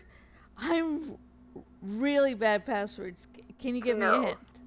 A hint system is not part of the protocol for repeater stations.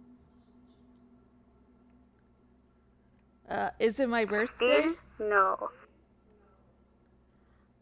This is the police. Please open this thing. I am contractually obliged to protect the privacy of the filament holder for stress accident. Without filing a warrant with Lintel, I cannot give you access to this filament. I'm afraid we are not doing that. Unless we want to wait for a month. Now, can you please repeat the password? I don't know the password. Received.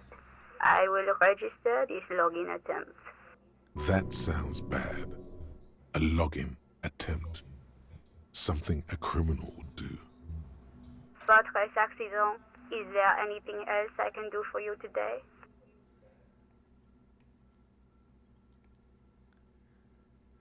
Fortress accident, like the one in the Doom commercial area? I have 2 machines registered to this company name in Martinez. One on Saint-Brune, the other on Rue de Saint-Ghislaine. Saint-Brune, that's the church. And Rue de Saint-Ghislaine?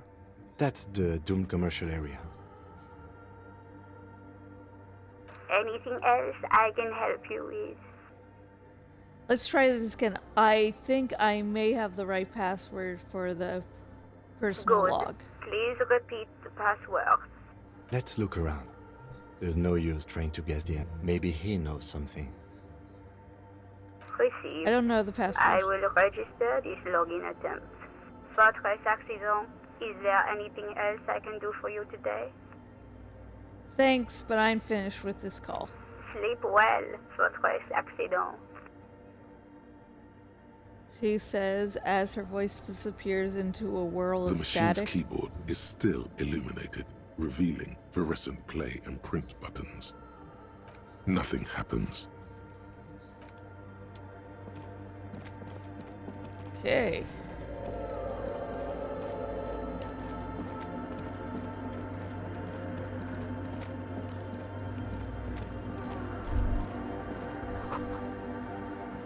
It came from the stained glass window. Still had letters on it.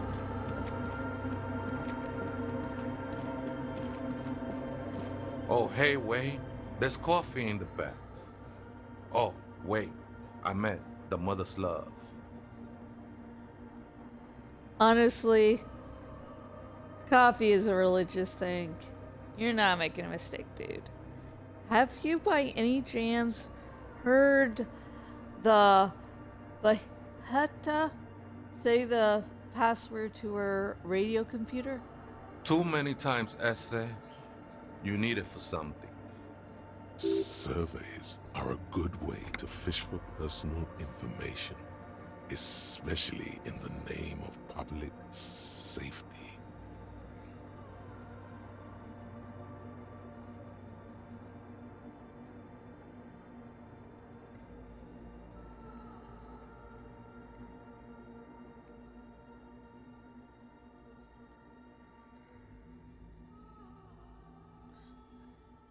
Honestly, I just want to break into a radio computer, see what's on it. Don't sweat it, vato.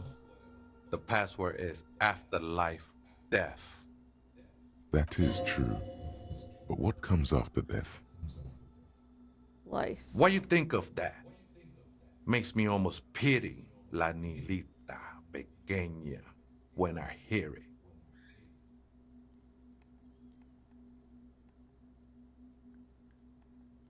Okay, then I thanks. think we're done here, essay.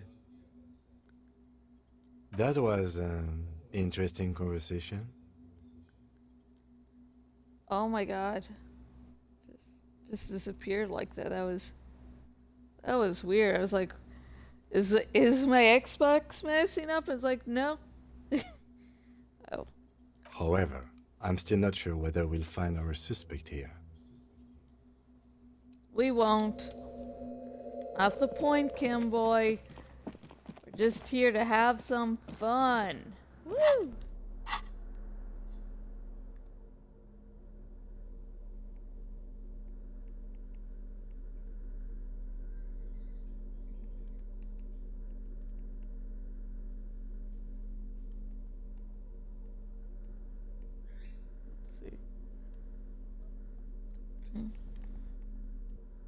Oh, what's the minus?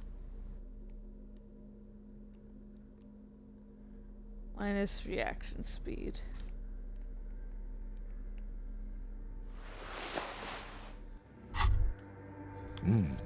These are some wonderfully regular pants. Not too tight, not too loose, moderate in every sense. You'll blend right in at some pleasant dinner party.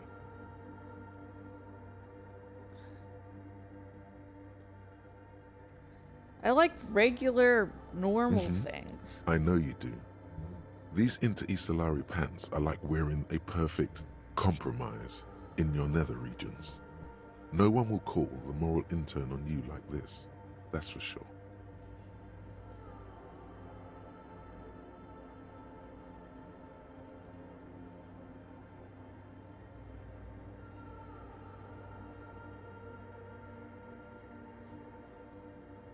You're a little more moralist now, buddy.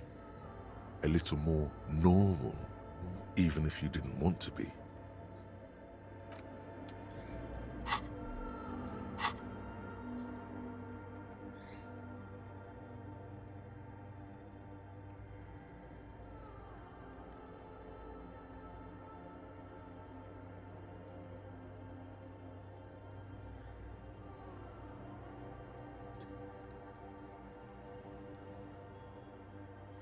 Okay, I'm going to look something up.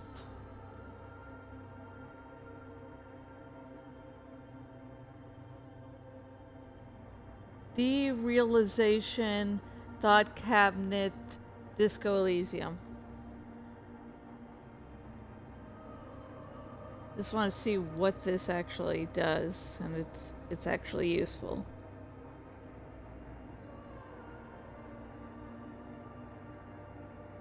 Okay, yeah, I'm going to attempt to get this one.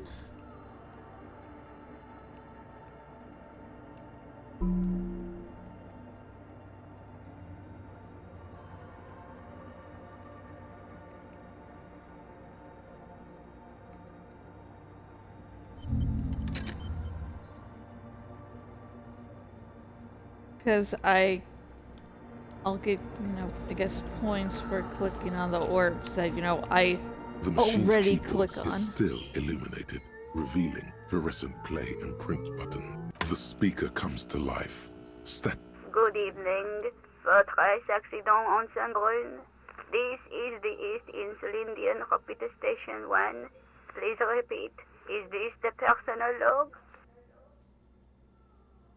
Let's try this again. I think I may have the right password for the personal Good. log.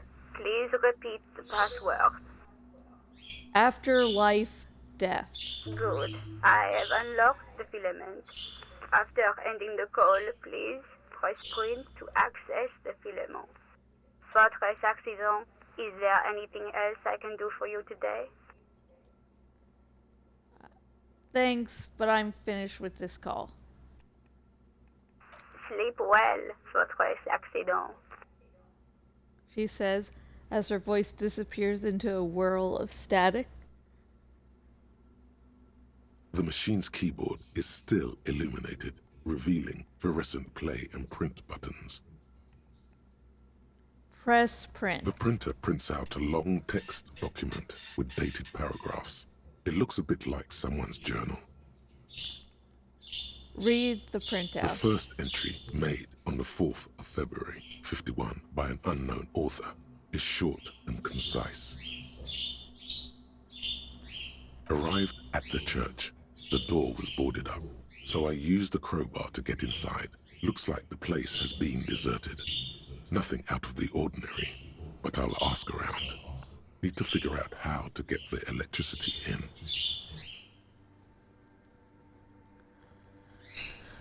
The lieutenant leans closer, scouring the printout over your shoulder. Just as you finish reading, he looks up, muttering under his breath. There you go, Freya. Go get your girlfriend. The lieutenant... Oh, sorry. That was already ran, sorry. 4th of February. That's over a month ago. Whoever set up those machines has been here for quite a while. Do you think this log might be connected to the case? Our case? No, I don't think so. It must be some local eccentric.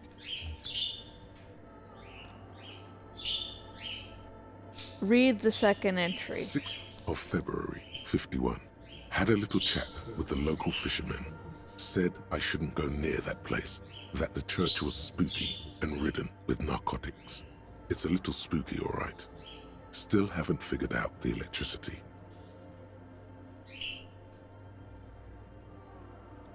See?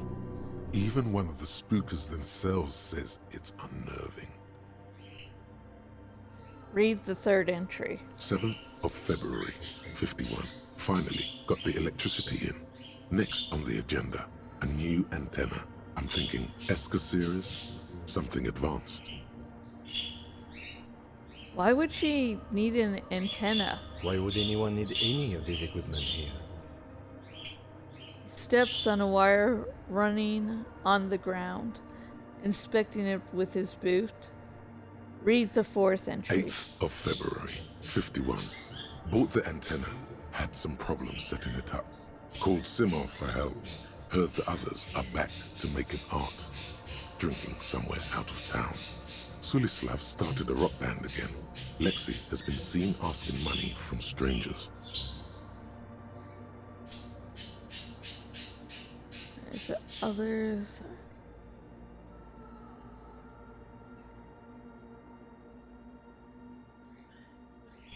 But at least the artists have their act together.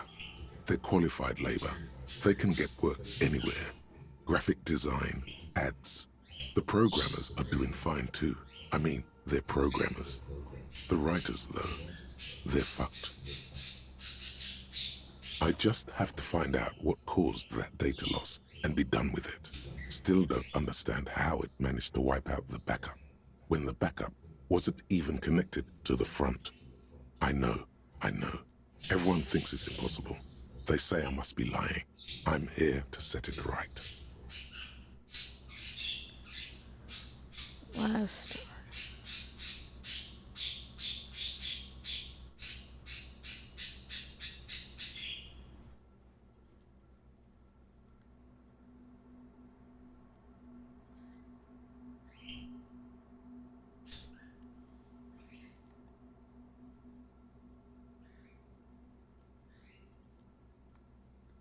A data loss? Seems like something to do with radio computers.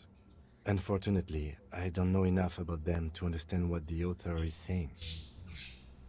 Something about the backup data getting destroyed, and how everyone thought it was the author's fault. Let's just keep reading. Artists, programmers, Lexi? Who are all these people? I think these people worked in the radio computer games business. The one we saw in the Doom commercial area. They must be our former co-workers. Read the fifth entry. 12th of February, 51. Brought some food from the grocery store. Apparently, there's a strike going on in the harbor. Definitely not happy to see the Martinez people again. Everything's now set up in the church. Going to start working tomorrow, 8 a.m. The strike. We are nearing the date of the murder. Keep reading. I'm interested now. I want to know what's that radio anomaly that sent this person here in the first place. Read the sixth entry. See, Cam, you do have a sense of adventure about you. 25th of February, 51. I've been sending data up to Lintel for a while now, trying to recreate the data loss, but nothing. Didn't even feel like logging in, the disappointment. But I did discover a curious audio-spatial anomaly at the back of the church.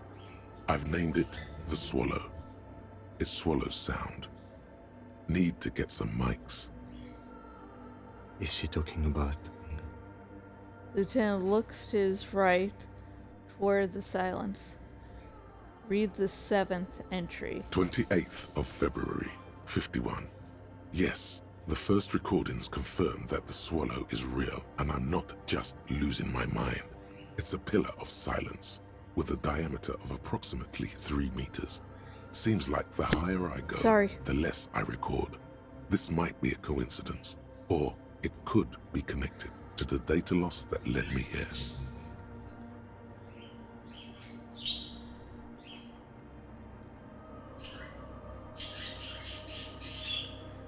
Seems like hubby might be coming back soon.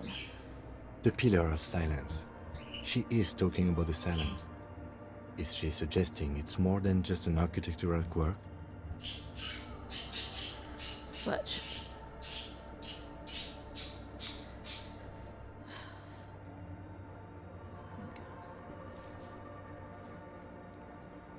hang on 1 second.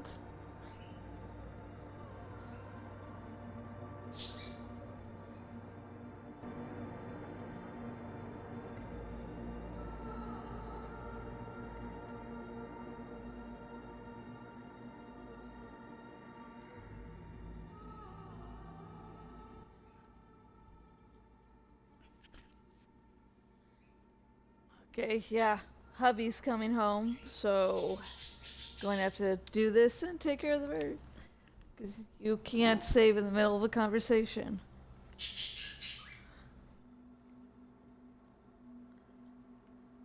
But what could it be? Looks at the water basins behind you. Hang on, hang on. The lieutenant doesn't answer. He follows your gaze, studying the basins. The water shines in them. No ripples.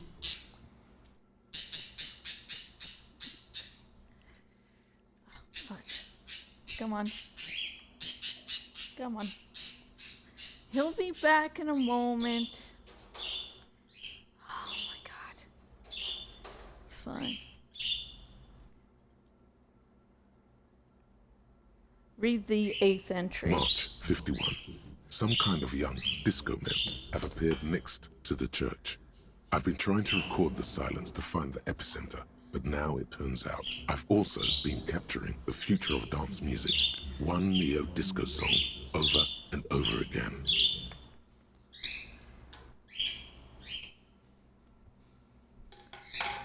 Fortunately, the song is so monotonous, I was able to devise an algorithm to factor it out. The other day, one of the disco men came in. Before I could even say hello, she got scared and left. Good. I don't want anyone distracting me from my work. She must be describing Asil. The girl on the ice? Sounds like her, yes. Read the 9th entry. March 51. I got a call from the repeater station. Someone has tried to access the radio computer in our old office in Martinez. Can't do anything about it. The storekeeper still doesn't want to let me inside the building. Thinks I'm part of some kind of curse. How Martinez of her. That's me. I was the one who broke into the radio computer. And the storekeeper must be Lanson's. I knew it wasn't a good idea to meddle with the machine. Read the 10th entry. March 51. A new 2-meter aux cable. Noodles, crackers, ping-ping energy drinks, water, toothpaste, gum, also some canned air. Your reading is interrupted by the sound of the church door opening. A strange woman makes straight for the radio computer.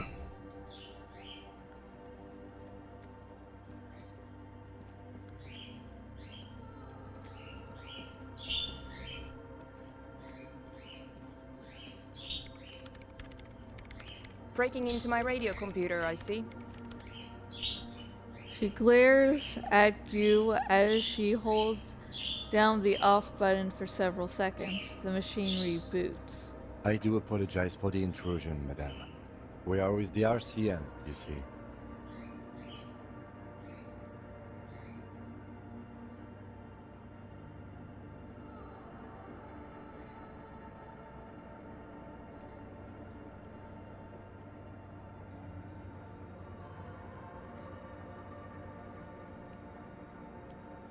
We're here on a side cave representing certain... Actually, I'll do this first one. We're looking for a suspect in a murder investigation. We thought they might be hiding here. No one's hiding here. He barely looks up from the keyboard. You hear the machine whir back to life. It's just me and my computer, and it has been this way for weeks. Now please give me some room. I need 2 seconds to see that you haven't destroyed anything. We should talk to her after she has rebooted the machine.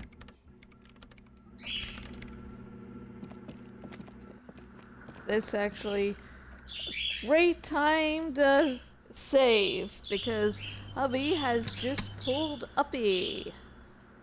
Woo.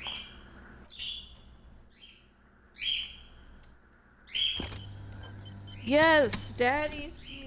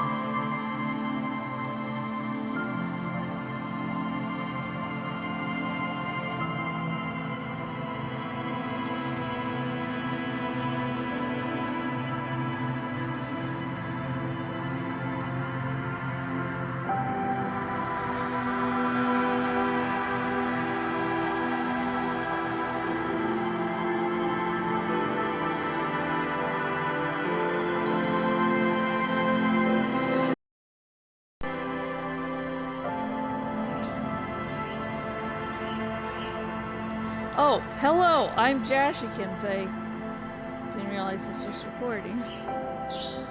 I'm out of it. Continue.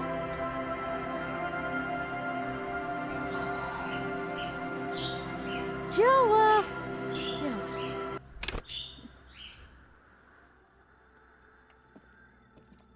What is it? The woman is still hunched over the keyboard, greatly illuminated by the purring machine. I didn't break anything, did I? You just printed out my personal log and wasted some paper.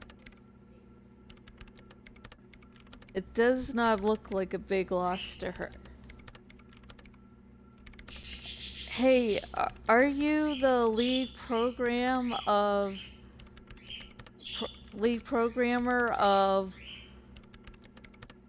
Whirl Untethered by any chance? Yes. Or no, not anymore. That project is dead.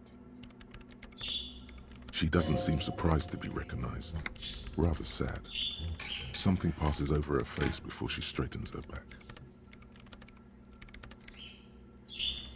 Sorry, but who are you? What are you doing here? I am Soona Luukkanen-Kilde, the former lead programmer of Fortress Accident and RSA radios. I have over 16 years of programming experience, and I'm proficient in both Vox and Orbis languages. If you're not here to hire me, I don't really know how I can help you. She turns back to the terminal. Did she say over 16 years of experience?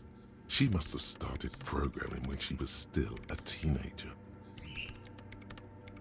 Have you seen the Crabman? No. But you know he's around? Yes.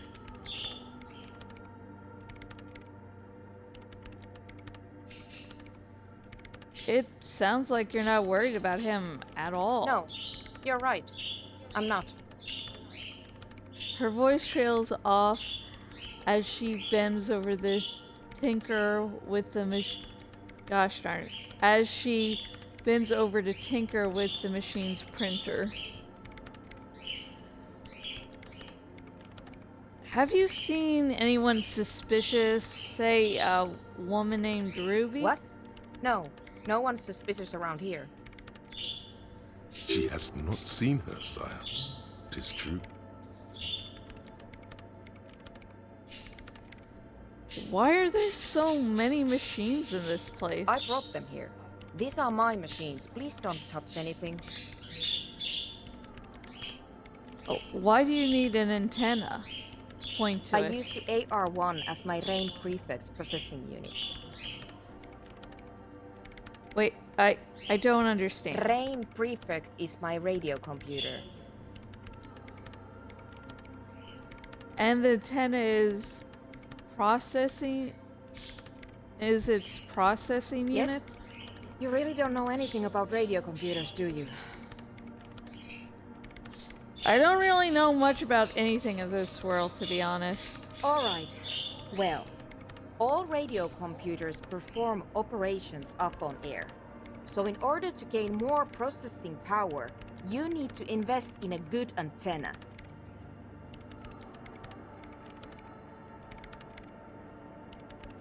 Wait, what's on air? On the front. The unified front of radio waves. Licensed and controlled by Lintel in the East Insulindic region. It's all around us. That's what on air means. Like love. And the AR-1, it's a good antenna? I guess it is. So far I've been quite satisfied with it. Martinez is an unstable region with bad coverage, and the operation has been surprisingly stable. But it's not the cheapest one on the market, so I wouldn't recommend it for your regular red tape operations. Fraser 1000 is a foolproof line for civilians.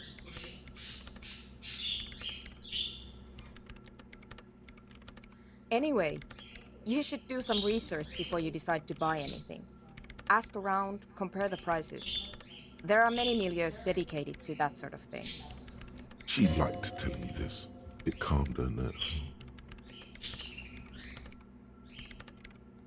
What are you doing with your radio computer? I'm working. No The shit. machine seems almost alien with its pulsing core, the light casting her face in a strange shadow.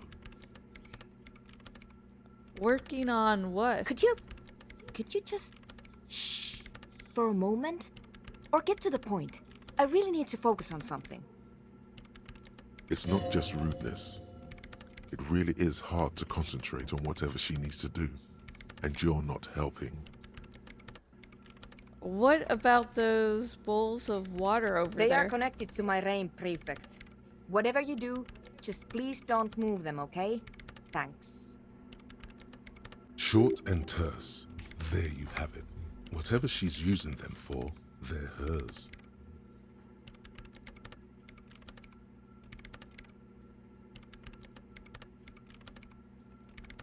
Right, I'll try not to touch anything. Next question. Great.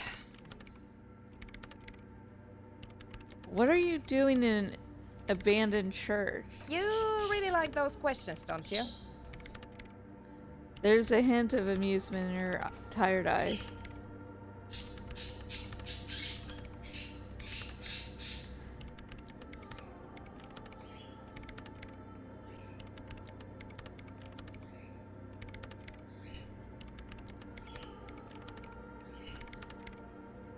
I'm a police officer. It's my job to ask questions. I'm conducting scientific research here.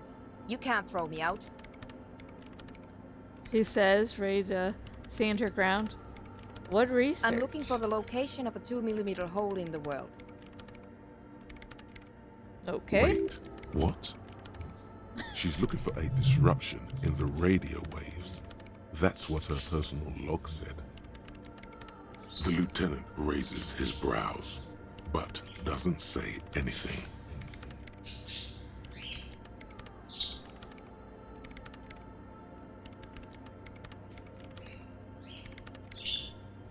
Is the hole connected to the data loss in your journal? Yes, that's what led me here. But I suspect it might be something a bit more complicated than that. A hole in the world. What does that mean exactly? Exactly. What does it mean? Up to now, it has been impossible to say what it is because it's impossible to measure nothing. What do you think it is? What qualities does nothing have? How do you measure something that does not exist? She's suddenly absorbed in the conversation, waiting for your answer. Easy. You measure it by the world around it.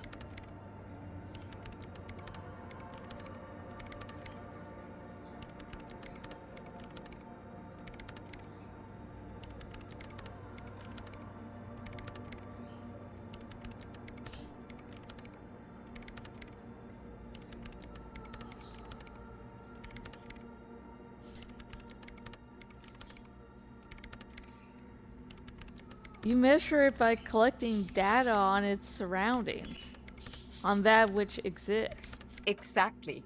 Very true. That's what I've been aiming for. That's why I have those basins. I've tried using hydro transducers to record the silence, to find out where it begins. Hydro transducers.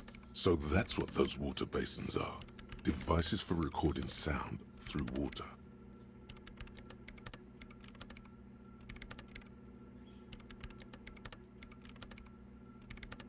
But honestly, it's not progressing very well. She grows silent, staring at the circle of basins.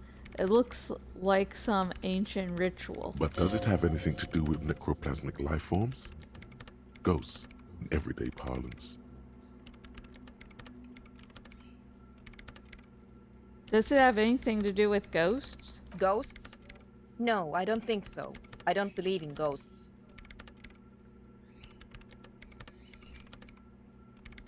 What about other supernatural entities? I don't believe in them either. Ah!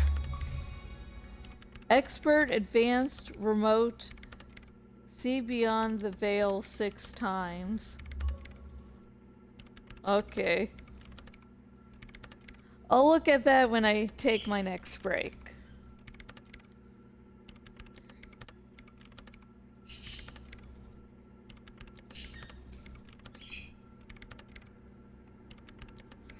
What not many know is necrophasm exists. Great. What are we talking about? And why? He gets back to work, a clear sign that this branch of the conversation is over. Do you have any idea where this hole might be located? Somewhere underneath those roof beams, I assume.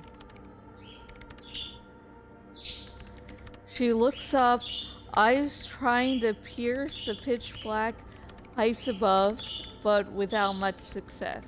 Only a faint crisscross of rafters can be made out from the dark, most of the tower disappearing into the shade.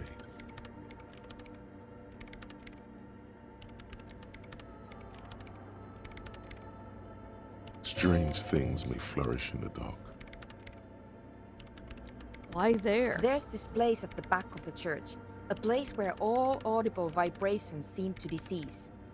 I've named it the Swallow. And the higher you go, the less you record. The Pillar of Silence? Are you sure it's not just an architectural quirk?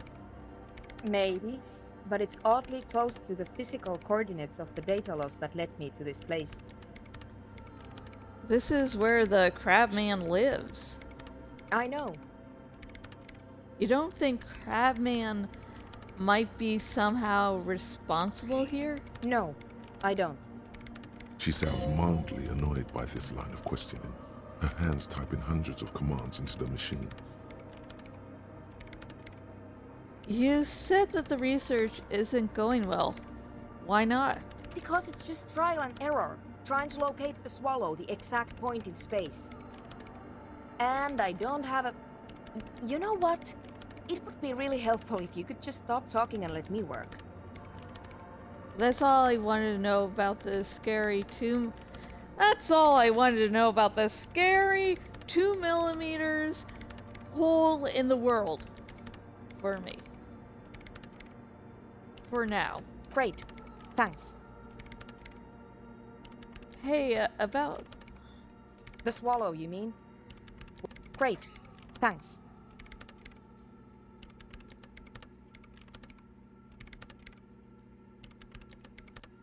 How do you feel about analog dance music? What? I hate it. I bet she hasn't even heard it.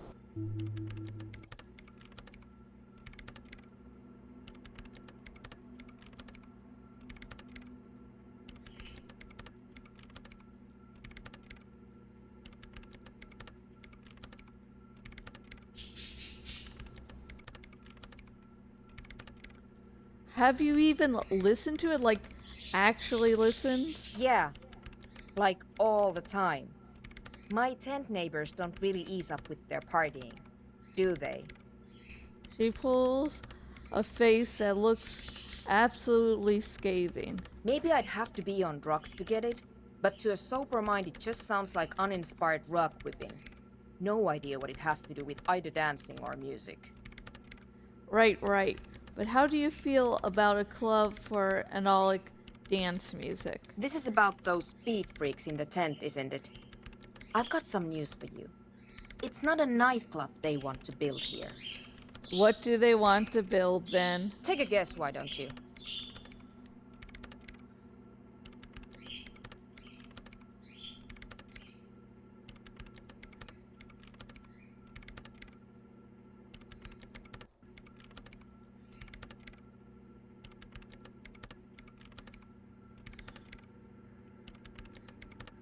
I'm still convinced they want to establish a nightclub for analog dance music.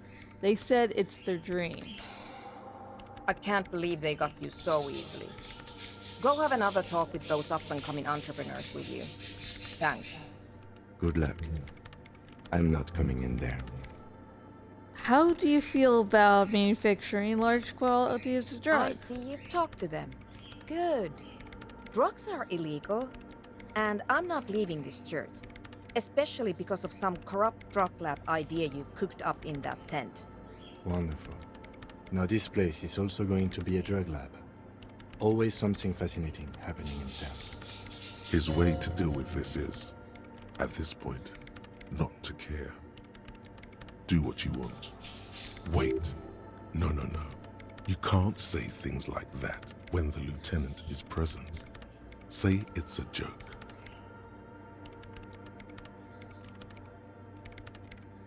Oh, guys, I was just messing with you. Wave your hands around your head. Just messing with us. Right. Well, just to be completely clear, I am here to conduct a citizen's investigation into a radio anomaly, and I want nothing to do with the local vices of Martinez. Got it? Thanks. Right, Oleg, you work in peace now.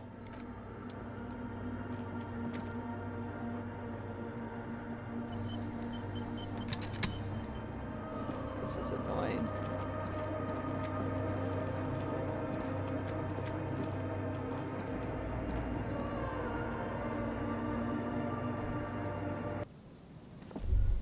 Winter, slow to let go of Revachol.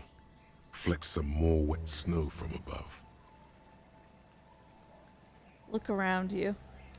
The snow falls lazily, making the beach sand paler still, mixing with the rust-colored sewage runoff. It has been a cold year. All things waiting for spring will have to wait a bit longer. What am I doing? Looking up at the sky, melted snow dripping from your hat. What do I see? The sky is full of great battleships. White clouds collide with one another, and the world is drenched with their debris. How does it feel? The melting snow seeps through your thin clothes. Grandmothers don't let their grandchildren out dressed so lightly in this weather. At least your hair is protected from getting wet and sticking together. You look around. What's in the west? More winding coastlines lined with abandoned buildings. Crumbling piers, salt water lapping at their dark piles. Grey and red forgotten city blocks. What remains of the pre-revolutionary effort to gentrify the coast. And beyond that? The waters turn black. Coal City in the shadow of San Martin. A boom town. Back when coal extracted from countless shafts near the city was needed to power Revachol. No more. The coal was supplanted by petroleum from the ocean floor and hydropower from the Esperance. Everything crumbled. These days, only the weakest remain in Coal City. Their hopes of getting rich linger in the defunct shafts under their feet. What is there? Below the old mines, L'Océan Municipal, Revachol's underground cemetery. Le Petit Rat braved the underground passageways, trying to get to Le Royaume.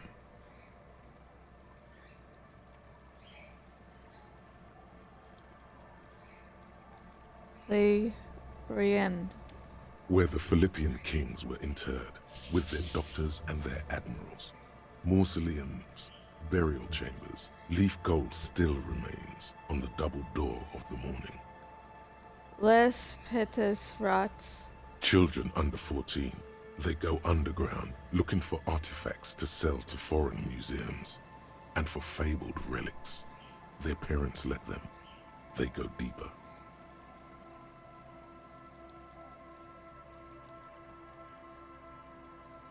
Deeper. After rubies, melchiorite, lapis lazuli, plundered from Safle and Seol during the time of the suzerain.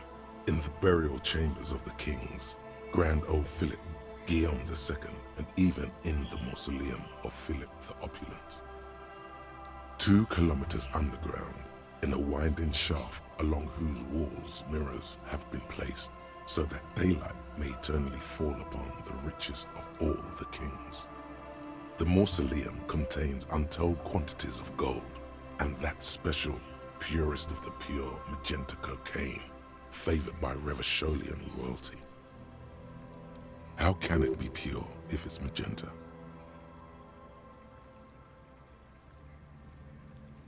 How can it be pure if it's a magenta? Snow falls, and there is no answer. Some things are not for mortals to know. If you don't know, magenta is not a natural color, which was why in the latest adaptation, fudge, now I can't remember it. Oh, Color Out of Space, the director chose to use magenta for the otherworldly thingamajig. To, just highlight even subconsciously that something was off. Because, yeah, magenta, not natural color. Wipe the snow from your shoulder. Few Batira return from the shafts. Even fewer find what they're looking for. A small child steps out of the black tunnel with silver trinkets in her pockets. All around her, white snow on the extinguished coke furnaces and on the weather-worn shacks where fathers beat their sons after drinking. The snow melts on your fingers, turning to water. What's in the east? The canal you crossed to get here and beyond it. Martinez proper, the district the police forgot to police. There is laughter, lights, attempts at entrepreneurial activity, cynicism. Someone is scraping snow off their windshield at the roundabout, in the midst of which a statue of Philip III serves as a destination for grade school field trips and a fine perch for winter birds. That's all? Like all monuments, it's also a warning. 6-story ruins on the south side of the roundabout cast a long shadow over the profligate king. And further? A fenced-off yard. There's a truck belonging to a logistics company parked next to the gate. Bright light from a building behind the fence reflects off its hood. Clean white light coming from the windows of a clean cube-shaped office building hidden amidst ruins. A secret. What's in the north? The abandoned church, its walls covered with hoarfrost now. One of Lissette's sœurs. The other 6 sisters were destroyed during the revolution. And further north? A serpentine strip of land weaving its way into the Martinez Inlet. Unfortunates on the run from the law, from themselves, sometimes hide out on nearby islets. Little dots in the ocean that are occasionally submerged when the tide is high and the weather foul. And on the islets? The remains of a camp on a jagged piece of rock, a tent, old dishes and cutlery, long since abandoned. A hermit crab scuttles among the debris, looking for a new shell. Further out, the lights burn bright on Resurrection, way beyond Martinez, a popular spa destination for ample-bodied Ozon kids with equally ample pockets. And on the other side of the inlet? Then there's Ozon, but the snow falls too thick. You cannot see that far. Before that, before the curtains are drawn? The Bay of Revachol, vastness, great depth, over 1,200 meters at its deepest. Water, air brinier than here. It is crisscrossed by huge cargo ships bearing company logos. Wild pines, Zam, Morien.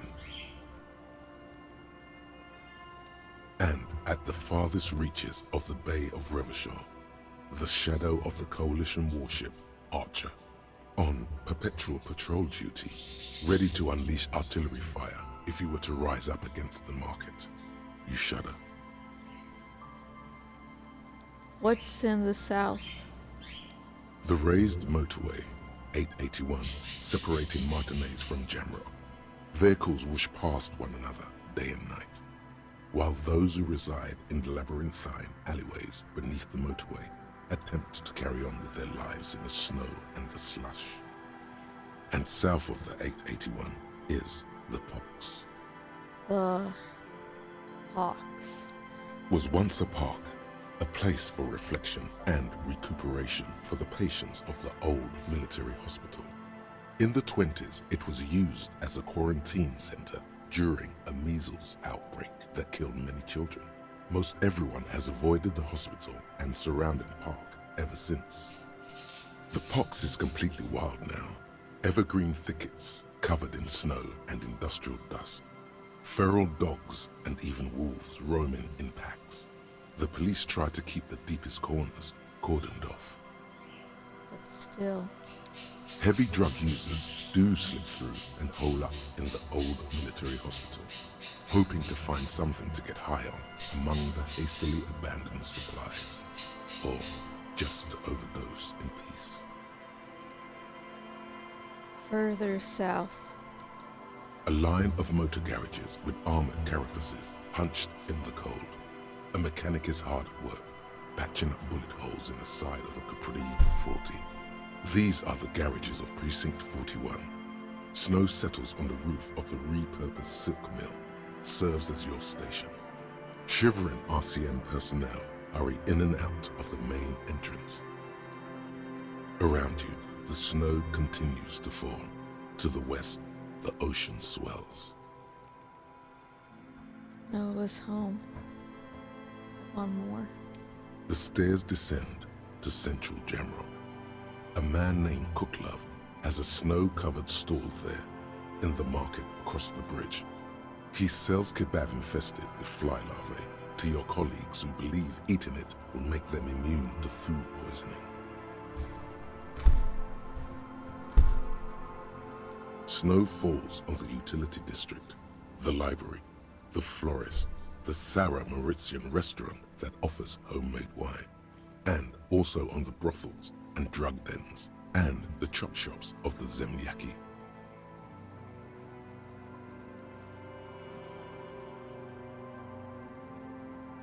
All of this built around a lake that formed in a meteorite strike. At the center of this lake, there is a little ship. There are lights at the bottom of its hull. They are lights directed toward the seafloor, looking for something, like whiskers. For what? A chill comes over you, crawling down your back. The sand under your feet is wet. Somewhere in the south, tarpaulin flap in the wind.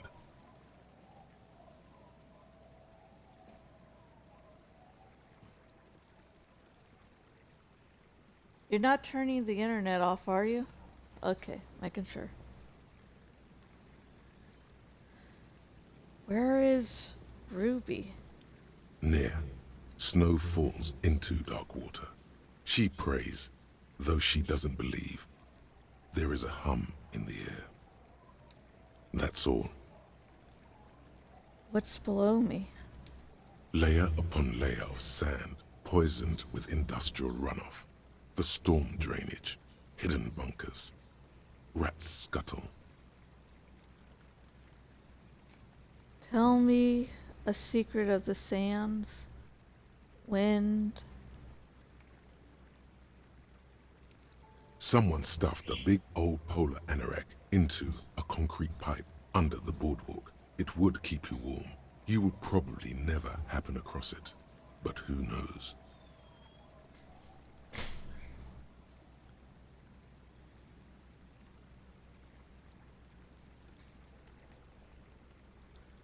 Stomp your feet for warmth, brushing off the snow. We should keep moving. Who knows when the snow will let up.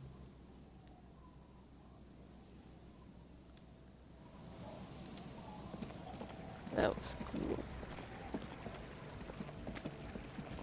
Kick him. Go all around this place. Whee.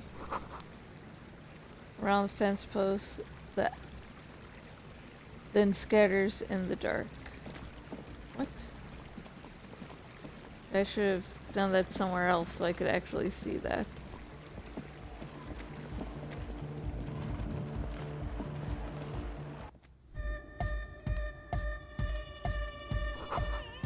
Appropriately aimed, engaging engine, starting field.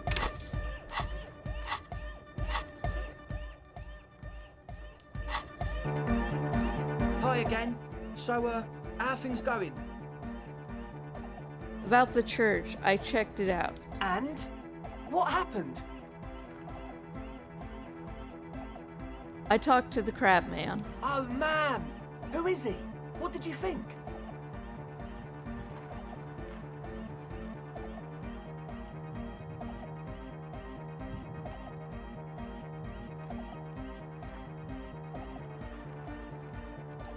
Seemed okay, to be honest. Very spiritual. Really?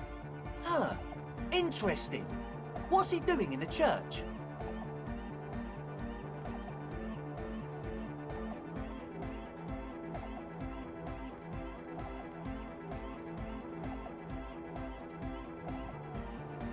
Just preaching and praying from the looks of it. No matter.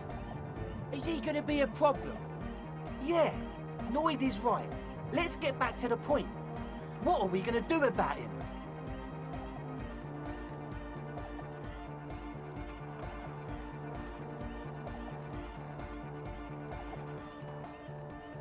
Actually, he told me he wouldn't mind the nightclub at all. I don't know, man. Doesn't it feel like a major hindrance to you? A spooky guy climbing around when all the guests are trying to have nice, friendly hyper time?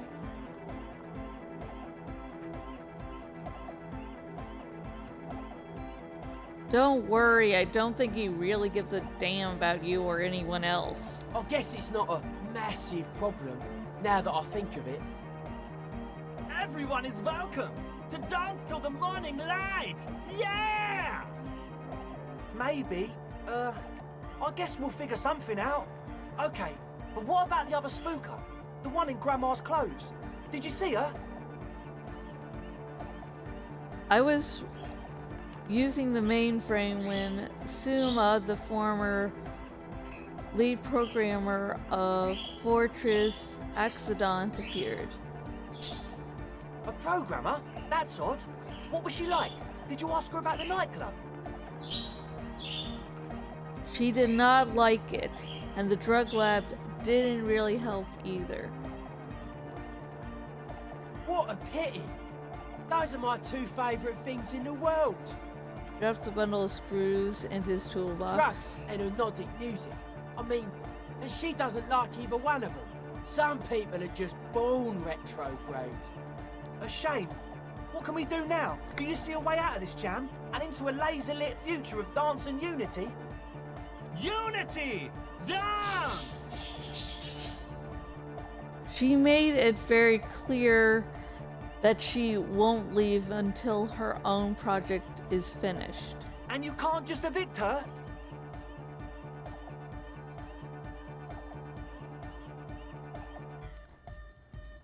What?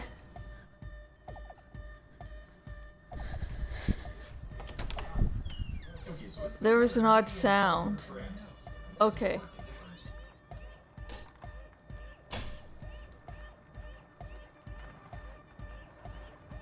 Okay, sorry, I thought husband was hurt. He was just blowing his nose.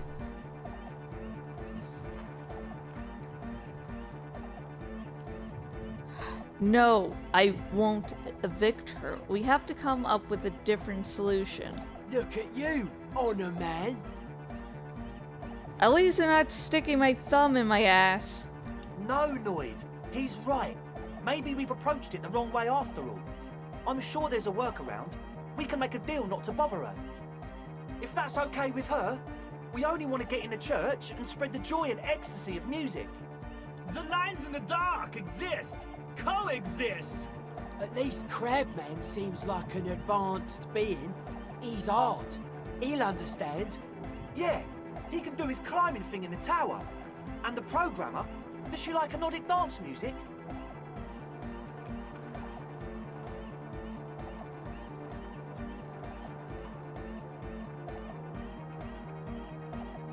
She absolutely does not. Really, cruelly despises it. Egghead cannot believe what she just said. It makes him pump the jam a little slower for a moment. But then he returns to the full swing of it. No worries. We'll figure it out. If coexisting fails, you can always muscle her out, right? If it's all okay with you, what do you think?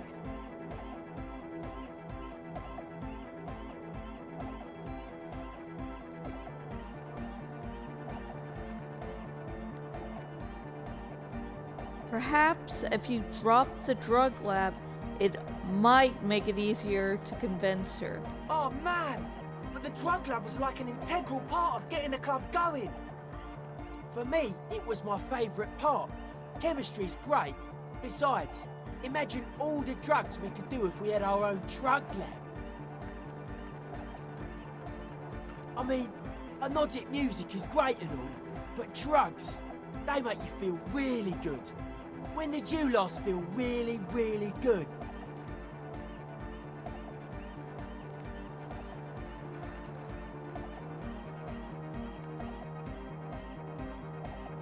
Hey, who needs drugs when you've got the mysteries of Al Ghul to... Oh, shit. No, didn't want to press that. Woo! Never. I've never felt good in my entire life. But that's exactly what drugs are for. Exactly. Time to expand your mind.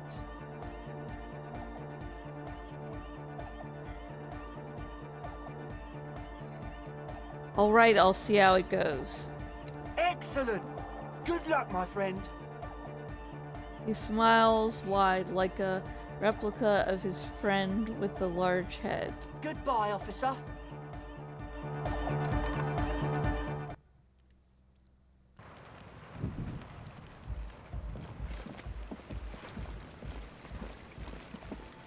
I'll race ya, Kim.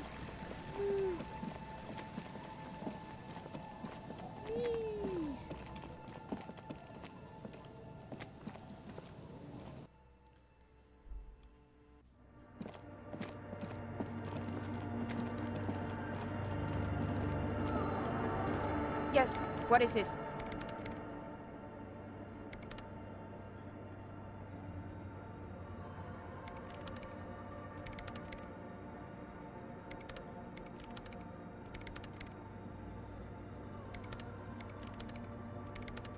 What if you didn't have to leave? I talked to Andre. He wants to make it work. I don't want to make anything work. She replies, her expression unchanged.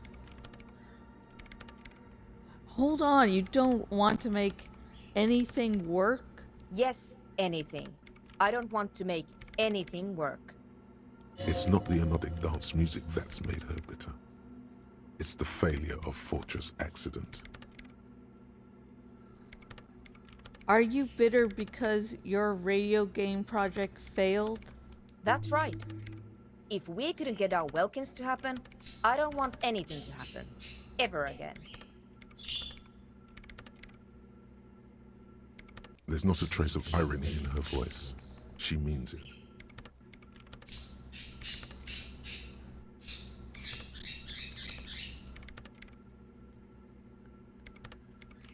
Convince her...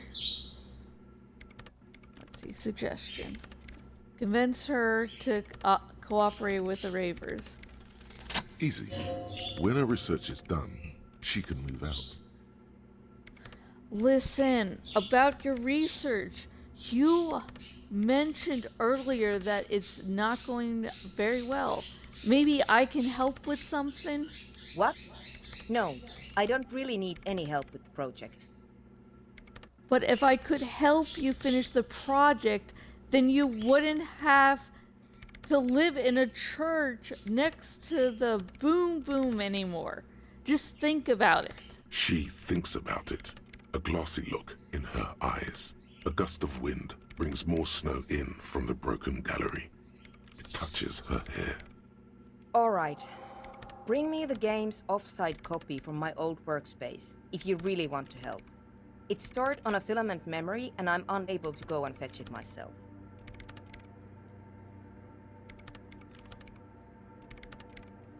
Is this the filament you're looking for?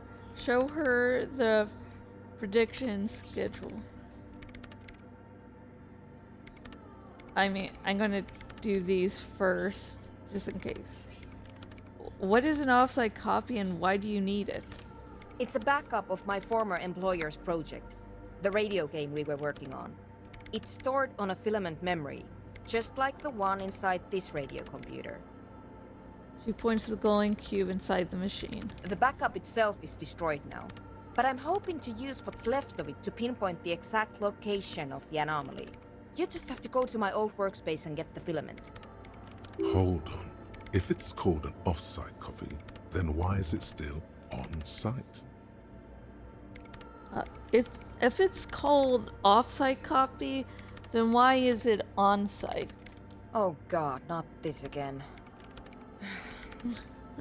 It is not on-site. It is in the basement.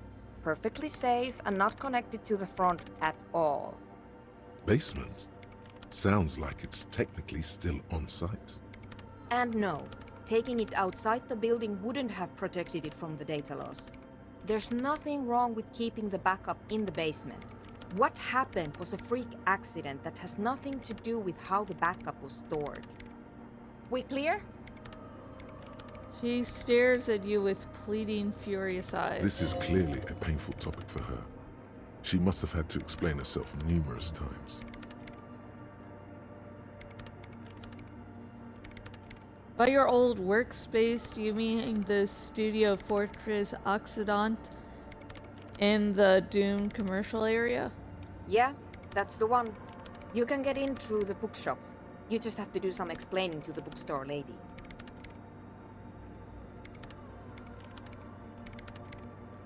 Wait, bookstore lady? You mean Hansen?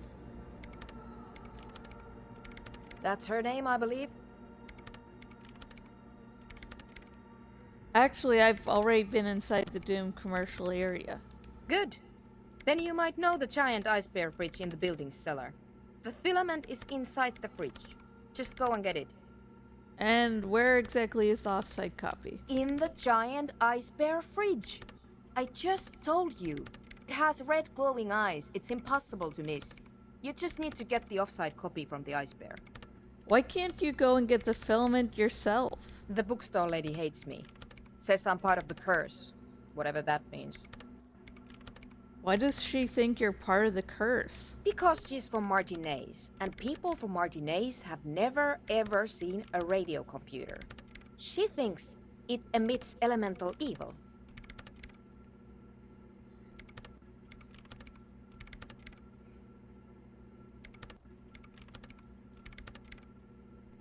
What if it does emit elemental evil? It doesn't emit. It receives. You sound just like her. She started praying when she first saw my rain. Turned to higher powers. The lieutenant coughs like he's amused. Once I came in one morning, only to find that my terminal was full of those strange trinkets and amulets. Wards. It looked like some Semenine magic. Is this the filament you're looking for? Show her the production schedule. Oh my god, this is what I've been waiting the whole second playthrough to do. No, that's the production schedule you stole and accessed without authorization. I don't need it. In his defense, it was simply lying in the desk drawer of an abandoned cubicle. Okay, but still. Alright, I'll go look for the offsite copy. Thanks. She thinks for a moment, then reaches behind the radio computer and hands you what looks like an oversized pry bar. And here's my Falsund multi-tool. You might need it to hack loose some ice. It opens everything. If you get me the offsite copy, then you can keep the Falsund. It hurts a bit for her to say this. She's not too happy to be parting with the Kvalsund. Okay.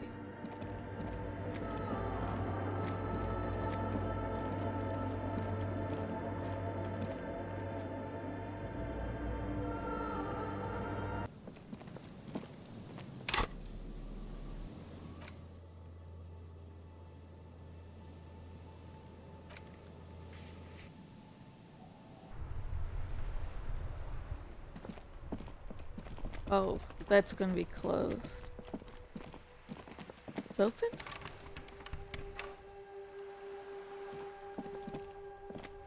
Oh yeah. Luckily, we have a back entrance to use.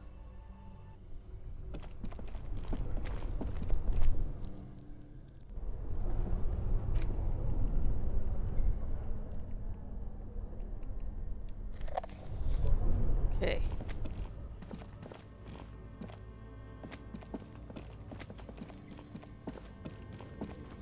And yes, I know I just passed it. This is like part of my process.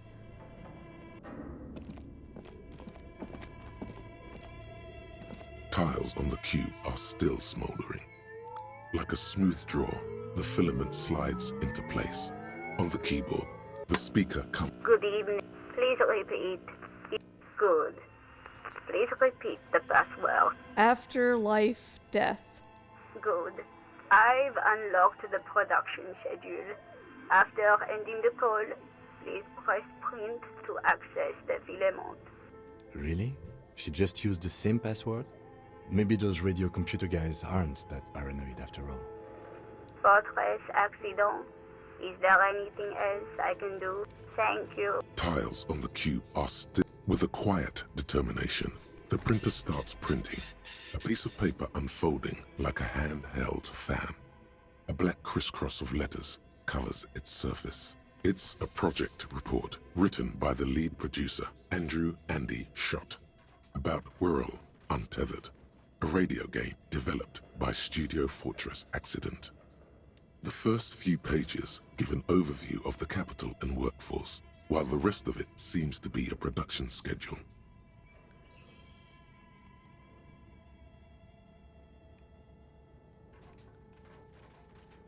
Read about capital. I want to know about money. In its short time of existence, Fortress Accident SCA managed to burn through truly insane amounts of money. The first tranche of seed financing brought in 150,000 Ria, but then came the delays. Eventually, the damage reached 400,000 Ria, with only half of the game finished. Gosh, where did they get all this money? Let's just say it was a real adventure for their Igaunian investor. Read about the workforce. Who worked here? How long? Fortress Accident employed 18 people, the bulk of the team composed of writers and concept artists. There were also radio programmers, sound engineers, a CEO, 2 marketing experts, and a single overburdened producer who developed a habit of popping Pyrrolidon in the basement to escape his obligations. Why did Fortress Accident have so many concept artists? Wait, why did a radio game need so many artists? It didn't. It didn't need so many concept artists? No, definitely not. A few more producers could have come in handy though, especially when dealing with writers, some of whom routinely skip to work because of mental health issues and extremely unprofessional sleep schedules. One of them even managed to steal some valuable company property before skipping town for good. Skim through the production schedule, whatever it is. The production schedule depicts their glorious descent into bankruptcy. Because of the concept artists? Not the concept artists. It wasn't even the writers, with their panic attacks and 3-hour lunches. It was impossible not to fail. The project was too large, and no amount of money could satiate the ever-expanding ambitions of the development team. They tried to make a 4 million real game with 400,000 in their bank account. They thought they could bridge the gap with pure willpower and imagination. They couldn't.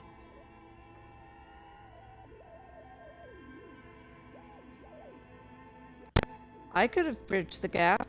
No, you couldn't have. What do you mean? I totally could have. Definitely not. Not a chance. Thank you. Even then, success remained within an ever-narrowing margin of possibility that, despite everything, it never entirely disappeared. That is, until they discovered the Valley of the Heads. The what? At the 11th hour, the lead designer, Jim Spawn, Suliswaf Jalisa, decided that what Wirral Untethered needed was a secret mystical location at the extreme edge of the map. This place was to be the Valley of the Heads, where the heads of all the headless constructs could be found. The player would have been able to choose a head for their headless party member, and each head would have been voiced on air by a professional actor.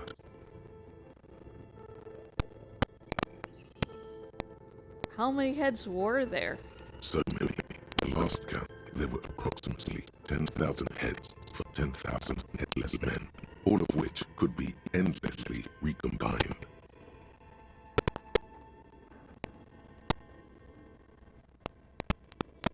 How many combinations could you make out of that? Do you really want to know? There seems to be a calculation here, but it may take a while. No, let's not go there. Good call. It's more than the number of atoms in the observable universe. That's pretty bad, so that's what did them in? Well, yeah, that and the catastrophic data loss. This must be the anomaly Salma mentioned in the church log. On the nature of the data loss, there's ominously little information in the production log. It comes at the very end, where things get fuzzy and dark, where tables and numbers seem to vanish into an eerie nothingness, before the Igamian investors pulled the plug. But what is clear is that one day, an unidentified numeric anomaly occurred on the East Insulindian Lintel front, just as the Wirral Untethered project was being compiled that day.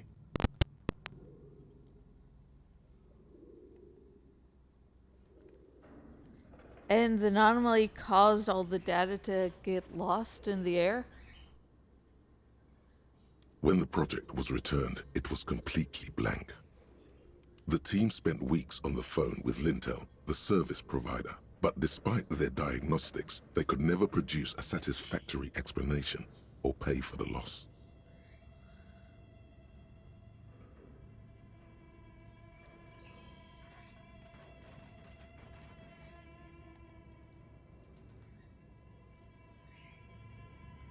What? They lost the whole game and wouldn't even pay for it? Always read the terms of service.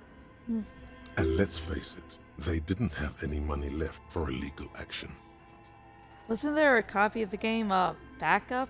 Mysteriously enough, it seems that the off-site copy happened to be on-site when the catastrophic data loss occurred. It was the lead programmer's responsibility to oversee weekly maintenance of the off-site copy and, well, keep it off-site. An explanatory note from the lead programmer has been attached. What does it say? S. Luukinen Kilda, the lead programmer of Fortress Accident. The off-site copy was on-site because there was no off-site anymore. Not for me, not after 8 months of crunch. I didn't have a home anymore, so I started keeping it in the basement in the ice bear refrigerator near where I went to sleep. It was perfectly safe there. The temperature conditions were optimal.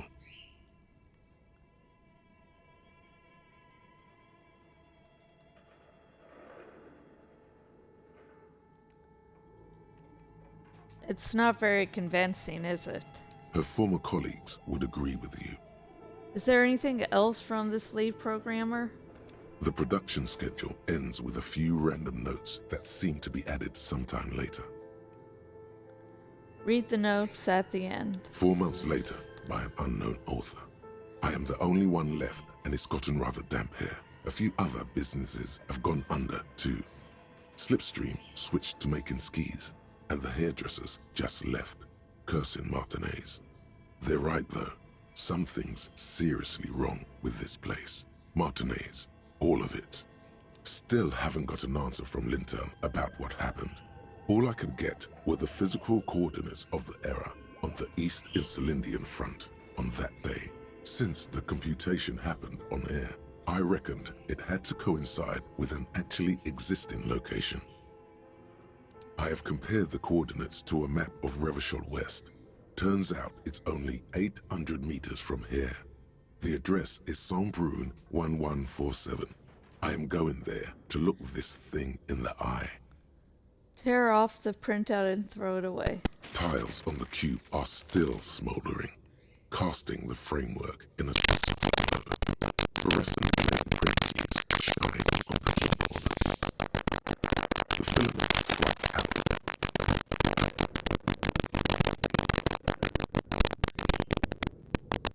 Okay, what do you think is going on? That computer, charcoal, and fireplace.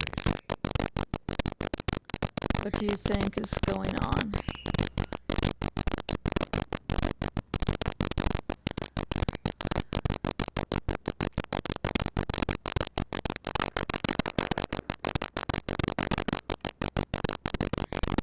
It's obvious this is what remains of Selma's radio game studio, Fortress Occident. Yes, I got that. My answer was, what were they trying to achieve with this damn thing? What were their ambitions? Because this here looks rather advanced. Because of strength and curiosity for this failed endeavor. There is a way about your tiny little policeman head. I don't know. I'm not an artist. Well, I think. The lieutenant takes a step back, stapling his hands. It looks like one of those popular pen and paper role-playing games. Only people who are trying to order them. Maybe more than regular computers.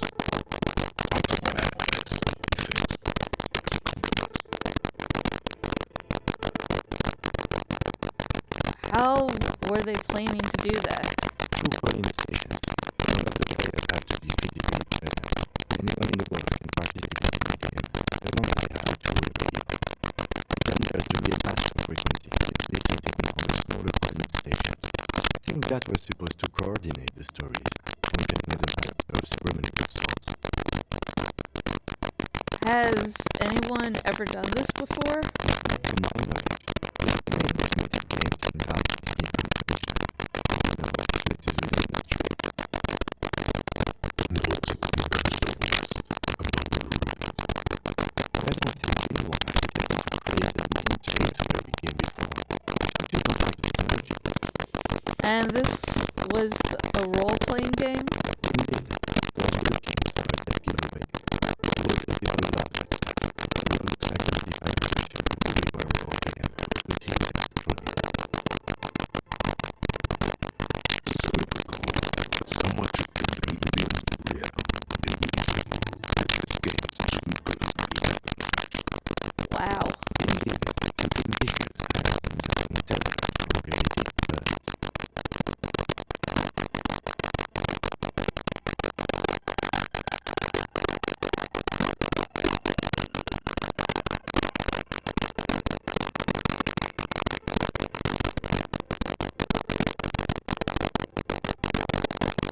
The curse got them. I see no other explanation. Ah, yes, to doing bad business practices. Lieutenant looks around the derelict room. The pipes howl and a rat crosses the floor. Okay, let's keep moving.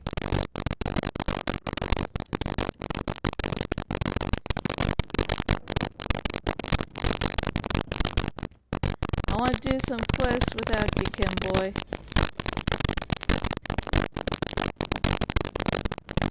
I love you, but I want to deal with Claudia first.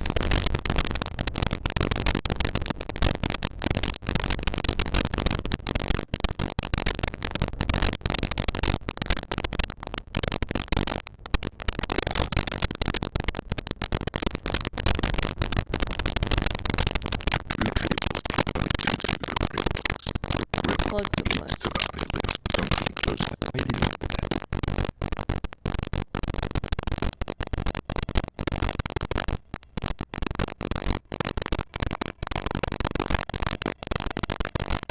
I don't know why I unplugged it. I do things without reason.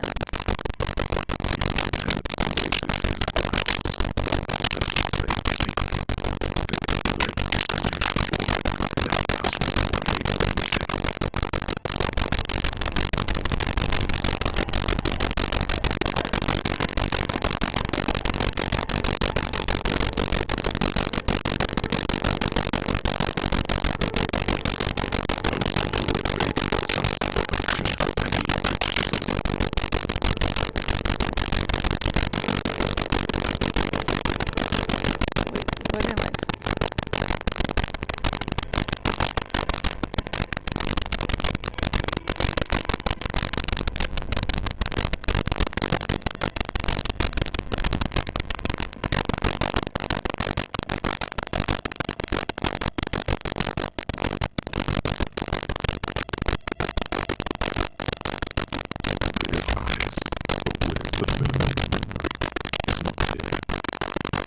Hey, I can't see the offsite copy anywhere.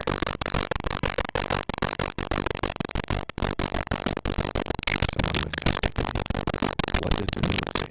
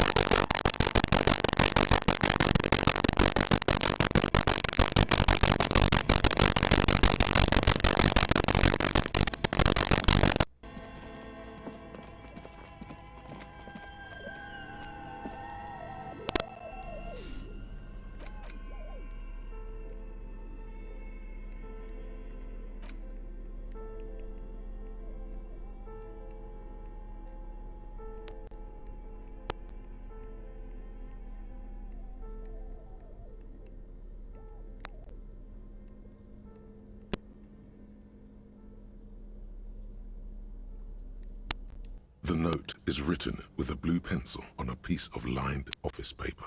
The kitchen magnets have left spots on its surface. Does it say anything interesting? Lieutenant leans close to read the crumbled note over your shoulder. This is tangential at best, but the lieutenant's detective instinct is still active. Read the note. Someone has scribbled, S. I can't believe the off-site copy is still here. The illiterate ginger kid keeps stealing stuff from the studio, so I had to hide it somewhere safe. You'll find the filament memory with the off-site copy in the frozen ice cream maker. Please take it home, ASAP. It's important. I'd do it myself if I lived in a civilized place with a freezer. Take care. Sully Swaff.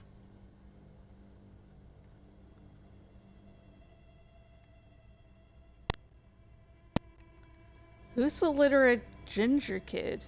Really? You don't have a single guess? You mean Kuno? Oh, I'm sure that child would love to get his hands on a filament memory. Even if he doesn't know what to do with it, he'd probably try to pawn it for speed, based on our encounter. Do you have any idea where the frozen ice cream cooler could be? I don't know. I assume it's somewhere close to the ice bear fridge. Didn't you see one right next to the breaker box?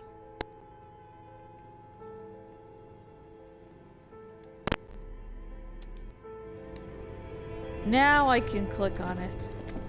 Jeez Louise. This orange machine is buzzing like an old submarine. It has a hand-cranked ice cream churner on top and an electric freezer that appears to be frozen shut. Turning the crank feels oddly satisfying, like stirring your childhood dreams. In the distance, you hear water dripping. It's all gone now. You'll never become a poet or an entrepreneur.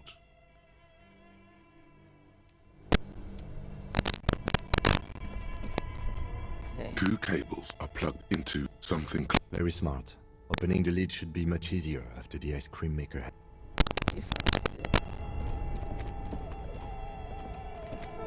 This orange machine is dead still.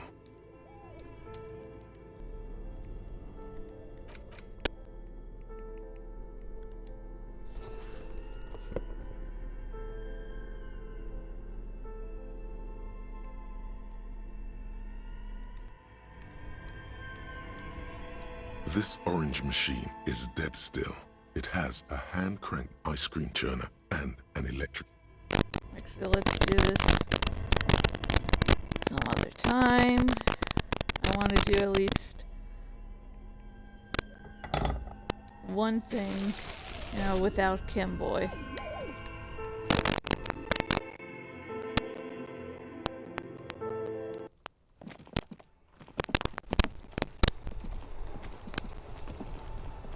Actually, Kimboy, you can join me on Kuno since that is...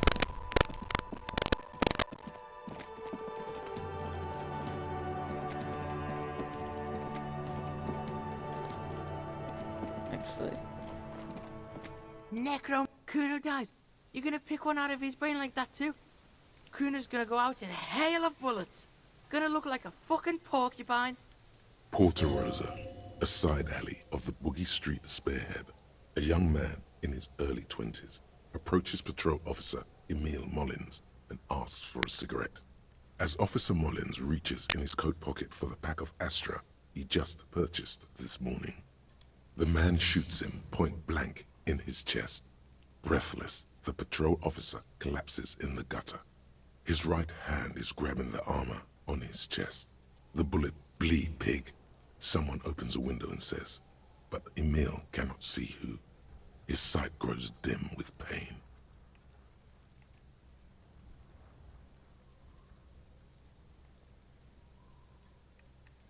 I'll be there for you, Kuno. Yeah. There's a dreamy look in his eyes.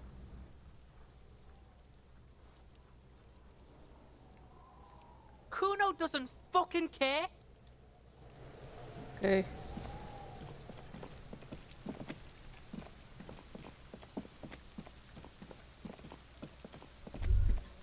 All around you, rain falls on the great city of Revachol.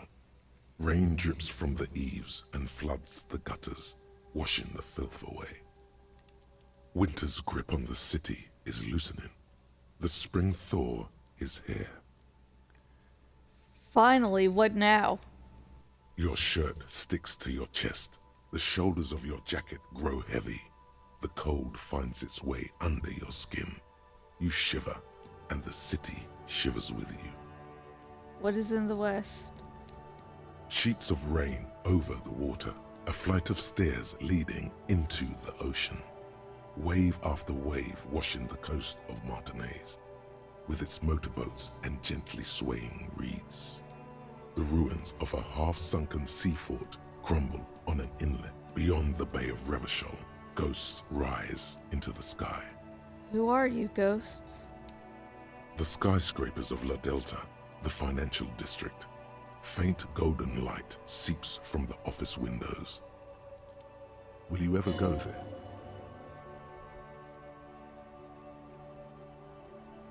Will I?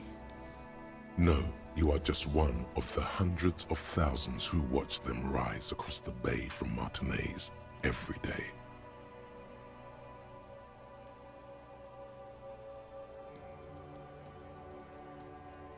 What is down there? What is down the shore? Urban coastline, rain dripping off Eternite-covered roofs. Cinder blocks left over from half-finished construction. A defunct research and development building, once seized by revolutionaries. An old wooden church stands on stilts above the water. And beyond that? Coal City, end of all lines. Run your fingers through your dampened hair. Your hair is an oily mess flecked with ash from neighboring coal plants. Smokestacks rise somewhere in the distance. What is in the east? The great gates of the industrial harbor are locked. A chill runs down your back. You shudder like an animal trying to shake water from its hide. Clench your teeth to stop shuddering. Behind the gates, heaps of supply crates, red and blue metal shipping containers, slick with rain. The Greater Revachol Industrial Harbor is an artificial mountain range. Immense wealth resides within, and immeasurable poverty in its shadow. And before that? You, on the Martinez Plaza, a small dot looking up at the sky. Droplets form on your eyelashes. And beyond that? La Ducienne, King Dries passenger harbor. Cruise ships flanked by dock arms. Cranes watching over the mouth of the river distributary. What is across the distributary? Couronne, the lower middle class. Distributary after distributary cuts the city blocks in half. 7-story buildings trail off into the rain. What is beyond the Couronne? A silvery curtain of rain over the houses. The class divide. You have never been there. They don't need the law east of the river. What's in the north? Capeside apartments. Tower blocks crowd one another. 4.46mm bullets still lodged in their war-torn stone walls. Hallways collapse from the mortar hits of a war that was lost long ago. Clotheslines go to waste in the rain. Radios play. The evening news. Closer to here? A yard. Rain falls onto the roof of a woodshed. The lingering odor of decomposition mixes with that of damp soil. What's in the south? A traffic jam. Rain thrumming on the roofs of motor vehicles. Inside, drivers watch water streaming down their windshields. The statue of a king shudders. He too is cold. The canal bridge has been raised. What's on the other side? The road ascends. A raised motorway loops above the ghetto. Beneath its concrete columns, a sea of rooftops, woodwork, and tar stretches northward. 4-story buildings as far as the rain can fall. The snows melt in Jamrock. Shudder, look forward, further. In the rain-swept distance, above the rooftops of Jamrock, a repurposed silk mill stands perched above the motorway exit. Precinct 41 hunches in the rain. Your vision blurs. You wipe your face with your hand. The rain stings your eyes, making you look up and blink. What's above? Coalition aerostatics hang like apparitions under the cloud cover. Way up there, where rain forms, rotors flutter silently. Your sight clears. Motherfucker. This rain will not let up anytime soon. I'd recommend you put on your coat.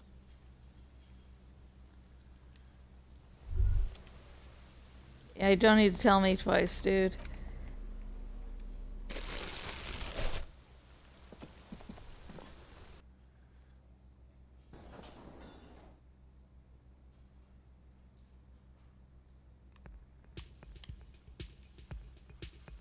Can I help you? Good.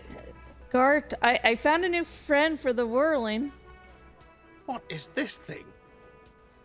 This man takes the stuffed animal.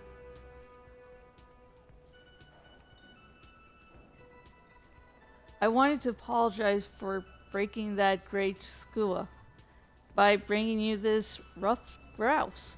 Okay, well, this is actually a nice bird. A competent piece of taxidermy. I can fix it to the plaque and have a new bird in the establishment, I guess? So, I don't know. Thank you. I'm gonna go with thank you. People just don't know how to accept gifts, especially taxidermy. He likes it. He likes the bird. It solves his broken bird problem. This was mostly about the fucking cardio. Massive cardio here. You'll live till 90, or you get a heart attack from running. I feel good about our work here today. It's all about the little things, like bringing people random stuffed animals. It's not actually about that, but he liked it. Goodbye.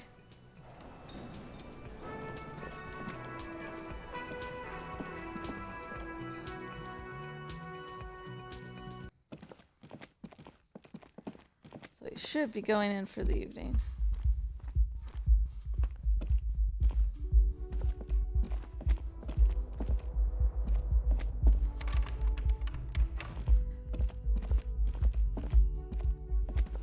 Okay. I guess I have to go. Choking on air. I think I just choked on air there. Jesus. Okay. It seems like I have to go to my nice little shack.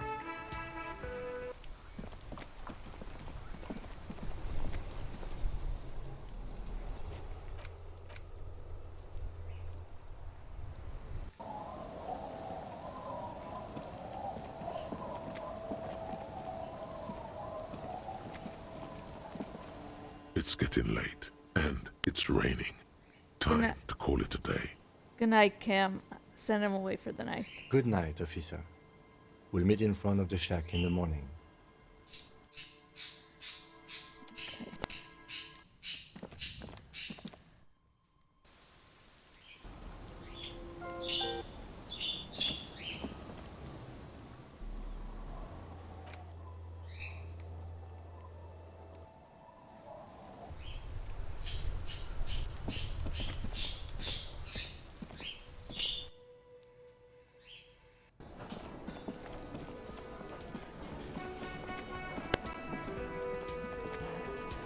Okay.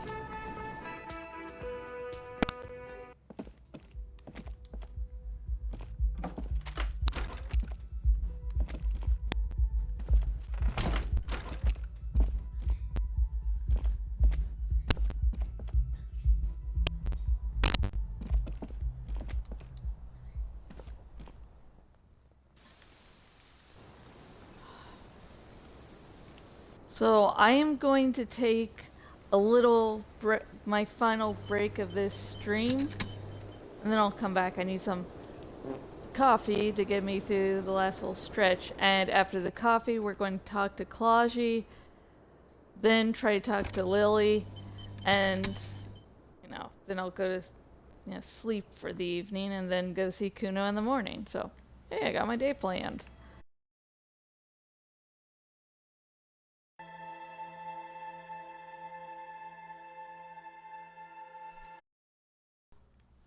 No.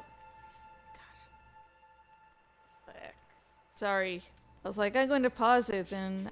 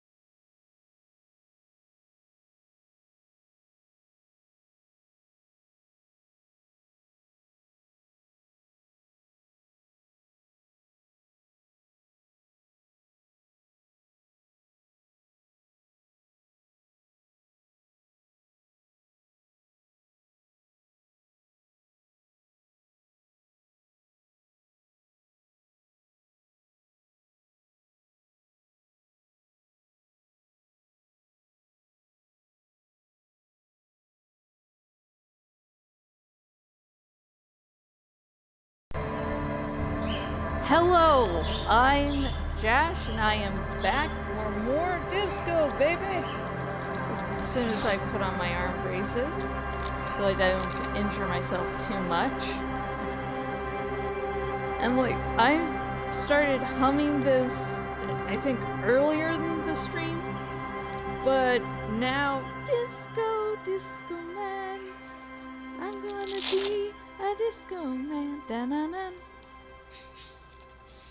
Like the whole tune of Macho Man, and I don't think I'm all okay there.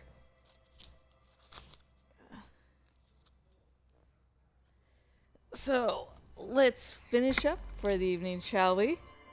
I got my nice coffee, my evening slash first creamer of the day, second creamer of the day. Because yes, I have 2 creamers for different parts of the day, so what? Officer, what brings you up here in the rain?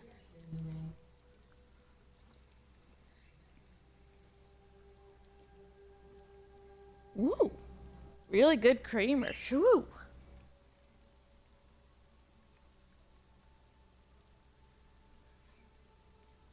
Shivers. What do I feel like? Now that Kim isn't here, let's talk about Saturday night. Ah, yes. The night before I saw you in the hallway and reminded you you're a police officer.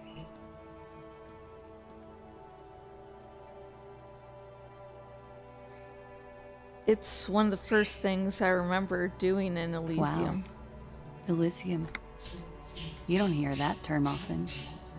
She's a glib girl, but she liked the wording.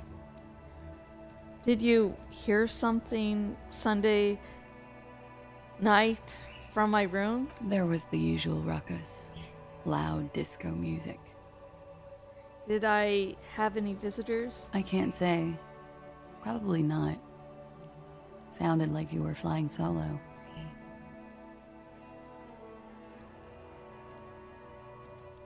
You mentioned loud disco music? Oh, yes. Various artists. Ostentatious orchestrations prime among them. She arches her eyebrow, waiting for it to connect with you. Oh, that? Yeah. Whoa. The less said about OO, the better. OO were huge where I come from. I was very young then, of course, like 7. Life gets hard, but we go on. We go on.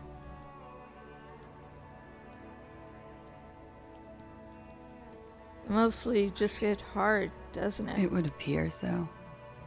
At around 2 o'clock, the disco stopped and there was a change of pace.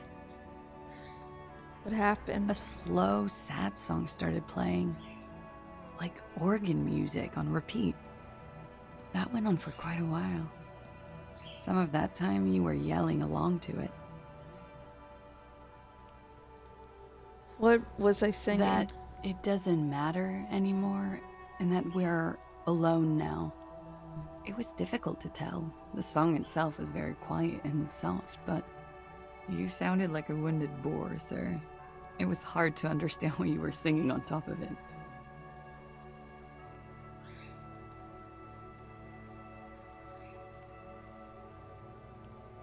I'm sorry. Don't be. I was going out later anyway. It didn't bother me. Then what happened? Then you started screaming and trashed the place.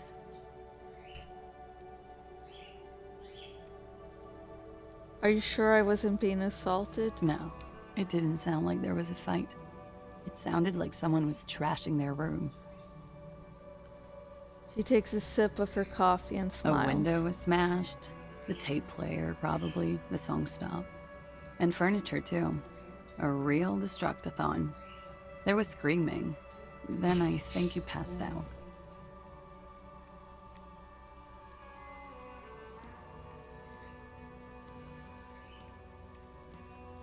Was there anything else? There was.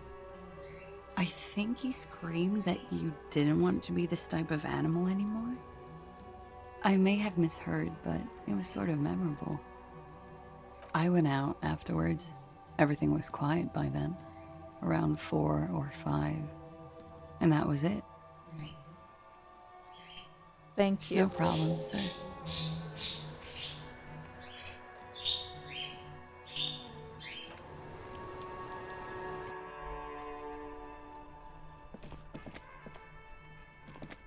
Oh wait, no.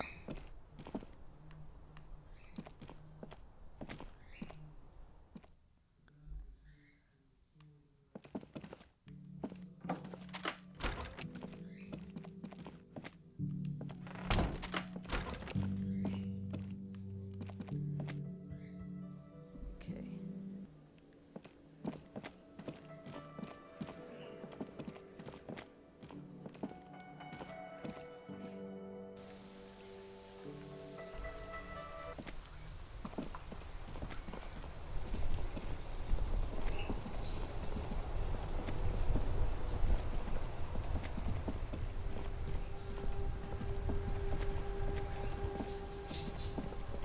Okay, his vehicle's gone?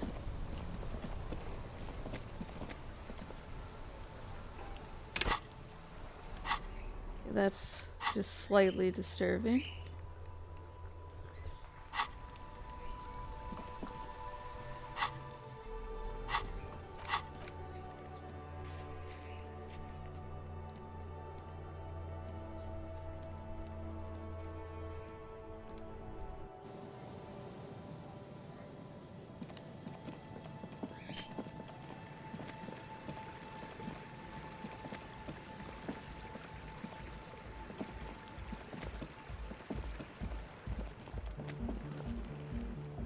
Oh yeah.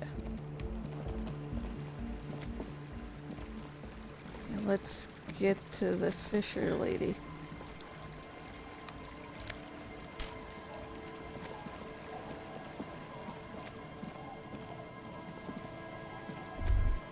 Wait. Take a longer look at yourself and how you're reflected in that slick chemical rainbow. What do you see? Metaphor. It's always metaphor. Some kind of metaphor for me. This is more important than you. That's the blood of industry you see before you. The runoff from Coal City, further down the coast. The engines of fortune once roared here. Great wealth poured into Revachol, the Delta, as did smoke, waste, sickness, life. The engines stopped. The West Revacholian industrial base was dismantled after the war. Now, extinguished coke furnaces dot the landscape, a landscape despoiled by industry.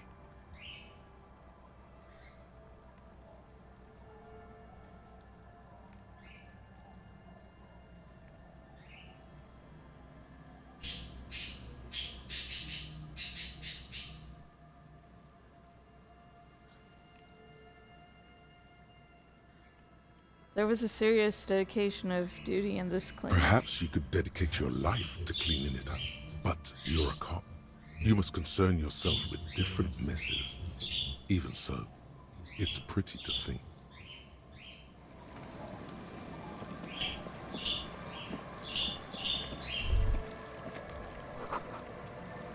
Relax, it's not yours. You didn't crash every... That's a Nolan so unsuccessful model.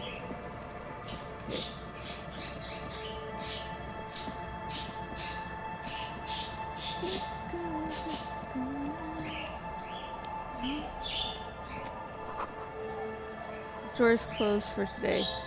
Time to go put the kids to sleep.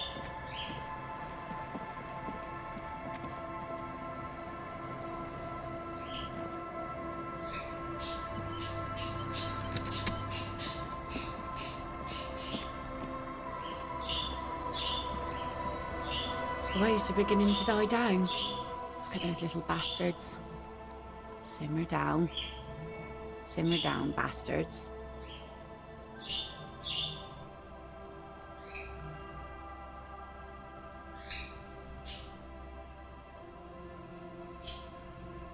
Okay. Let's see, what else is I going to do? Let's see. Oh yeah, now I'm going to do the painting thing. I wanted to fuck the police, but I didn't want Kim by me to see that. Friends should be truthful with each other, but there's limits. There's something down there.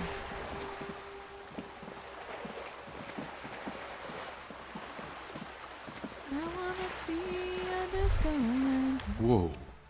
What have we here? A bridge? A bridge with loose nails and rot-infested wood that creaks in the wind. A construction code violation if there ever was one. Whatever, let death come. I'm a Revacholian badass.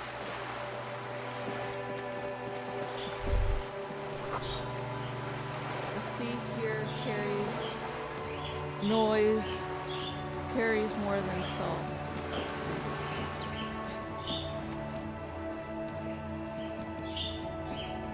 Paintbrush? Check. Heavy fuel oil? Check. Now the only thing left to do is paint the wall. The paintbrush in your hand is like a loaded revolver. What will it be, Desperado? Quite a few things come to mind.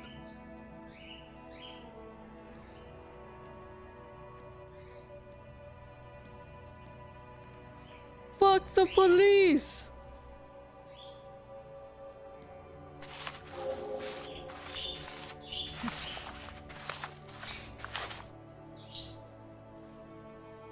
You've spoken.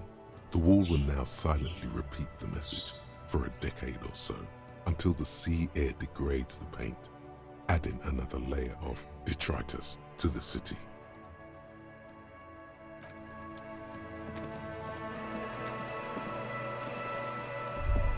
There. Do you smell that? Smell what? Can you not detect that inimitable whiff of dissatisfaction and restlessness? That sense that the world is in need of dramatic, even violent, reordering? Close your eyes and take a deep breath. What do you smell? The first thing that strikes you is the overwhelming brine. You imagine yourself underwater, 100-legged arthropod scuttling along the murky silt at the bottom of the sea. But then, the unmistakable reek of seagull shit hits you, buoyed along on the air currents, an acrid melody atop moldering cords of wood rot and heavy fuel oil. It smells like a pear, in other words, a completely ordinary pear that provokes no ideological associations whatsoever. Absolute rubbish. Your politico-olfactory cortex doesn't deceive you. The smell is coming from that balcony over there. You mean from Cindy? Certainement. The precocious communist youth. A symbol of a kinder, more hopeful future. Now's your chance to establish contact with your revolutionary brothers and sisters. A chance to establish contact with the future. What a beautiful, terrible thought.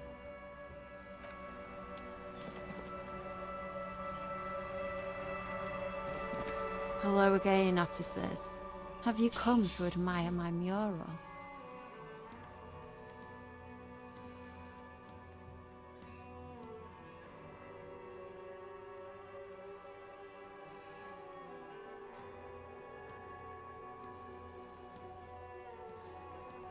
Piss and fuck the world, send their best. I don't believe it. I've never known those boys to have manners. The bemusement in her voice doesn't fully mask genuine tenderness.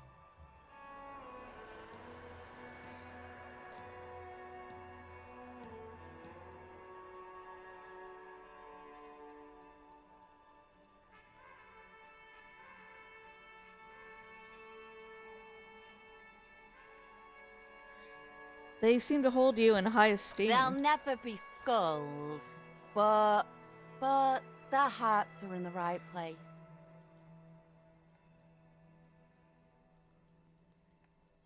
Got it. Enough of that then. Thank you for passing on the message. Now run along, Piggy. Is that bed and the coal room yours? Ooh. Not only have you found my address, you've discovered my biggest secret. I'm a coal miner. She does have eyes that seem to be smeared with coal.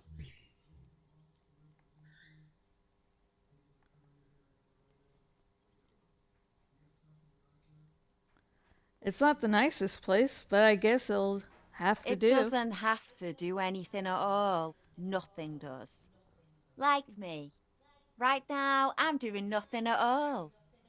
The inspiration will come to her once hell is set loose on the streets. It's too calm right now. Really? You're a miner? Yes. I keep hoping a shaft will collapse on me. But somehow, it never happens. Don't you have a real Does home? anyone in a city like this? She replies wistfully, looking If around. there's pain about any particular home she's lost, she's buried it deep, fortified herself against it. Cool. I have other questions. Shoot, Piggy. It's what you do, isn't it? Hey, sister, let's talk politics for And a what minute. do you know about politics? She squints at you suspiciously.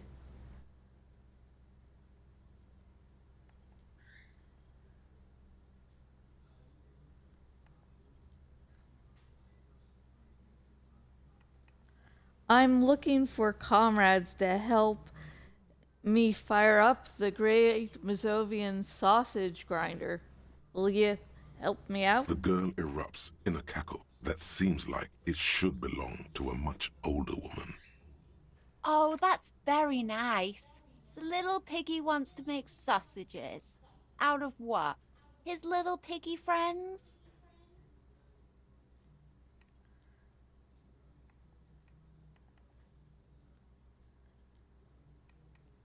No, out of the bourgeoisie. So the little piggy is a big bad communist now. Sure, I know someone who'd love to talk that ideological stuff. You're looking for Steban. Who's Steban? A right communist who runs a mega cool and very secret meeting. Do you know where to find him? I might. Will you tell me? No.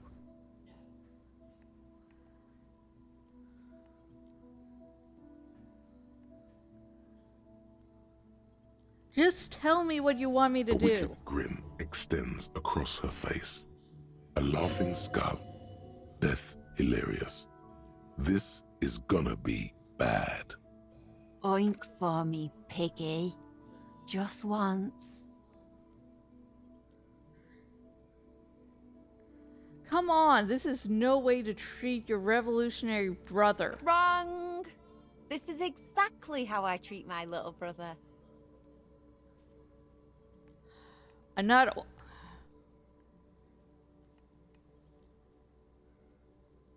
oinking for you. I think that possibly she'll respect me more if I choose this option. Be a good pig now. No oink, no goods. Through gritted teeth. Oink. Well, well. Seems like we're dealing with one tough pig. I'm impressed.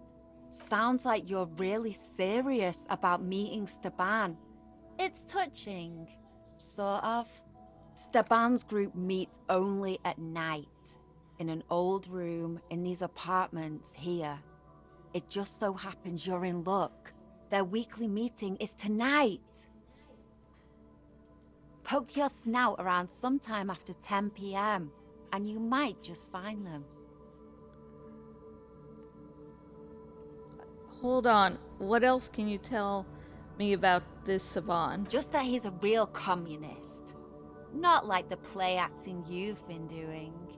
The rest, you'll have to see for yourself. That's very helpful. Thank you, Cindy. Hold on.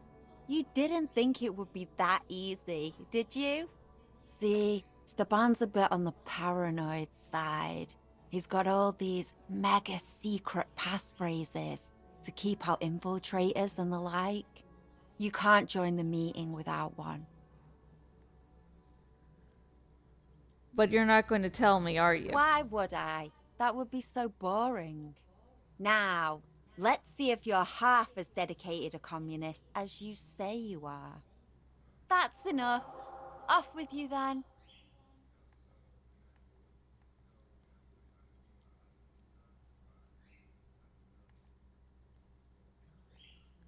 Catch you later, Cindy. Beautiful, beautiful bastard.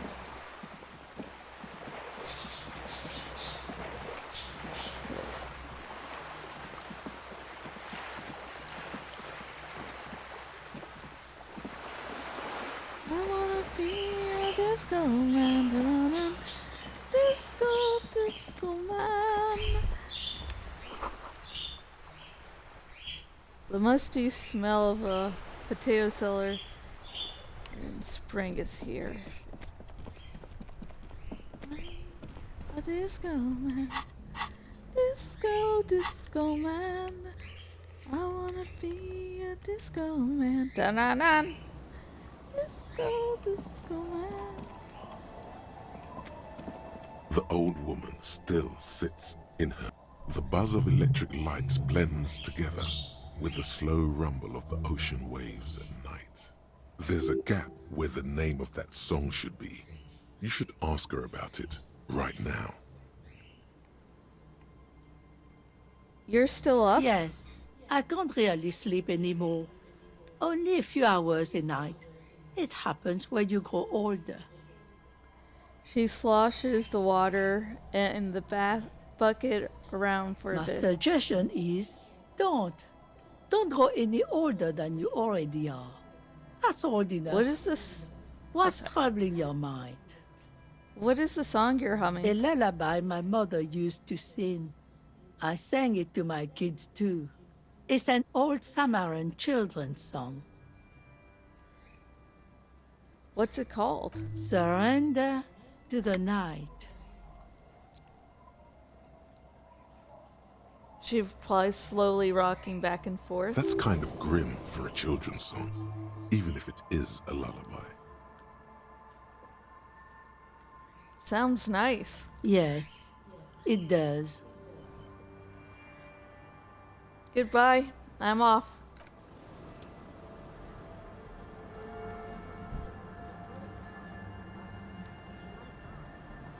God, Google's like... Oh my gosh. Okay, let's get some reading done tonight. It's getting late Finally. and it's snow.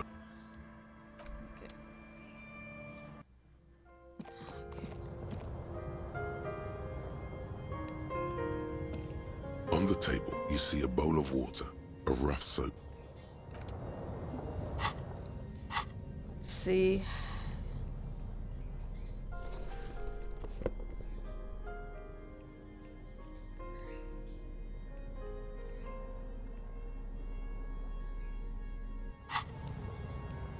On the table, you see a bowl of water, a rough soap, and next to it, a small hand mirror. A straight razor soaks inside the wash basin. Time to shave. Get these mutton chops off. Okay, cross your Like an fingers, artist folks. with a brush Yes! or a master swordsman, you use the small mirror and the straight razor with some soap to remove all that unkempt hair from below the noseline. The sharp blade chafes against your skin, producing a scratching sound. The surface underneath the beard feels tender, the air brushing against it chilly.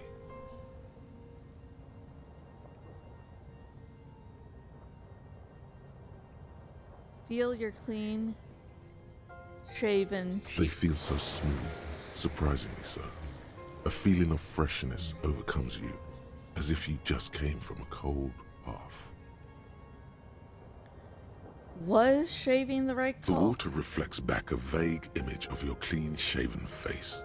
Despite the bulbous nose, unkempt hair, and persistent swelling, you look a little younger, maybe. You almost look like a professional. Your face, such as it is, a regular human face, sans expression. Okay.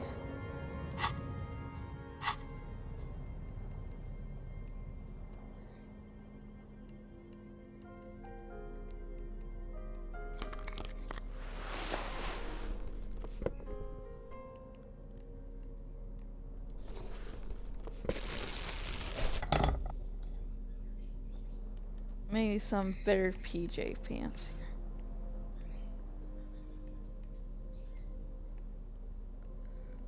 Or no pants.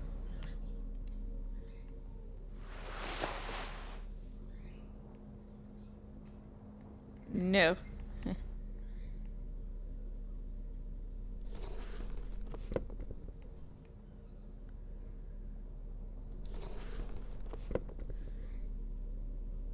Hello, Kim.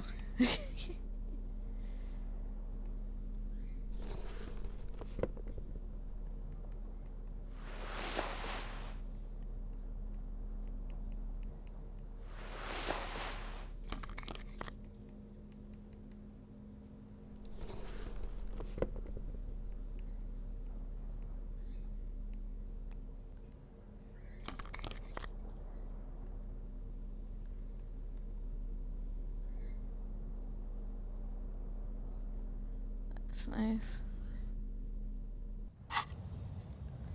Wait.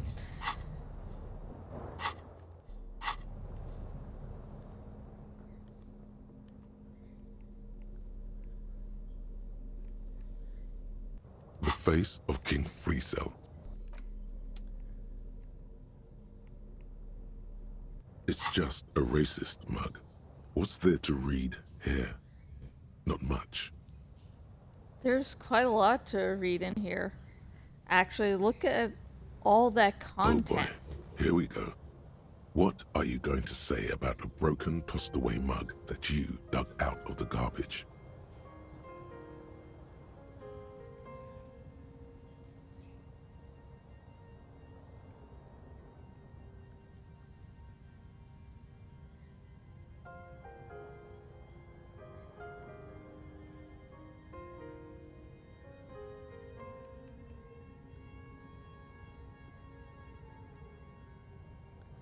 This mug is an example of prejudice.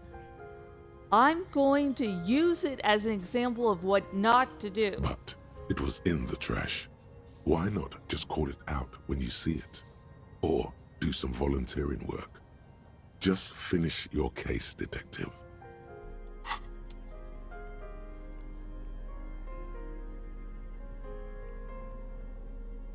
The bullet is safely sealed away in a plastic bag bearing the RCM stamp. Kim has filled out the label on the bag with the item number, case number, and date and location the bullet was found. Beside his orderly handwriting, the bullet looks especially sad, like a tiny, shriveled head of cauliflower. Feel the bullet through the bag. The squashed bullet has some sharp edges where the jacket has split open. It feels cold, even through the bag. You wouldn't ordinarily have cause to handle jacketed bullets. The citizens' militia uses cast bullets only. Little pebbles of metal loaded from the muzzle, usually in a cartridge. What do I do with you bullets? The squished little thing has no idea. I know. You should find the gun that shot this bullet.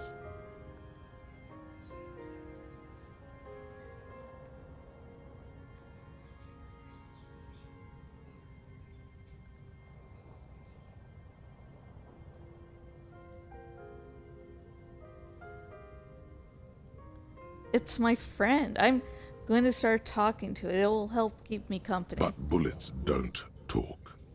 Yeah, what are you? Crazy? Bullets can't talk. They don't have emotions. A bullet can't keep you company. Oh yeah, in a Tide can. Fun that shot it. That sounds like something a police detective would do. First, you should learn all you can about this little guy. Then find the gun that shot it and the person that gun belongs to. He used it to kill your victim. Neato. Inspect the bullet closer. The jacket of the bullet is made of a yellowish metal. It has blossomed out to reveal a dark grey core. The base of the bullet is close to 5 millimeters in diameter. The core is lead. The brass jacket probably didn't cover the entire bullet. Otherwise, the softer metal wouldn't have expanded quite like that. Look at the jacket. You can just about make out a few striations near the base of the bullet. Little hairlines, linear. It feels standard. And the core? It's quite destroyed. Some of the fragments are still lodged in the wound. Far away, Lieutenant Kitsuragi is flipping through stations in his Kanima. He is not here examining the bullet with you. He should be. He would find this very intriguing. Mention it to him later when he's here. The bullet has nothing more to say.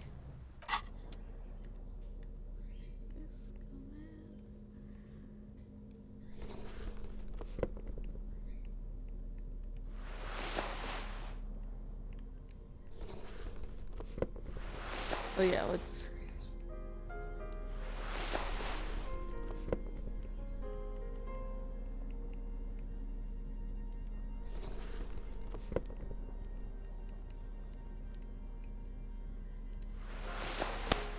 I am spending more time dressing this dude than I do with myself in real life.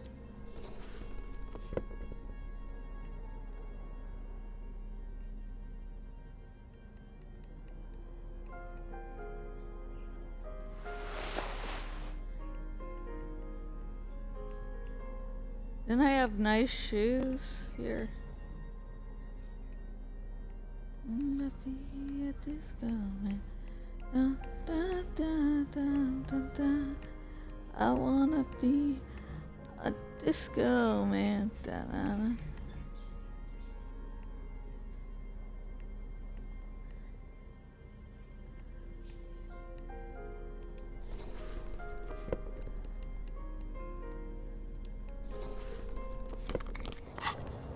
Okay, going to sleep. The bed is comforting, if a bit run down. Still, you've earned a rest.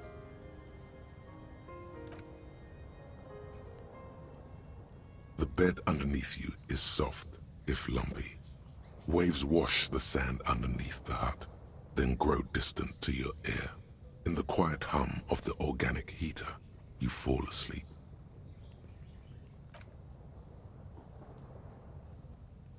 Like a deftly cast fishing net, sleep pulls you out of the world and into its dark shore. The rough mesh chaves around you, it digs into your brain.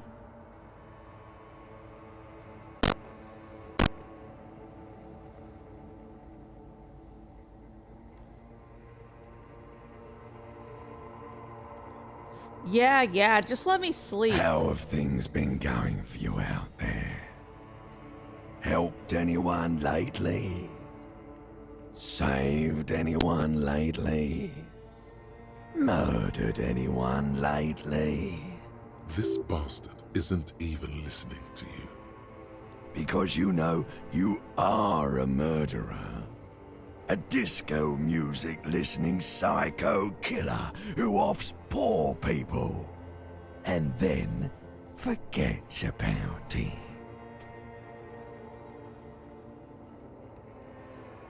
Shut up. I just want to sleep. Hear that? Iceman wants to sleep. He doesn't care about killing people. That's nothing to him. Black water under the bridge. The thing he's really scared of is much, much worse than that. Why are you doing this? I just want to sleep. I can almost see the dark. We're trying to help you. All the These processes, these tortures, voices and tremors are all just distractions, flares and countermeasures to keep you from the last dream.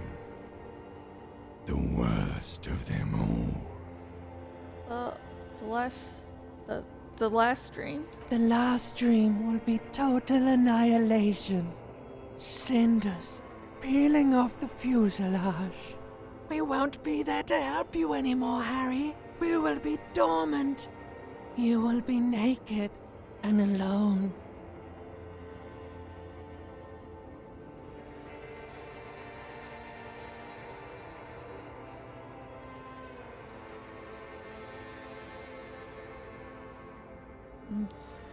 There will smell of apricots. Of hell. An ancient sadness, brother.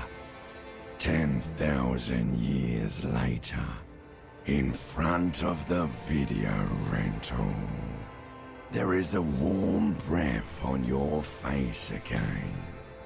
Everything is okay again. Everything is so okay.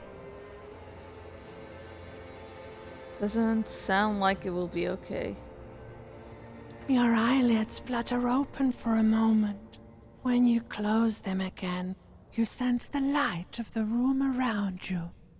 You're back. In 2 seconds, the alarm will ring.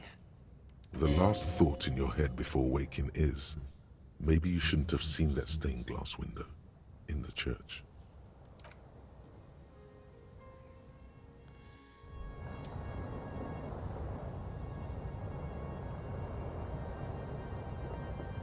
And Harry looks so different shaved.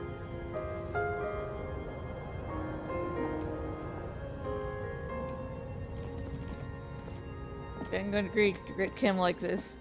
Hey yo, Kim boy!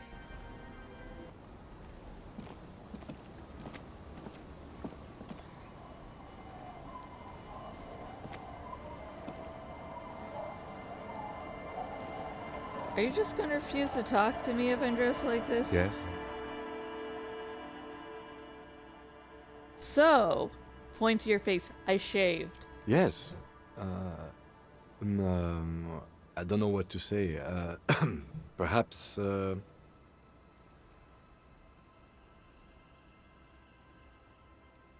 What is it? You can tell me, Kim. I'm not really sure about this turn of events. I think the mutton chops might have been a better idea. They sort of seem to cover up some of the... Either way, good on you. You were saying? Okay, let's turn into something a little more professional.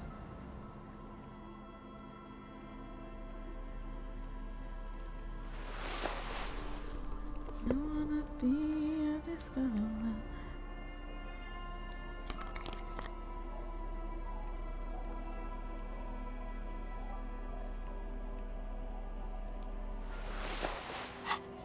Okay, Kim boy. Boy. And we're going to go see Kuno. First, then Klaj.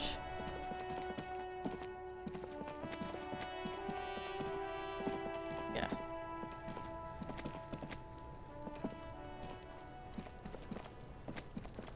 Kuno saw you wheeled that can. Sweet graffito action, pig. Kuno likes that delinquent shit.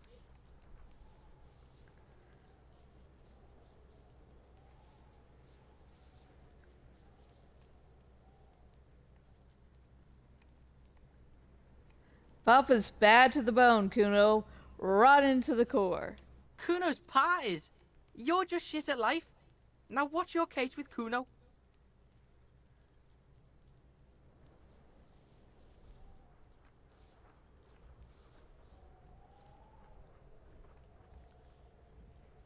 Kuno, found your shack. You found Kuno's secret door to Kuno's secret shack. It was closed for 5,000 years. How the fuck did you get in? I phase shifted through the roofing material. Shit. Get the fuck out of here. You can't do that. I can't do that, Kuno. He's trying to fuck at you again. Pigs can't displace. Can't do that teleport shit. He says himself, then turns to you. How did you like it in there, pig old boy? Kuno's got a lot of cool shit there, right?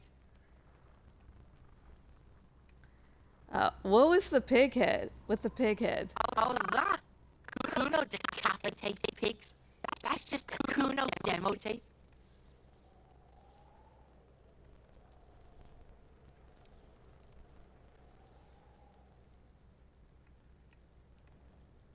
Cool pig head. I liked it. I got one too. This one. Point to your head. It's shit. What? What is this shit? Fucking on yourself. This is weird level shit. Kuno doesn't go there. It's like, you're fucking with yourself? That's not allowed. Kim's like, dear lord. Fuck your shit back to normal. What is this? Well played. No one saw that coming. I found a plate covered with powder residue. Know anything about it? That's where Kuno gets his daily hit of electric. Kuno Shazam. Kuno rides the fucking lightning in there, pig. I bet you'd like to ride the lightning too, wouldn't you? You feel tired and old, but you could have that sparkle in your eyes. What's with a tube of magnesium, Kuno? It's a vitamin, pig. Don't you know anything? He looks at you like you just pointed at the sun and asked what it was. You could use some.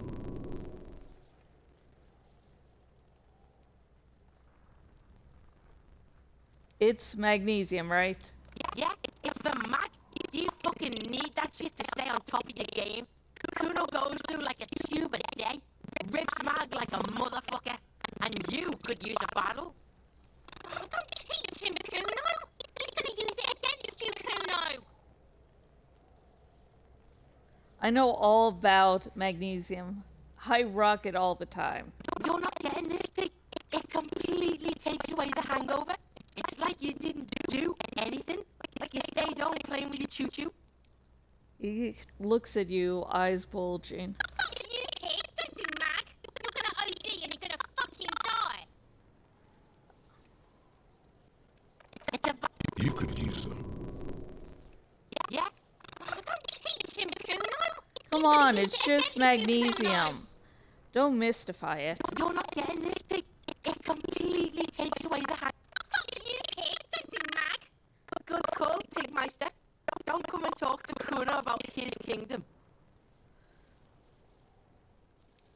Figure out what's going on with this kid. Cross your fingers because I really like Kuno and I really want this to work.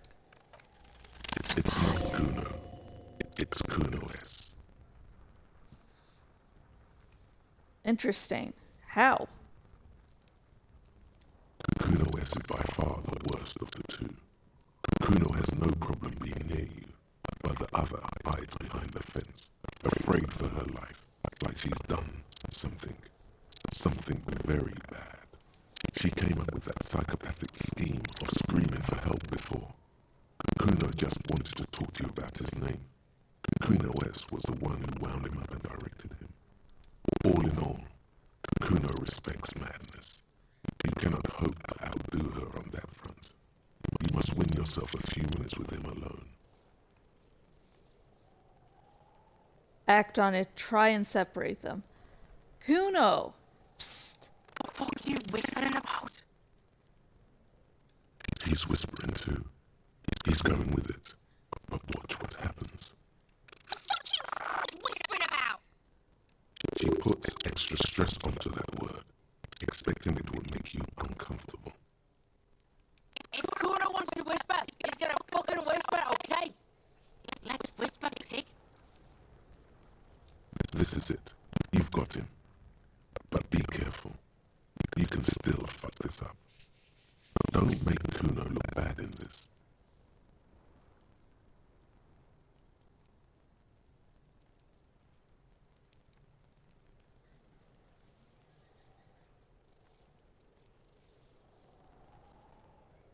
Kuno,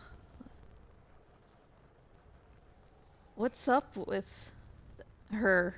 She's terrifying. Crazy scary. Crazy? You don't know the half of it. She's not crazy. She's insane. Dangerous. She's smoked a man. She's done people in. Probably even pigs. Stop talking to him. No, I'm fucking warning you. You're gonna get us into shit. She understands what you're trying to do. Yo, see? Kuno not tell ya. Kuno not told ya. Kuno told ya.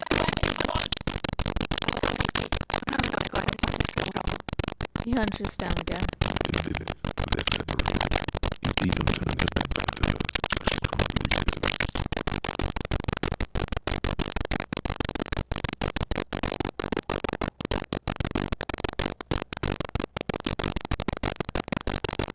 What do you mean she smoked someone? Kuno means she killed someone. Like she's a killer. Like actually a killer.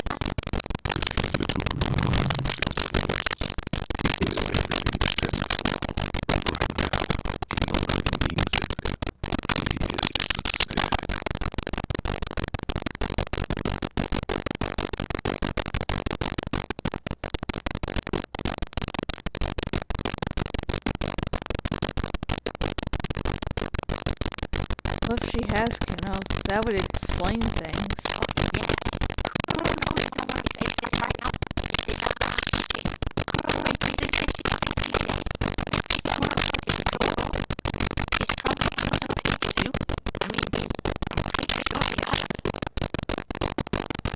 Come on, she hasn't killed police officers.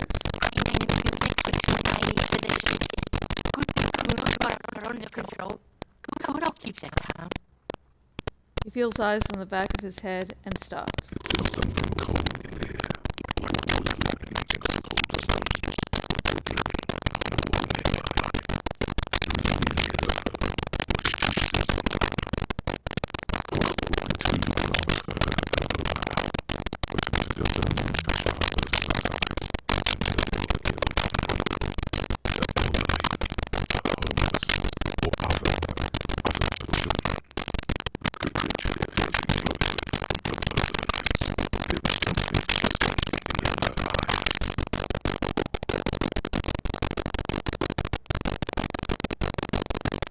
Is that your sister?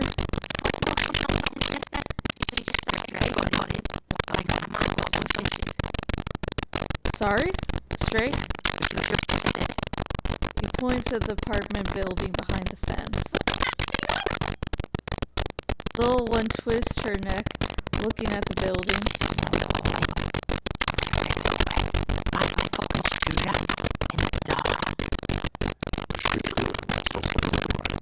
Have you been to this place? That hallway there with the janitor's closet? Point. Yeah, that's the place.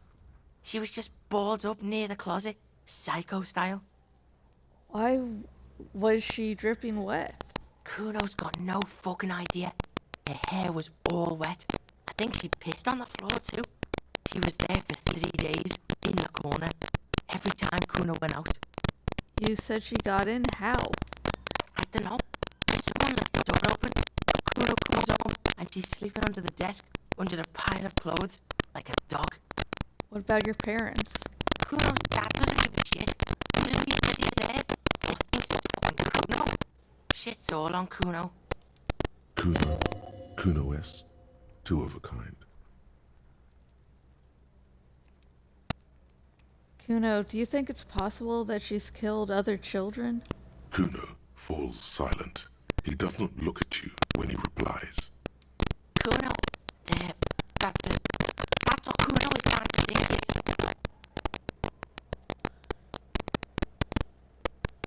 What's the language she uses? Fuck knows. She says it's the song of her people or some shit.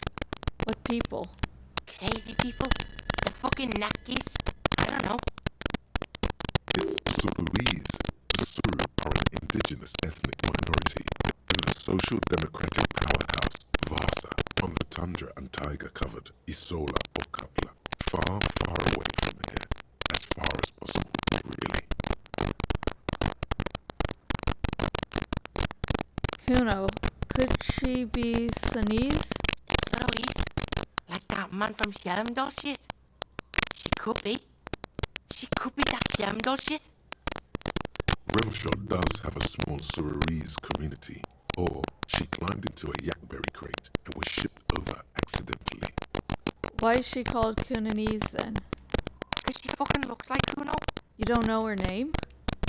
No one knows her name. Kuno took her, see? You said she's insane? She's psycho. She's psycho. Cat burn and shit. She does the real deal. Whoa. Yeah. Let's leave it at that. Yeah, let's.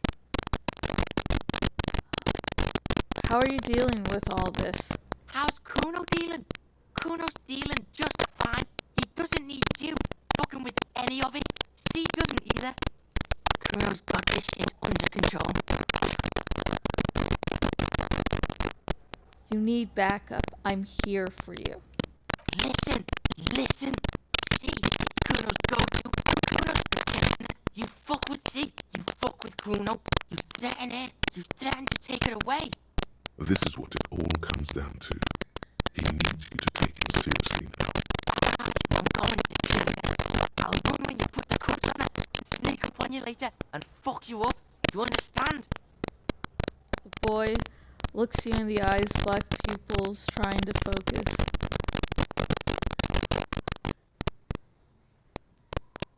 I can respect that. Alright, now we can do business. Business? Yeah? What do you want? Kuno can hook you up with...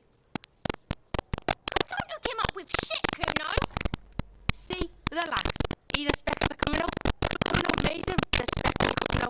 You respect the Kuno, you get all kinds of shit. Kuno's gonna get you hooked on illegal narcotics if you run a little errand for the Kuno. Get you hooked, pig. Get his hook in you. Then Kuno gonna get you hooking for more. Cash in big style. Pig hooker. That's right. Kuno's a candy store for pigs now. Get ready to be rewarded.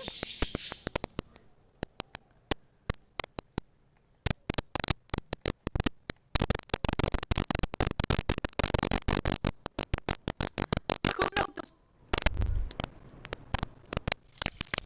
Jamais vu derealization.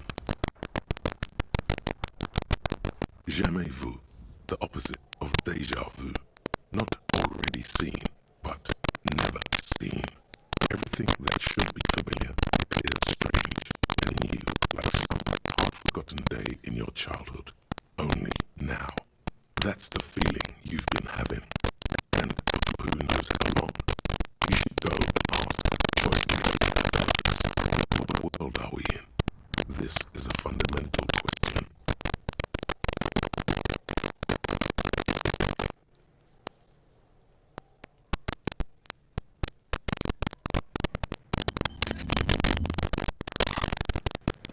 Okay, we'll do Kuno's little quest, and it's one quest I honestly enjoyed because it really delves into his home life.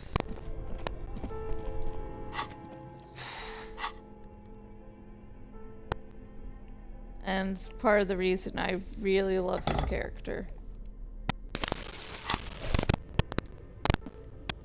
This orange machine is dead still. It has a hand-cranked ice cream churner and only the red cable is plugged into the breaker box. An electric sizzle.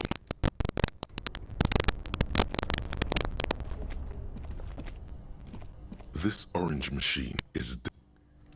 Okay, how do I open it then?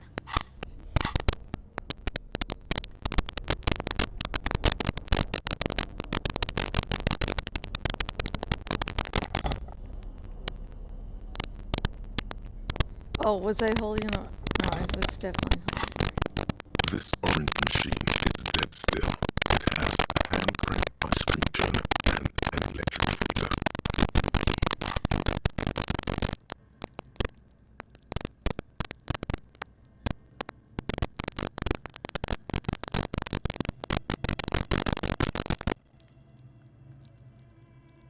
Okay, what's this again? This orange machine Physical. is dead still.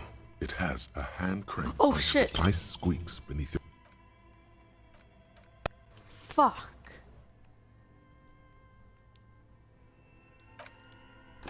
Oh, fucking hell, I have to... Fuck! I mean to press that. God damn it. I'm backtracking. But it's okay because I know what to do now. Oh my god, am I gonna have to go through that whole fucking thing again?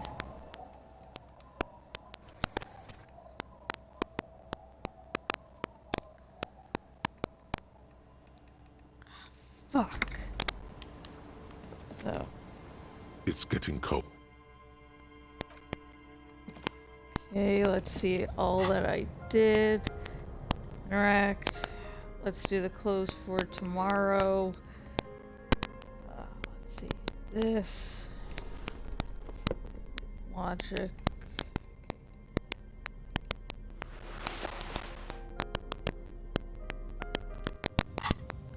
Okay, hang on. I fucking hate this shit.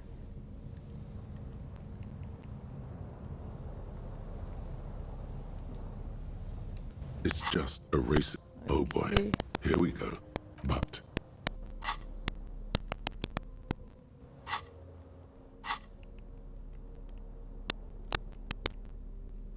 the bullet is beside his orderly handwriting. The bullet, the squish. I know. You should find the gun that shot this bullet. But bullet. Yeah, what are you? Crazy? That sound. Then find the gun that shot it and the person that gun belongs to. The squash. You wouldn't ordinarily have the jet. The core is lead. You can just. It's quite far away, Lieutenant.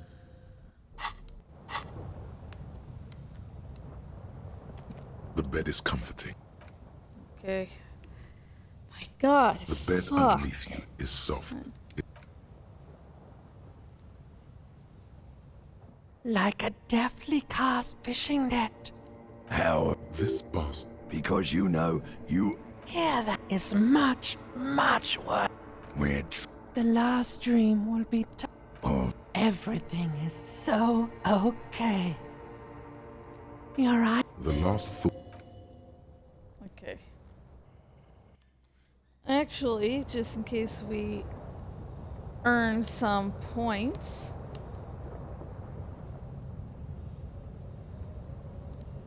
From Kuno's talking. Let's...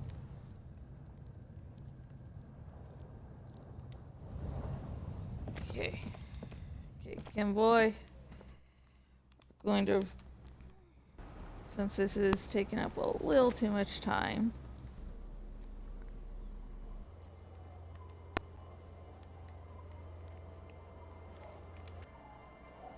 Okay, let's go for here. Gosh, damn it.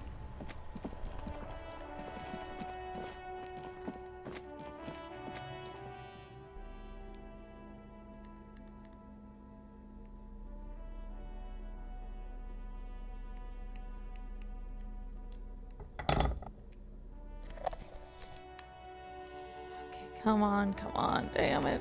Fuck this shit. This orange machine is dead still. It has a hand-cranked ice cream churner and an electric freezer. The ice around it. Only the red cable is plugged. An electric sizzle.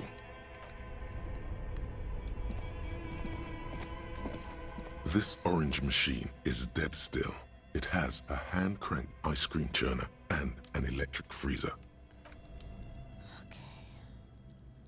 Wait, what did it say again? This orange machine Physical instrument. Physical instrument. This orange machine is dead still. It has a hand-cranked ice cream churner and an electric freezer. The ice around it slowly melting. Fuck.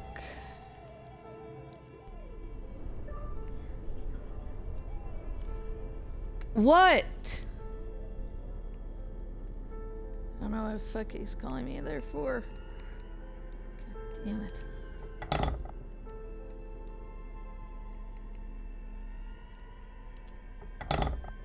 Hey Google. Broadcast. Fuck. This orange machine is dead still. I guess that's as best we can get, so I will, I guess, do what the kiddies call save scum in one moment.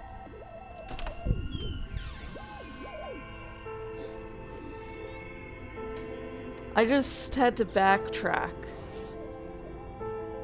Okay, thank you. Okay, Hubby was just checking up, seeing if, you know, I needed him and shit. Okay, let's see. This orange machine is dead still. It has ice squeaks beneath. Load game. Quick save. Dip, dip, dip. God damn it.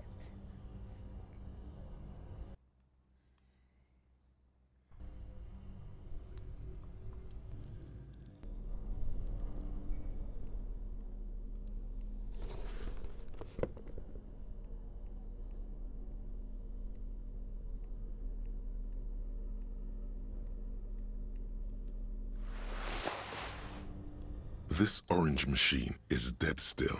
It has a hand-cranked ice cream churner and an electric freezer. The ice around it, slow ice squeaks, and it's already unplugged. There's not much else to do other than wait for it.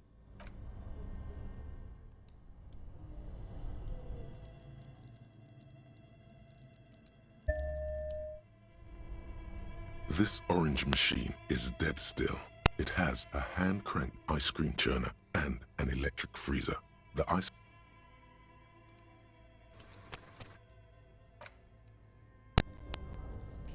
Fuck.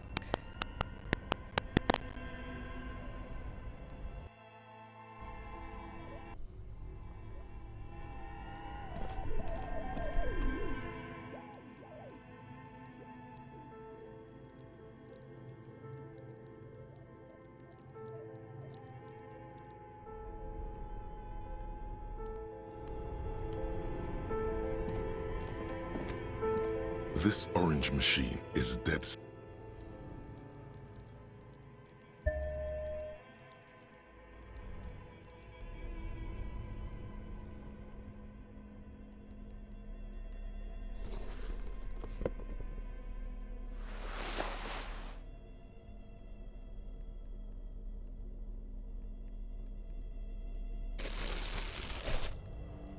This orange machine is dead still. Ice squeaks beneath your cover. God damn it. Ugh. Come on, I want to complete the church.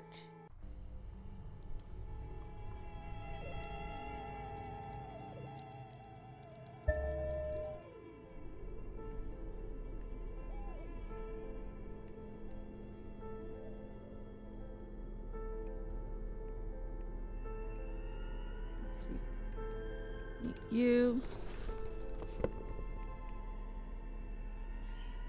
Trauma. Detective.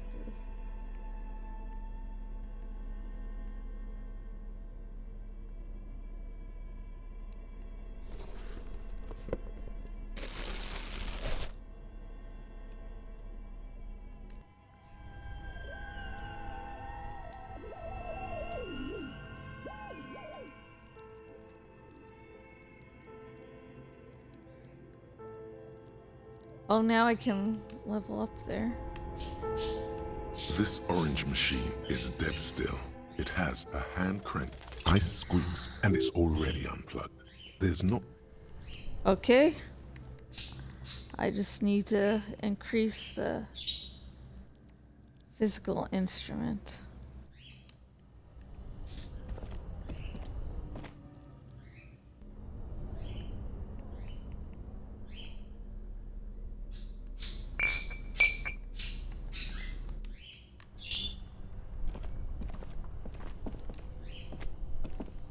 This orange machine is dead still. It has a hand-cranked ice cream churner and an electric...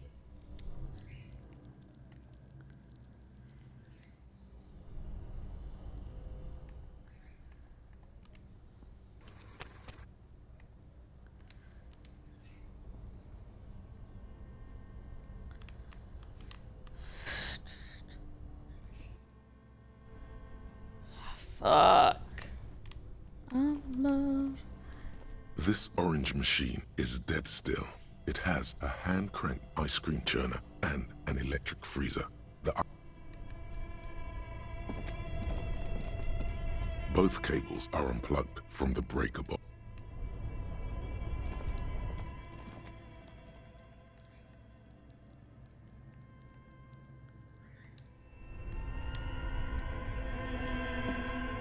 This orange machine is dead still. It has a hand-cranked ice cream churner and an electric freezer. The ice around it slowly melting. Slowly melting, okay.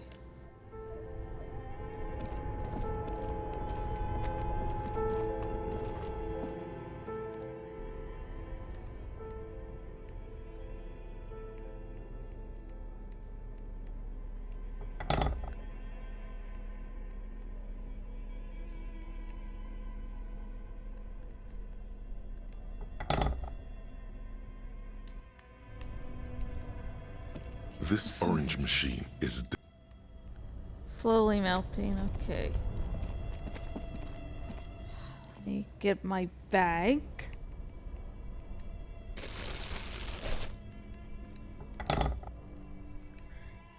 We'll come back to the end once we're finished with everything here.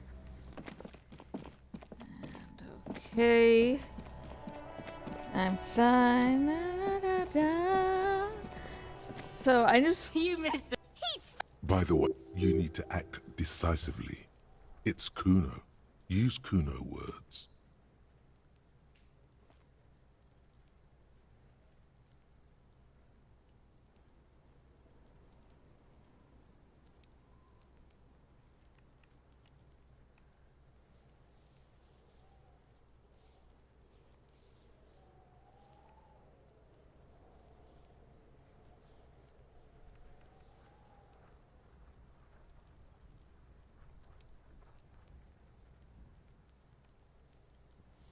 Oh my god, now I...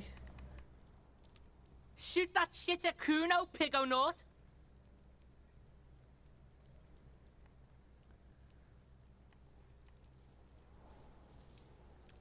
You found Kuno's secret door to Kuno's secret shack!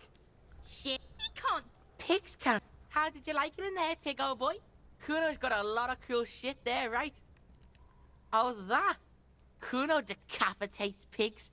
That's just a Kuno demo tape. What? Fuck you, shit. Well played. No one saw that coming.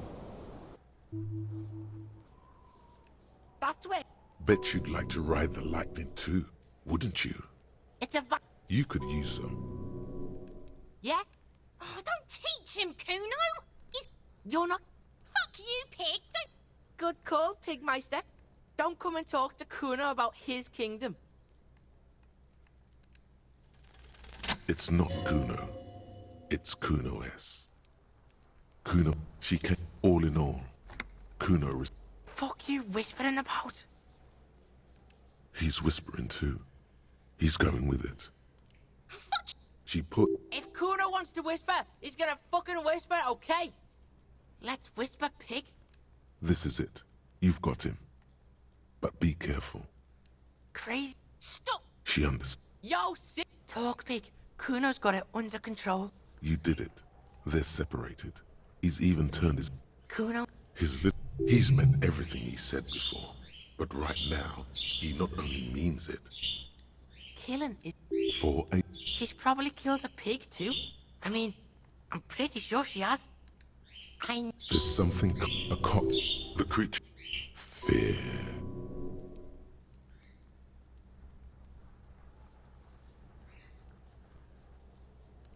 Kuno. Kuno, there. That's it. That's all. Yeah, she's psycho. Yeah. Yeah, let's. It's Suruese. The Suru are an indigenous ethnic minority. Suruese? Revachol does have a small Suruese community. Fuck no. Yeah? What was that? She was... A shoe cupboard just off to the right. Have you been to... Yeah. Kuno's got no... I don't know. Kuno's dad doesn't give a shit. Doesn't he? Kuno? Kuno S? Two of them. Cause she fucking... No one knows her name. Kuno... Cause she... No one knows her name. Kuno... How's Kuno dealing? Kuno's got this shit under control. Listen. This is what... I'm going... He may not be able... Alright. Now we can do business. Yeah? See? Kuno... That's right. Kuno's a candy store for pigs now. Get ready to be rewarded. Kuno... Let's see, can I easily open that container?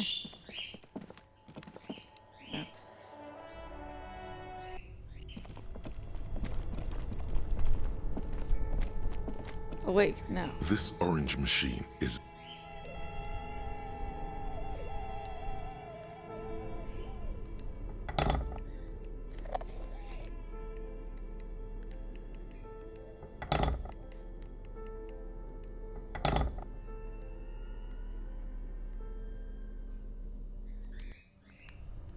This orange machine is dead still.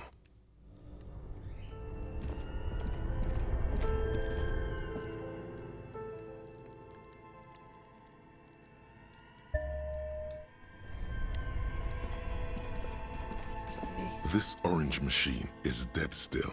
It has a hand-crank ice cream churner and an...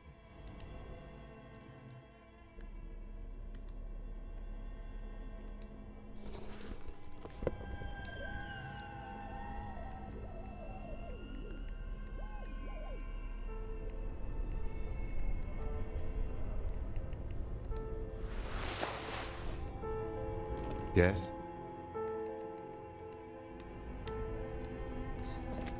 This orange machine is dead still. It ha... Okay. Quick save.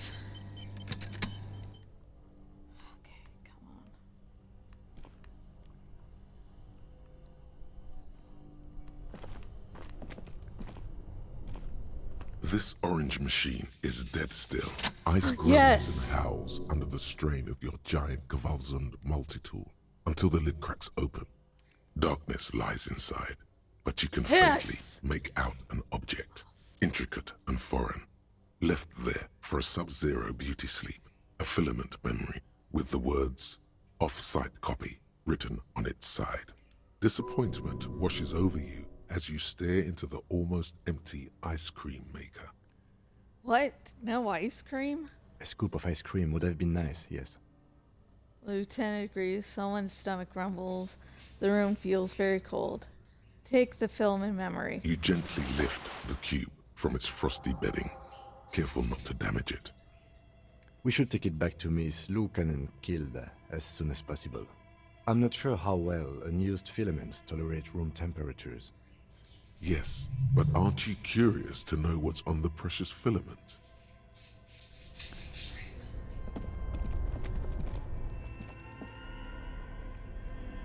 Goodbye. And I'm around. Okay. Let's go see Mr. Everett.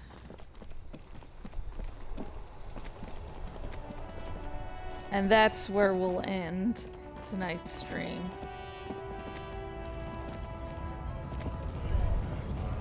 There. Do you smell that? Can you not detect that inimitable whiff of dissatisfaction and restlessness? That sense that the world is in need of dramatic, even violent, reordering? Does that mean there's a communist nearby? Undoubtedly. And the scent is coming from that railing over there. You mean from Manana? Yes, now's your chance to establish contact. I'm going to establish is talking to Mr. Everett.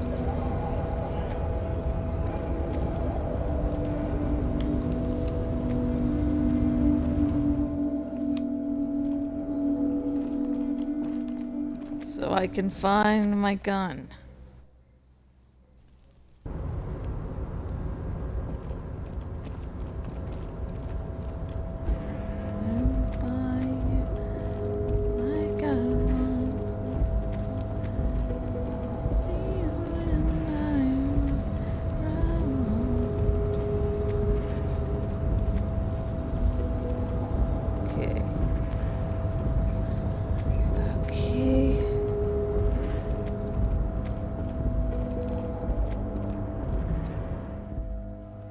And that's where I'm going to end the stream tonight.